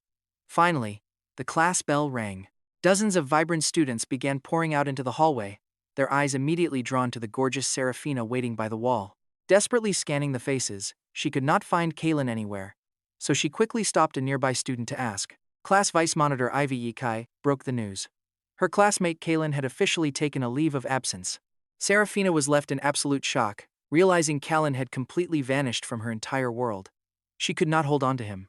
Turns out, once one person stops chasing, you can search the entire planet and still never find them again. Tears pooled heavily in Seraphina's eyes. This felt like cosmic punishment, losing the boy who had grown up right by her side. Truly, the greatest distance on Earth is not being oceans apart. It is when you pass each other in a massive crowd, totally oblivious to what you lost. She pulled out her phone to send Kaelen a quick text. It was just 3 short words. I am sorry. Throughout our lives, we meet countless faces and let just as many pass us by. Letting some go is easy, but losing others leaves a scar that lasts a lifetime. Seraphina finally understood that Kaelen was her only true soulmate. No one in the world would ever love her as deeply as he did. No one else could replace 20 years of shared summers and winter snows. Now, she wanted to spend her entire lifetime healing the deep wounds she caused him. As the warm evening glow filtered through the bedroom window, Kaelen slowly opened his eyes. They say you should never nap too long. If you wake up at twilight, you will feel completely abandoned by the rest of the world. He felt that truth deeply. Suffocating loneliness filled the quiet room, pressing hard against his chest. It felt as if decades had gone by. He plugged in his dead phone and turned it back on. Now look at this. Right on his screen, a message from Seraphina popped up, just 3 words, packed with absolute regret. I am sorry. Perhaps the damage was just too deep. Reading her text brought absolutely zero relief. Kaelen figured she finally learned the truth, but honestly, it did not matter to him anymore. The human mind is incredibly stubborn sometimes. The harder you try to forget, the more those thoughts haunt your mind. Lately, Kaelen kept dreaming of their best moments, constantly reliving a beautiful past that felt so incredibly real. But opening his eyes, there was only emptiness. 2 decades of beautiful memories clashed with a harsh reality, threatening to rip his soul in two. Part of him remained trapped in yesterday, while the rest barely survived in the cold reality of today. He felt a sudden urge to escape this depressing room, filled with nothing but fading light and isolation. Maybe clearing his head by the endless ocean would make him feel a bit lighter. Suddenly, his phone buzzed with a message from Thorn. He glanced at the address Thorn sent, texted back a quick confirmation, then grabbed his keys and headed straight out. At an outdoor barbecue spot near the university, Thorn set up a table with drinks and food. Just as the meat arrived, Kaelen walked in. Thorn popped open an ice-cold beer for him, and they clinked glasses before taking a long, heavy gulp. Feeling the bitter sting of the cold beer, Thorn suddenly asked, "How are things going with your girl lately?" Thorn was stunned. His heartbroken best friend was actually bringing up relationship topics on his own. Now think about this, shouldn't he be dodging this topic completely? Usually, he would be bragging non-stop about his childhood sweetheart. After all, who could possibly be sweeter than those two? But now, he did not dare say a word. He gave a vague, decent answer. Kaelen just nodded, ignoring the feast of barbecue while silently focusing on his cold beer. Getting so busy with dating that you forget about your brother is fine, but do not forget, a brother who used to dote on his sister is now chasing after someone else. It has to sting, and Kaelen's words hit Thorn right in his guilty conscience. He forced out a few dry laughs. In the past, he would have instantly fired back. Telling his best friend not to worry was incredibly tough right now. In reality, he was dealing with a massive headache over it. Lyra wants to meet up after the holidays, and Thorn begged Kaelen to come and save the day during that dinner. Just like Kaelen warned, Thorn was terrified his sister would not take kindly to his new girlfriend. Having some strange woman steal away the doting affection that used to belong to her, how could his sister ever play nice at dinner? Why on earth do you need me there for a family meetup? Kaelen took another sip, wondering if his buddy had already had too much to drink. Seriously, are you coming? You need to prevent your girlfriend and yourself from totally overwhelming my little sister. He promised to be there, immediately picturing poor Lara sitting all by herself across from Thorn and Lyra. The doting older brother who used to treat her like a princess was now holding another woman's hand, casually telling her that this was her future sister-in-law. Kaelen simply could not leave her alone in that situation. Thorn laughed, telling him not to paint him as some guy who ditches family for a girl. Hey, eating someone's food is supposed to keep you quiet. You really shouldn't bite the hand that feeds you. Shoving a massive raw oyster down your throat, and you still can't shut up. Seriously, have you been ignoring her lately? She actually came looking for me. Talk about karma. Just wait until she starts dating, ignoring your calls, and ghosting your texts. You'll finally understand how she feels. So do not come crying to me when that day comes. You totally deserve it. Thorn kept chewing his barbecue and chugging cold beer, not giving a single damn. Honestly, I wish my sister would start dating right now. Even better if she gets married the second she graduates. You really are her blood brother. But honestly, it was exactly because they were related that he wanted this for her. He just knew her perfectly. Just like their mom, she looks soft and gentle, but once she sets her mind on something, she never looks back. And who could ever compare to you, the guy who protected her, when you were both just kids? Nobody. She loved you to death. In this lifetime, she is never falling for anyone else. Why are you staring at me like that? Need to borrow cash? You ask, totally confused. Thorn just smirks no. I want to borrow you and your family registry.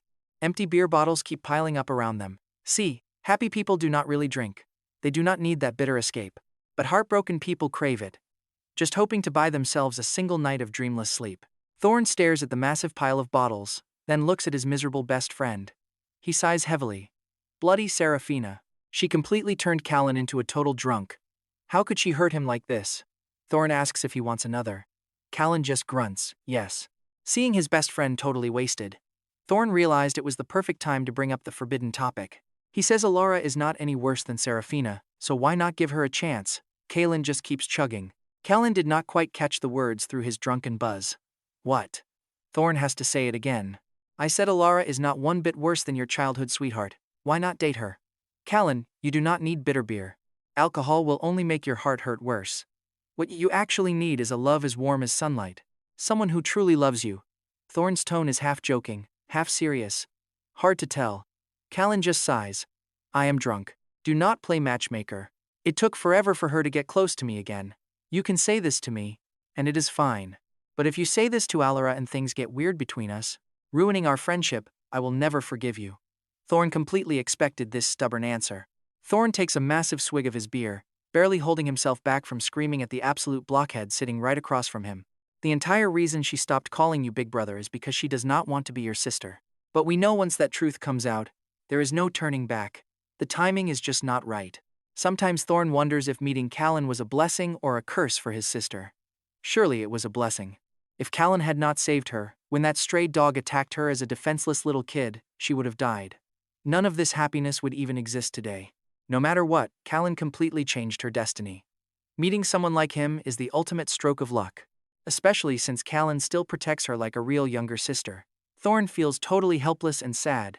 Why is it that a good guy who does not steal, lie, or do anything wrong in life, and has sacrificed so much, still cannot find happiness? Before this, Thorn thought the world was beautiful.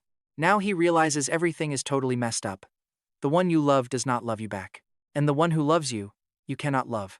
It is incredibly tragic. He raises his bottle to clink it against Kaelen's. The two drink for hours. Suddenly, an incredibly gorgeous girl shows up at this busy outdoor barbecue spot. But this warmth has nothing to do with Kaelen. It is Thorn's girlfriend, Lyra. She insisted on driving over to pick Thorn up. Thorn did not even invite her. Yet she showed up anyway. Talk about crashing their night.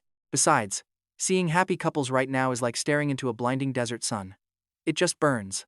It is fine, though. We are basically finished drinking anyway. Just as he says this, Lyra walks up. Lyra, this is Kaelen, my best friend. Thorn says. Hello. Lyra definitely remembered him. Last time, Thorn begged her to hook Kaelen up, even sending over a photo. At the time, Lyra assumed the picture was heavily filtered. But seeing him in person today, he is way more handsome. Especially with that deep, tragic vibe he is giving off. Honestly, anyone could tell he was going through a brutal breakup. Hello. Kaelen nods, calling the waiter over for the bill. You both agreed he was paying. But Thorn saw you scanning the QR code, and scrambled to stop you. My treat or your treat, it is all the same, you tell him, paying directly. The bros hangout quickly came to an end because Thorn's girlfriend showed up to pick him up. You felt way too embarrassed to keep him there any longer. We'll catch up after you get back from your trip, have fun. Thorn yelled, waving goodbye. Go get some fresh air and stop acting half dead, he teased. It hurts to watch. Outside the barbecue joint, Thorn held Lyra's hand as they walked toward Tianhai Normal University, leaving you standing alone in the freezing wind, waiting for your ride. You watched those cute, lovey-dovey silhouettes fade into the distance and wondered, will someone ever come through the dark night just to pick you up and take your half-drunk self back home? Even this simple, imaginary thought made your heart ache with deep yearning. You got home to a pitch-black house. Your parents had slept early for their big trip, letting you breathe a huge sigh of relief. It would not be pretty if your mother caught you smelling of cheap alcohol. They say you shouldn't shower after drinking, but you're too emotionally exhausted to care about that now. You need to move fast before your alcohol buzz fades and your brain drags you back to overthinking. Right as you finished drying your hair and were turning off the bedroom lights, a video call suddenly popped up. Turns out, Thorn had messaged her about your drinking, asking her to check on you. Honestly, guys are pretty weak, both inside and out, after a few drinks. You know how calling your crush always brings a sudden wave of nerves? Era's slender, delicate fingers hovered over the screen, choosing a video call over a voice call. She knew she wouldn't see you for the next few days. You quickly swiped to answer, and a girl looking as gentle as pure water appeared. Ara had just showered, wearing baggy, conservative pajamas that still couldn't hide her stunning figure. She softly asked if you were still awake. Your voice sounded slightly hoarse from the drinking, and your tired face made her heart ache. She was getting ready for bed too, since she had an early morning flight to her grandma's place. Don't drink so much, Brother Kaelen, she said, while you argued it was just beers. Then, silence fell over the call. Ara watched the guy she loved struggle inside a shattered, toxic romance, hurting himself badly, yet she was totally powerless to help. She wanted to reach out and plead, come with me, please, Let me be the one to love you. But if she confessed her burning, passionate feelings now, you would probably reject it since you only see her as a sister. It could easily backfire. In the future, she might lose the right to even call and comfort you like this. She silently wondered what she had to do for you to finally fall in love with her. You stayed silent, remembering Thorne saying he wanted his sister and his new girlfriend to meet after the holidays. Could she accept that her brother, who used to spoil her completely, was now fully committed to another girl? It would be pretty tough. Looking at Ara on the screen, a protective thought rushed into your mind. Just postpone it. Postpone this awkward dinner meeting. That way, the inevitable pain would be delayed, but it would still hit her. You felt incredibly helpless. You realized you couldn't shield this sweet girl forever. When it came to the pain Thorne's romance caused her, you had no answers. Maybe we all just grow up through unavoidable heartbreak. Did Thorne mention his new girlfriend to you yet? You ask. You wanted to prep her. She replied that her brother did mention wanting them all to meet up after the break. Honestly, my brother doesn't need to stress over me. If he is happy with her, then I am happy for him. You wanted to steer away from this heavy subject, mentioning you heard the views at her grandma's house were beautiful. You tell her to take photos for you, which deeply touches Ara. Knowing you have no holiday plans, she desperately wishes she could invite her crush to her hometown. But since Thorne is not around, she has absolutely no excuse to bring you. She sighed in disappointment. You both talked for a little bit longer until you noticed the time and softly wished her goodnight. She returned a sweet, gentle goodnight. But right after hanging up the video call, a sudden question popped into your head. Why on earth did she call so late at night? Luckily, the alcohol buzz kept you from overthinking it too much. Soon you fell into a deep sleep. Tonight, some used alcohol to find peace, while others lay awake, suffering through the dark. In another bedroom, a small night lamp cast a faint, dim glow. The girl sleeping in bed had her brows tightly knit, with light sweat on her pale forehead. Aurelia was having a nightmare. She was trapped in a raging sea of fire, burning in the heat. Early the next morning, you waved goodbye to your traveling parents. The massive mansion was completely empty except for you, and you were about to vanish too. You grabbed a plane ticket to a sunny southern escape, where spring never ends. Rumor says it is packed with travelers from around the globe chasing wild, unforgettable love stories. You had never stepped foot there, but you hoped it would finally give you a brand new perspective on life. 30 minutes later, your bags were packed and you were hitting the highway, heading straight for the airport. Almost the exact second you left, Seraphina showed up. It is like destiny itself was punishing her, forcing her to forever miss you. Holiday traffic was pretty congested, but you were not in any rush.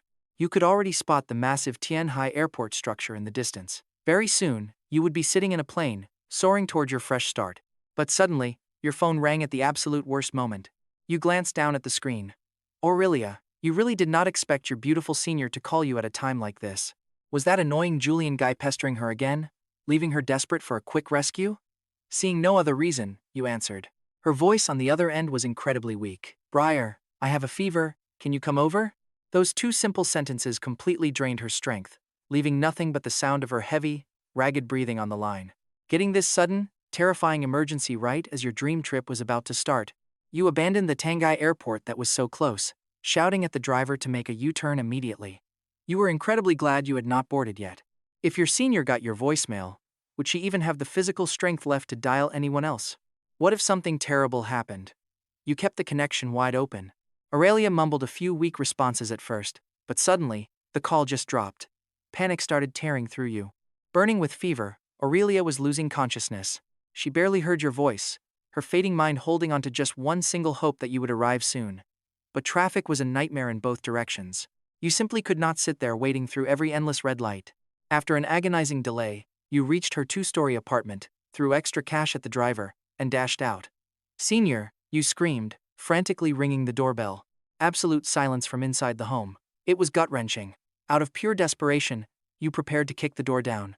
But after Aurelia bought this place, she had installed a heavy-duty, high-security anti-theft door to keep herself safe. Talk about a nightmare roadblock. You kicked it frantically and even smashed it with a rock until your hands literally cracked open and started bleeding. But the massive metal door only took minor scratches. Busting it open yourself would take hours you did not have. Aurelia did not have hours. Shaking, you pulled out your phone, your own fresh blood smearing across the glass screen. Wiping it on your shirt, you desperately called the local authorities and quickly explained the entire situation. 10 agonizing minutes later, a few police officers arrived on the scene with a certified locksmith. Finally, you saw a real ray of hope. The locksmith was a total pro, cracking that heavy-duty door in under 5 minutes. Bursting inside, you frantically scanned the familiar first floor, but there was no sign of Aurelia. Charging up the stairs to the second floor, you checked the bedroom and finally spotted her slender, graceful silhouette. Begging your senior to wake up, you shook her hot shoulder. Aurelia, flushed red, slowly opened her teary, beautiful eyes. Using every bit of her remaining strength to recognize exactly who was standing there, she whispered your name. Kaelen, I feel so terrible. You had honestly never seen her look this incredibly fragile. This usually noble, elegant girl was literally begging you to save her. You promised to get her to the hospital immediately. You scooped Aurelia up in a princess carry. Her slender frame felt incredibly light, but her skin was burning hot. Her raging fever was radiating directly through her clothes. You knew you had to move fast. Seeing how terrible her condition was, the lead officer immediately rushed you both to the nearest hospital emergency room, where you thanked him endlessly. But wait, reaching the hospital did not mean she was out of the woods yet. With the seasonal flu raging, sick people packed the hallways. In your arms, Aurelia leaned weakly against your chest. Mumbling that she was freezing, Kaelen, you felt her body shivering violently while her forehead was scorchingly hot. The hospital queue was taking an absolute eternity to call your number. You could only squeeze her tighter, whispering gentle comforts, while holding the thermometer perfectly steady in her underarm. Begging your senior to hang on just a little longer, you watched the corridor digital clock tick down, second by agonizing second. Your heart aches right along with hers. Complete empathy might not exist in this world, but you would gladly take all this pain for the woman in your arms. After all, Aurelia gave you warmth when you were at your absolute lowest. Even if her kindness was just mentoring a junior, not real love, you still wanted to protect her. And look, as the announcer finally calls your number, hope starts to break through. Rushing her inside, the doctor checks her thermometer, quickly diagnosing the severe symptoms as just a seasonal flu. He writes a prescription and gives you strict instructions to memorize in your heart. You run to pay the cashier, knowing she cannot take medicine on an empty stomach. After asking a nurse, you sprint to a nearby store and grab some fresh bread and milk. Aurelia is completely exhausted, but with gentle coaxing, she slowly eats half a slice. Once the medicine is done and her IV starts, you notice the chilly lobby and drape your thin jacket over her. She leans heavily on your shoulder, holding your hand tight, relying completely on you. This sudden fever completely strips her usual composure, exposing her most fragile, vulnerable side right in front of you. The one who saved her. But honestly, how do you really know a person? Is it just holding their hand? Is it kissing? Or is it knowing every inch of her skin? All of that pales in comparison to holding her when she is completely defenseless. Right now, she has absolutely no armor, and her closed-off heart is finally open to you. This kind of emotional bond is much deeper than any physical connection. You sit in the quiet hall, staring at that medicine bottle for over an hour, before calling the nurse to swap it out. Shivering from the cold fluid, Aurelia leans even closer to your warmth. You gently press your hand against her soft forehead, asking if she feels any better. Fortunately, her skin is not nearly as hot as it was when you first arrived. You quietly breathe a sigh of relief as she accepts your gentle, silent care. Choosing to stay completely silent to avoid disturbing her, you watch as the medicine slowly drips down, drop by drop. Time slips away. The entire process takes almost 3 hours, and before you even realize it, noon has already passed. She looks much better now and does not even need you to carry her anymore. Inside the cab, she rests her head back on your shoulder and holds your hand, slowly drifting to sleep as the medicine takes hold. Back home, you choose not to wake her. You gently carry her inside, placing her softly onto her large bed before carefully pulling the blanket over her. One last touch on her forehead confirms the fever has finally broken. You can finally relax, suddenly realizing just how hungry and incredibly thirsty you are. Your hand is absolutely throbbing with pain from carrying her all day. But seeing Aurelia resting peacefully makes every single second worth it. Sitting on the edge of the bed, you check your phone and realize it is already past 3 in the afternoon. By now, you were supposed to be exploring beautiful tourist spots down south in that city with perfect spring weather. But everything got completely derailed by one single phone call from her. You completely changed your life plans for this woman. But staying in Tanghai City, will she ever return those feelings? After resting, you head downstairs to raid her massive fridge, which is luckily packed with absolutely everything you could possibly want to eat. You quickly grab a bite. Once your stomach is full, you boil a fresh kettle of water, so she has something warm to drink when she wakes up. Aurelia sleeps for several hours, and by the time she finally opens her eyes, the sky is already completely dark, leaving her with no appetite. So you prepare some light, nutritious meat porridge, personally feeding her as she props herself up against the headboard. The burning fever is gone, and she feels better, but she remains incredibly weak. Her stunning face is still quite pale, as you bring a perfectly warm spoonful of porridge to her lips. She obediently eats, and the vibe is so sweet that anyone watching would easily mistake you two for a loving couple. She looks up at you and softly whispers that she is completely full. You gently coax her to eat just a bit more to recover faster, bringing one last spoonful right to her lips. She hesitates slightly, then obediently swallows the last bite, completely finishing the bowl. Seeing this incredibly proud and gorgeous woman actually listen to you gives you a strange sense of satisfaction. But as she drops her tough facade, you truly hope it is because she is genuinely happy with you, and not just because she is sick. No matter how confident and composed a woman acts, she eventually softens up around the person she loves. Once the porridge is finished, you pour warm water, handing it to Aurelia with her medicine. Aurelia takes it obediently, softly thanking Kaelen. This pure care from you is more than enough to comfort her aching soul. It honestly feels like finding a warm fire in a freezing blizzard. You remind her that she helped you first, so no thanks are needed. Pouring more hot water, you gently reach out to feel the sick beauty's forehead. To your surprise, Aurelia doesn't pull away. Her temperature is back to normal now. Earlier, your warm hand gave her a deep sense of safety. With her fever gone, she feels it clearly. She watches your back as you go wash the bowl. That touch lingers. It warms her to the very core. Worried she'd feel lonely, you rush back inside. Thanks to your days in the literary club, the quiet between you two feels totally natural, not awkward at all. Sitting on the edge of the bed, your eyes keep drifting to her. Even without her usual dominant aura, she looks stunning. To distract yourself, you look around the bedroom. It is elegantly minimalist and beautiful.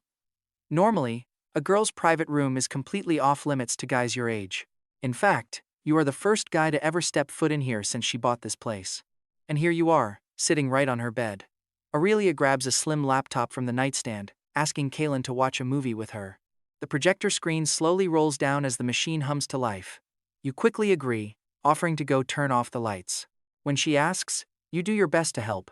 Honestly, who would have thought their failed movie date would finally happen right here in her room? Talk about a crazy twist of fate. The room goes dark, the only glow comes from the projector, casting a pretty cozy, intimate vibe over the space. Aurelia shifts a little closer to you, sitting right there on the mattress. Before the film starts, the quiet room lets you hear each other breathe. It is a highly popular Japanese action movie. She even paid extra on the app just to rent it.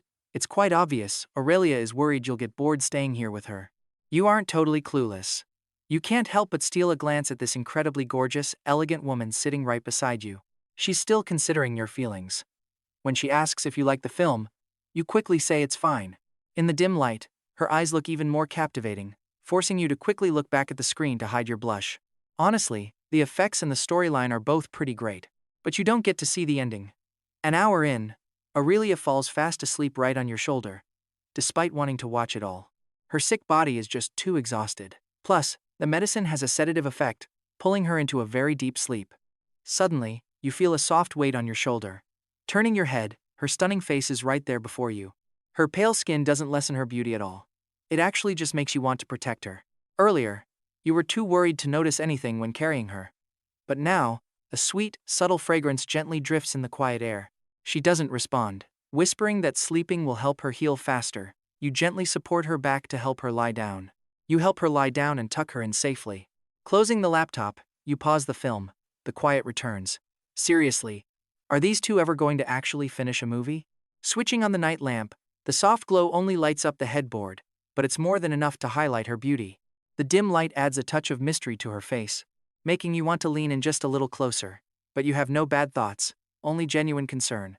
Some people are just like the moonlight outside, absolutely beautiful, casting a warm glow over your life.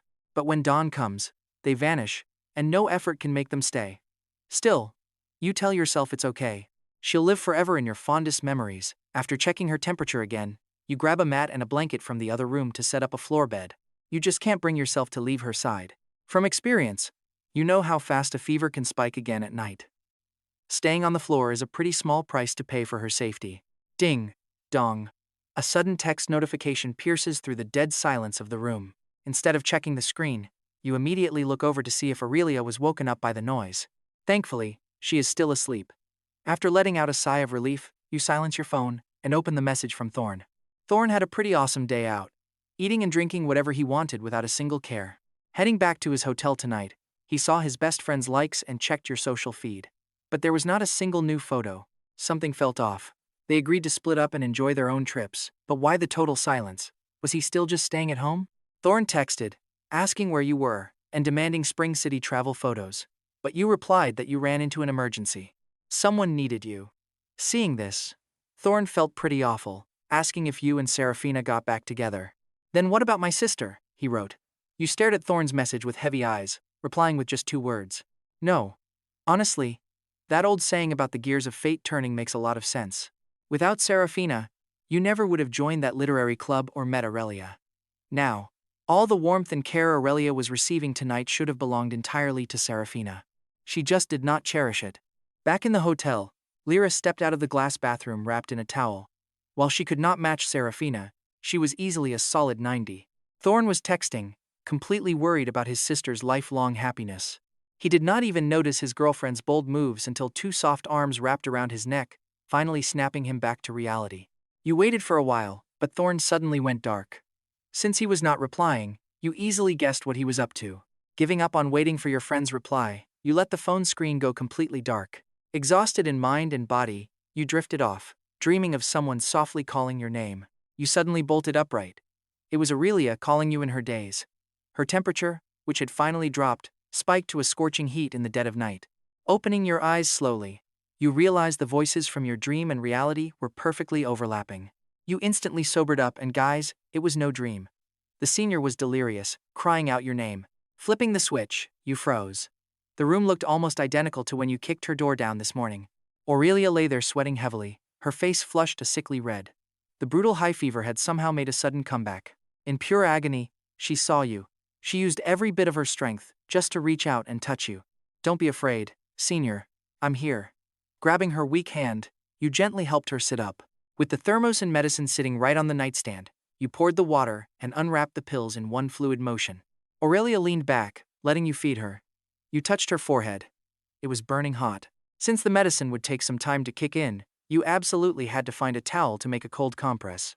Your mind raced. Turning on your heel, you started rushing out of the bedroom. But a weak hand grabbed your shirt hem, begging you not to go. This incredibly fragile Aurelia felt just like fragile glass. If you let go of this frail hand, she would slip right into absolute helplessness. How on earth did she survive last night without you? Feeling a deep wave of pity, you sat back down on the edge of the mattress, cradling her pale hand in your palm. I'm not leaving, senior. I'm just getting a towel from the bathroom. Wait for me, okay? You whispered these soothing words gently. After those gentle reassurances, you let go of her hand and practically sprinted straight to the bathroom. You dashed back carrying a water basin and a cold, wet towel. The entire trip took you less than half a minute. Helping Aurelia lie back down, you wrung out the wet cloth and carefully placed it onto her burning forehead. You took her hand again to give her comfort, whispering that you were right there. It was 3 a.m., the absolute deepest part of the night. The pitch-black hours right before the sun rises. Yet, in this dark world, a warm light kept shining inside this single room. While the beautiful senior was being utterly tortured by this fever, at least she had someone holding her hand tightly, staying by her side through the long night. The burning hot Aurelia had completely lost her usual rationality. She called out your name repeatedly just to feel safe, and you patiently answered every single time without finding it annoying at all.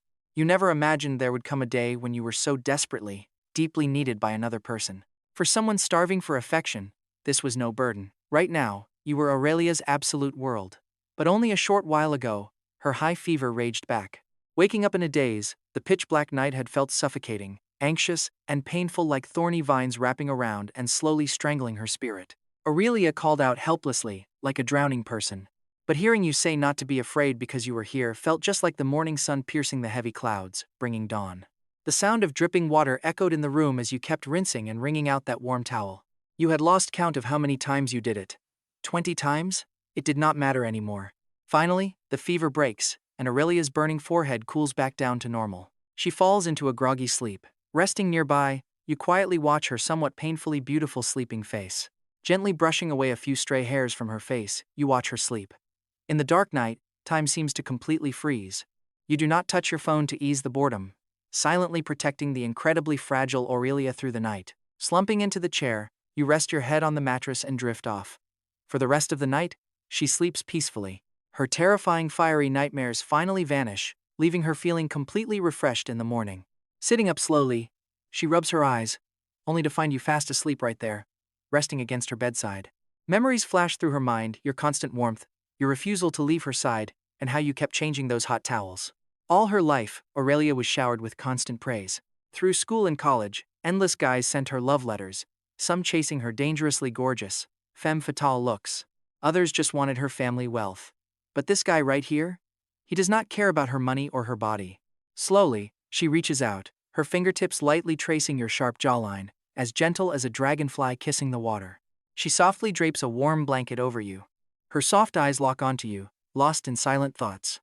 Exhausted from working endlessly day and night, you are absolutely out cold. But sleeping in that awkward pose only leads to trouble. You are about to fall into a total nightmare. In your dream, Arthur catches you staying overnight at his daughter's place. A guy and a girl, alone together. Furious, he orders his men to throw you into the river, but the senior arrives just in time, begging her father to stop. The two of them strike a deal, but their muffled voices are too quiet for you to make out. Suddenly, the dream shifts to an airport security checkpoint. The senior looks at you with tears in her eyes, trying to say something, but you cannot hear a word. Finally, she walks through security without ever looking back. Was it cold, determination, or sheer heartbreak? Luckily, your mind finally forces you to wake up from this nightmare. The moment you stir, Aurelia quickly looks away. The clock on the wall already reads 12 p.m. Staying up all night makes the bright midday sun burn your eyes, forcing you to squint hard. Through blurry vision, she looks almost angelic in the bright light. Senior, are you feeling any better? What time is it? You try to stretch, noticing the blanket. It is 12 p.m., and her heart melts, realizing your very first thought was her health. It feels like warm sunlight is flooding her chest. Meanwhile, you are shocked you slept in so incredibly late. Breakfast is long gone, and you almost missed lunch entirely. You can skip meals, but a sick person definitely cannot. She needs food to take her 3 days of medicine on time. All right, let me whip up some quick lunch. Still half asleep, you instinctively reach your hand out to feel the gorgeous senior's forehead, checking her temperature. After spending the entire night together, all the awkward distance between you has completely melted away. In her weakest moments, she clung to you, holding your hand tight.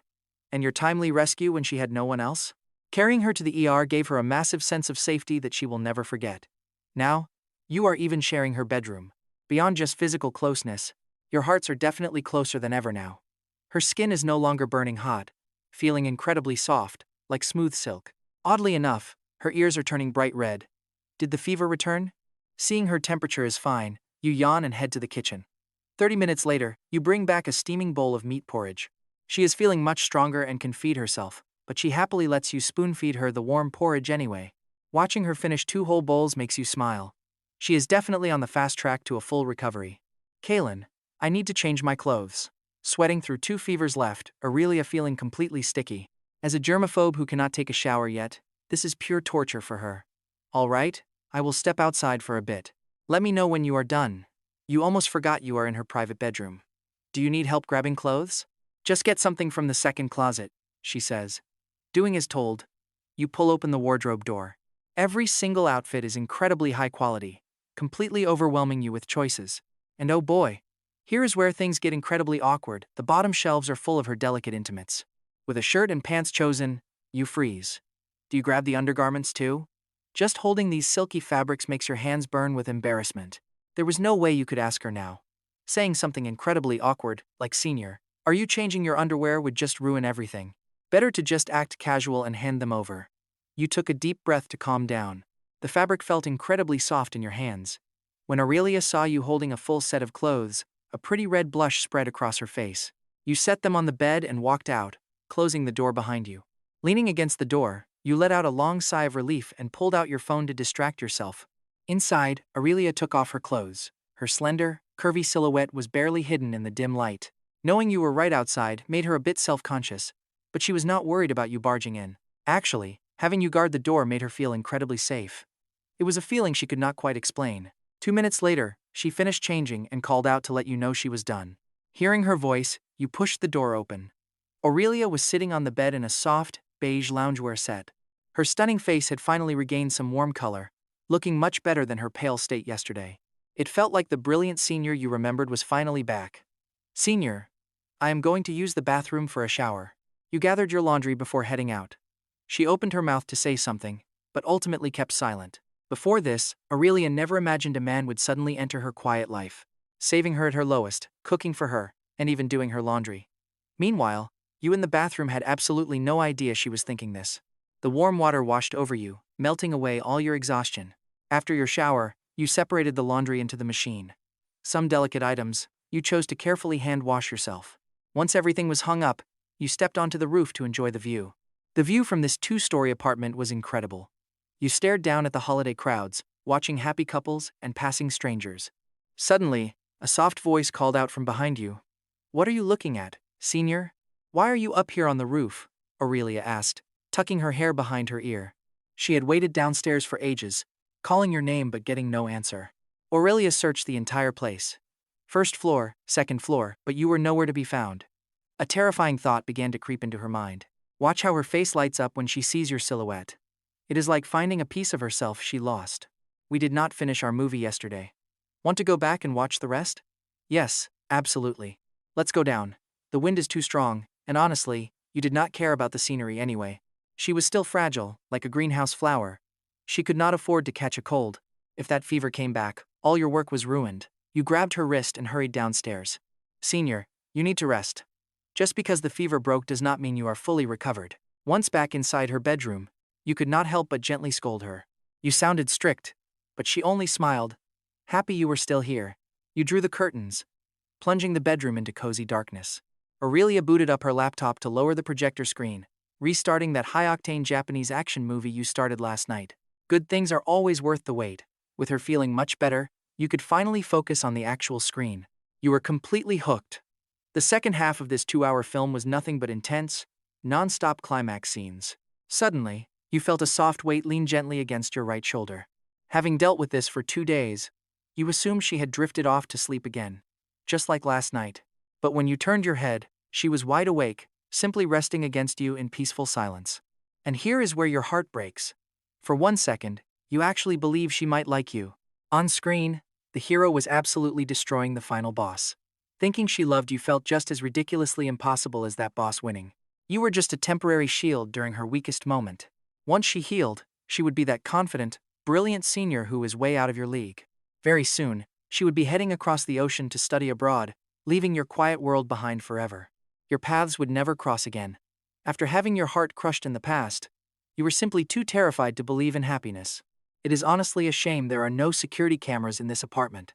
Otherwise, if you saw how desperately Aurelia searched every single room to find you, how could you possibly keep denying it? The hero on screen finally took down the bad guy, leaving them with a sweet, happy ending. Once it ended, Aurelia immediately queued up a brand new romance movie, clearly trying to make up for all her sweet, unfulfilled regrets from the last 2 times. They shared occasional conversations as the hours slowly slipped away in the dim room, and soon, dinner time arrived. Since Aurelia was finally able to stand, Kaelen moved their dining spot to the living room, cooking 3 tasty dishes and a warm, comforting soup. Watching his busy figure, a sudden, quiet warmth inexplicably filled her heart. Given her parents' toxic history, she had zero expectations for love or marriage, yet she sometimes felt Kaelen was sent by heaven. His gentle care seemed to silently comfort her, reminding her never to lose faith in true love. "I mean, look at them, this cozy dinner feels exactly like a sweet married life, doesn't it?" Kaelen quickly dished out 2 fresh bowls of rice, placing one gently right in front of her. Aurelia snapped back to reality, picking up a piece of steamed rib. Although she was highly accustomed to eating luxury food prepared by top chefs, she genuinely found his cooking delicious. You know, the ultimate praise for any dish is not calling it fresh, but saying it tastes just like home-cooked comfort food. And the reason is simple. Truly, good food makes you feel safe and happy, which is the ultimate goal of cooking. Sure, Kalen's humble home-cooked meal could not compete with a luxury hotel chef, but it melted her deep loneliness and brought her true warmth. "Does it taste all right?" he asked, knowing his wealthy senior probably had incredibly high and picky standards. "It is delicious," she softly replied, and looking closely at her genuine expression, Kaelen knew she was telling the absolute truth. His anxious heart could finally rest as Aurelia happily finished 2 entire bowls of rice along with everything he lovingly served her. It completely blew past her normal appetite, and even though she should not touch cold water, she refused to return to her bedroom alone. She simply kept him company in her own way as the night fell. Kaelen made sure she took her medicine, praying her fever would not spike again, because getting through this quiet night meant she was finally safe. Aurelia gently leaned her head on his shoulder, quietly enjoying the rest of that sweet romance film. When 9 p.m. arrived, he told her to get some sleep, leaving only a dim nightlight glowing in the quiet, empty room. Aurelia resting on her bed, and Kaelen lying on the hard floor could not see each other, but they felt a deep, comforting connection. Kaelen, Aurelia softly called out, turning around to face his spot on the floor, proactively breaking the silence. "What is it?" His comforting voice quickly replied. He was wide awake too, tossing and turning in anxiety because he could not stop worrying about her fever spiking like last night. Was he really losing sleep over a girl? She suddenly asked if he had originally planned to visit Spring City for the holiday. Aurelia had noticed him scrolling through travel videos of that beautiful city on his phone multiple times. With her meticulous mind, how could she not notice? Yet Kaelen remained stubborn, refusing to admit his real plans.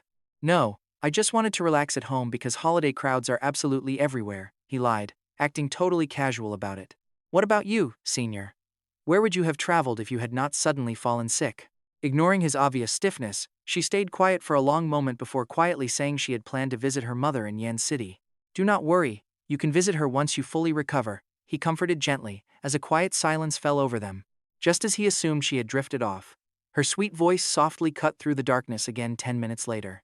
"Kaelen, is sleeping on the floor uncomfortable?" Aurelia asked, her heart beating much faster than when she had a high fever. She struggled with this for a while, hating that he had to rest on the cold, hard floor.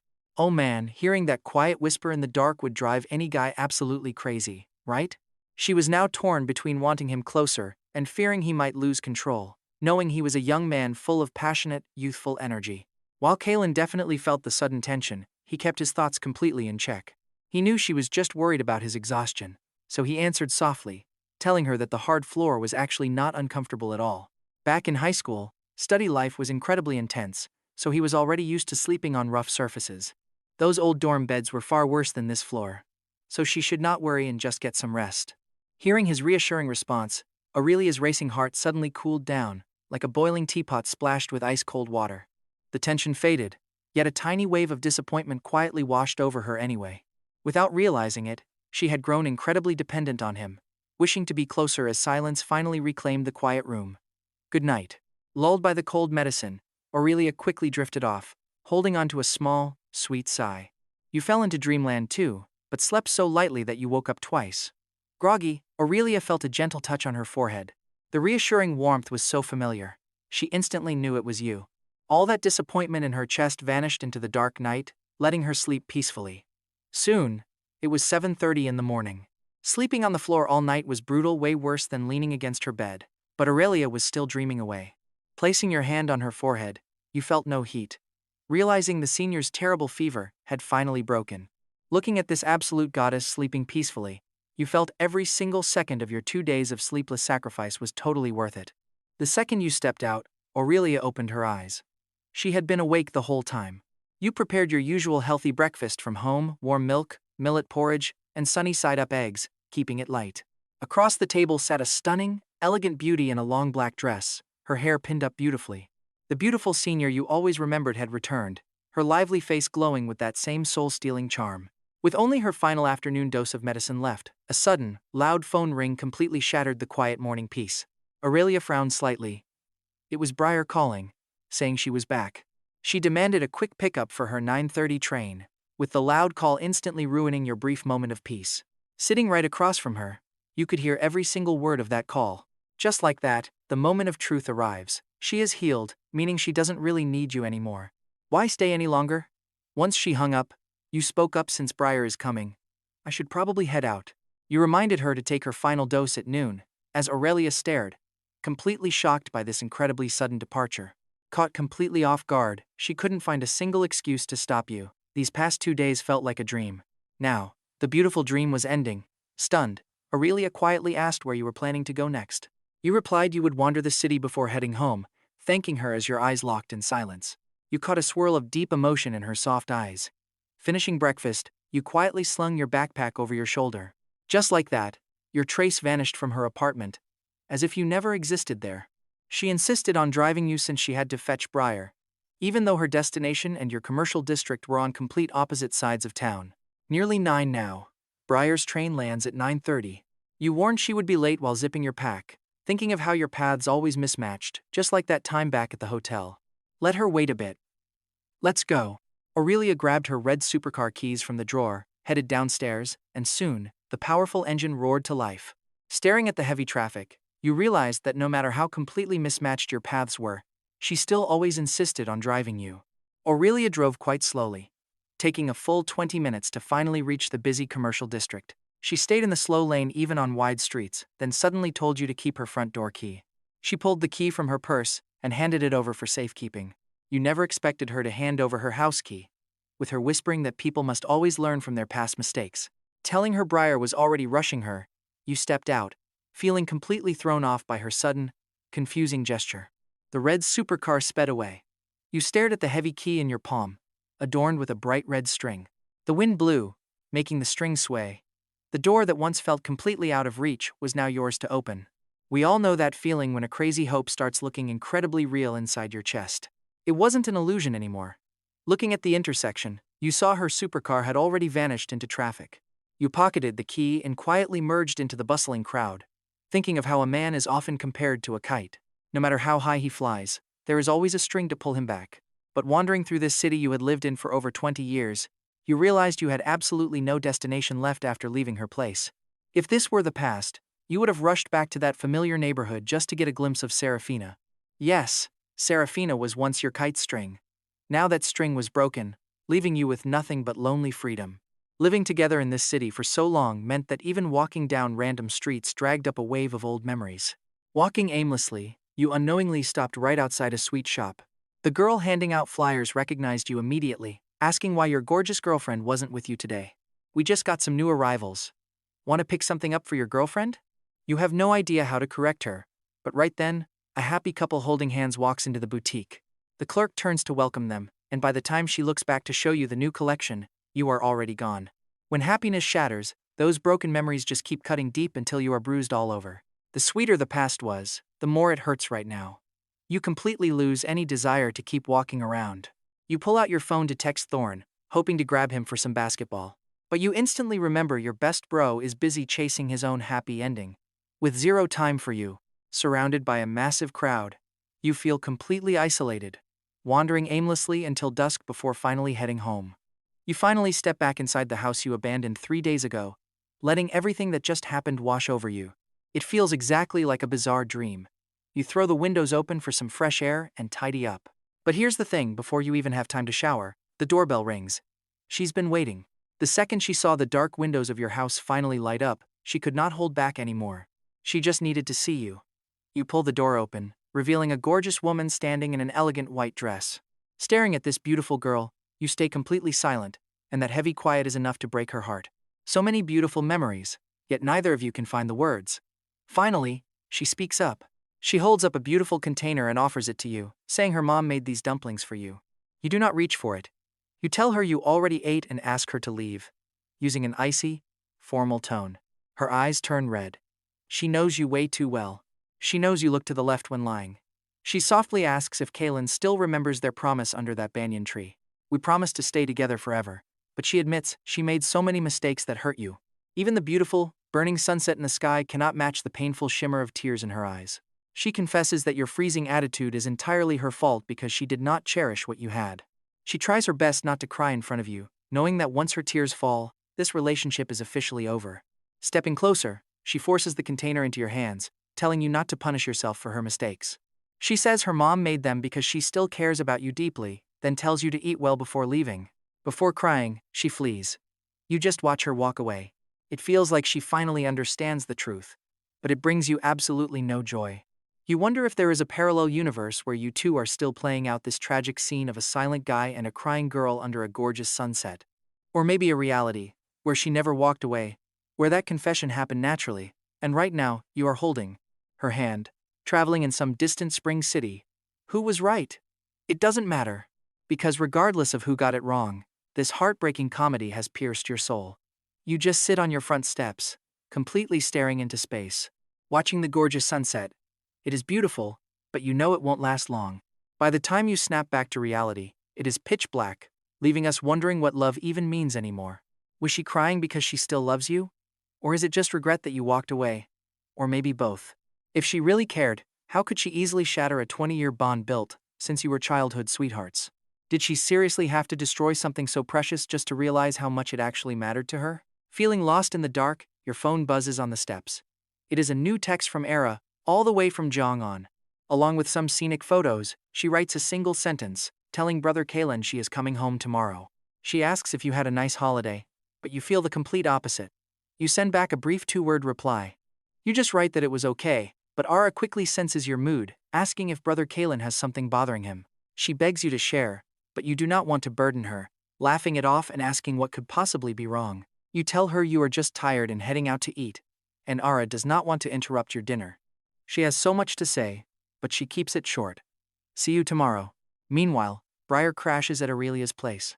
Both of these gorgeous women have just bathed, wearing incredibly elegant silk nightgowns. Their stunning curves are enough to give anyone a total nosebleed, and Briar stares at her bestie's crazy figure with pure envy. Talk about a killer look.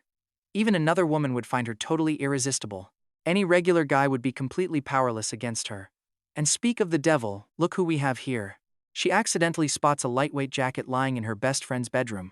It looks like a guy's style actually, it definitely is. And get this, it's the exact same jacket you draped over Aurelia when she was shivering at the clinic. You've been so exhausted from working overtime that you completely forgot about it. But Briar runs straight to her friend with the proof. She demands to know if Aurelia has a secret boyfriend, and if they've already hit a home run. Lounging in the living room, Aurelia spots the jacket. A sudden, vivid spark of emotion dances in her gorgeous eyes. Snatched away like some precious treasure, she takes the jacket and calmly asks if having a boyfriend is really that shocking. Briar knows that endless guys are constantly chasing after her. With her stunning looks and wealthy family, dating is totally normal, but this mystery guy literally seems to have appeared out of thin air. She has absolutely no clue who this lucky legend is, begging her friend to spill the details already. Aurelia stays relaxed, not letting her friend's relentless questioning rattle her. Looking at the jacket, her eyes soften with affection. She gently flips the collar with her delicate hands, carefully checking the label to see if it's machine washable. This simple gesture makes this wealthy heiress look like an incredibly caring, detail-oriented housewife taking care of her husband. Briar is totally dumbfounded. Is this really the same untouchable goddess everyone is afraid to approach? But staring at the jacket, she feels like she has seen it somewhere before. She can't quite place it. Later, around 10 p.m., Aurelia sends you a text asking if you're asleep and mentioning the jacket. She tells you to grab it sometime. You just stepped out of the shower and were texting Thorn when these show up. No wonder you felt like you forgot something on the way home. It all makes perfect sense now. You send a quick okay, expecting the casual conversation to end right there. But then, the typing bubble appears. She tells you that you've been working too hard lately and need to go to sleep early tonight. You tell her to stay healthy too. This quiet back and forth across the screen is incredibly simple, but it's more than enough for both of you. Aurelia signs off with a simple good night. You just stare at the message. Doesn't a simple text hit differently when it's genuine? Unlike before, this good night feels packed with pure care and sweet wishes. Before you can overthink it, Thorn spams your phone with a barrage of texts, demanding to know where you went. You reply that you haven't forgotten, still completely confused about why you were forced to join this double date. You decide to just let things happen. Being absolutely exhausted, you pass out immediately. Aurelia, on the other hand, can't sleep at all. Despite her best friend sleeping nearby, her heart feels strangely empty. It's a completely new feeling for her. By the next evening, gorgeous twilight is painting the city skyline as the meetup time arrives. Standing outside the fancy restaurant, you take a deep breath before finally pushing open the heavy glass door. Inside, Thorn is waving enthusiastically at you, his arm draped casually over the back of Lyra's chair. Across from them sits a girl as quiet and graceful as a blooming flower. When she spots you, her eyes instantly light up. Calling you brother Kaelen, her soft voice immediately melts away all the lingering stress and fatigue in your chest. Dinner goes great. Lyra is incredibly sharp, quick-witted, and highly observant of everyone, while Thorn acts like an energetic host trying to split his attention between his girlfriend and his sister. Lyra quietly watches you and Alara. Right in the middle of dinner, Thorn heads to the restroom, and Lyra leans forward slightly. She smiles knowingly and speaks directly to you, Kaelen. She mentions how Thorn always talks about you, but now she sees why Alara feels so incredibly safe. You really do protect her. Pouring some warm tea for Alara, you smoothly reply that she's always been like a little sister to you. But Lyra just smirks. She remarks that sometimes family is just a label for the people we haven't realized we are allowed to love yet. Alara's face immediately flushes bright red, her hands gripping her teacup incredibly tight. You freeze completely, the teapot hovering in mid-air. For the first time, looking at her blushing face, The protective wall of sibling affection in your mind begins to crack. She isn't that scared little kid anymore. She's a grown woman now, looking at you with a quiet, intense affection that goes way beyond family. You don't deny it, but you don't confirm it either. You just smile and place a piece of sweet fish into Alara's bowl. Eat up, you look like you lost weight from the trip.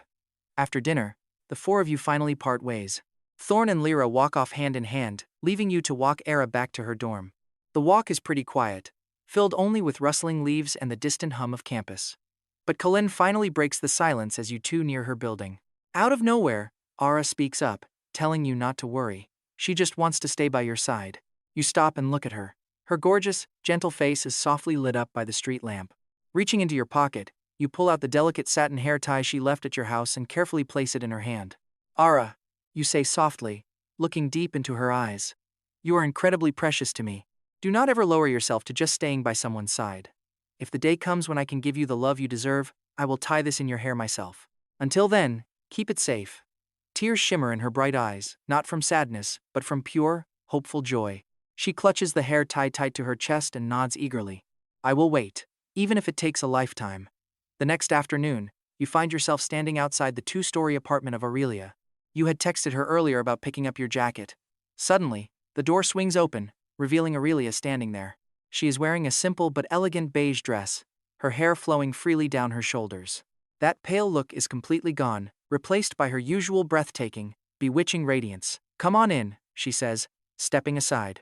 The living room is strangely quiet, and you instantly notice two packed suitcases sitting near the sofa. Are you leaving? You ask, as a sudden wave of emptiness washes over you.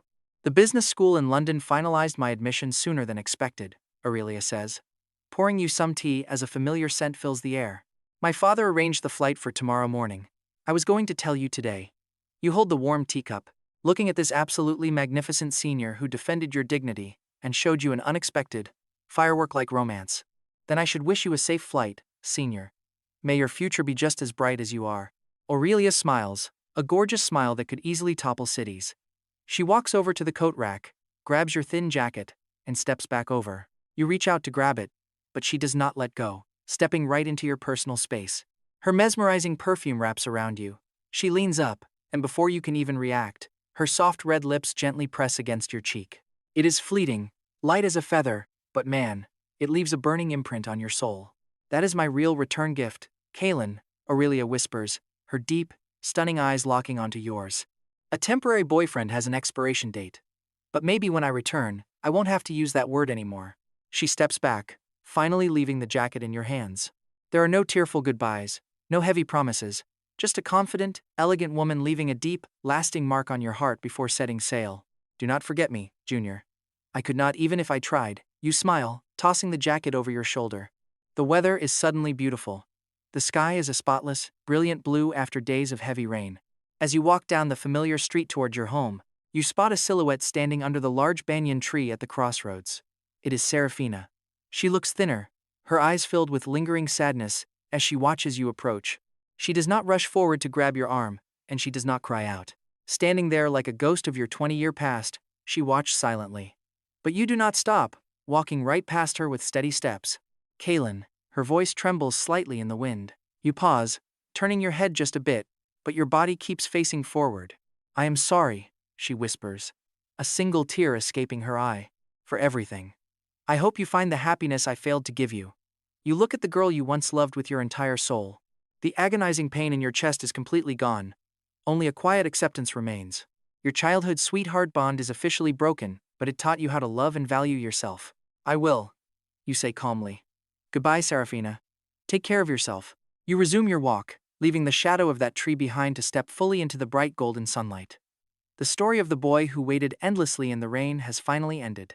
No longer a kite tied to a broken string, you are finally the wind itself. Inside your pocket lies a phone holding messages from a gentle girl, waiting patiently for your wounded heart to heal. Across the ocean, a bewitching, brilliant woman begins her journey, leaving you with a promise of a future reunion. And behind you, the past is finally laid to rest. You do not know who you will choose, or where your path will ultimately lead you. But looking up at that endless blue sky, you take a deep breath of fresh air. For the first time in forever, you feel free. Completely free. The future is unwritten. It belongs entirely to you.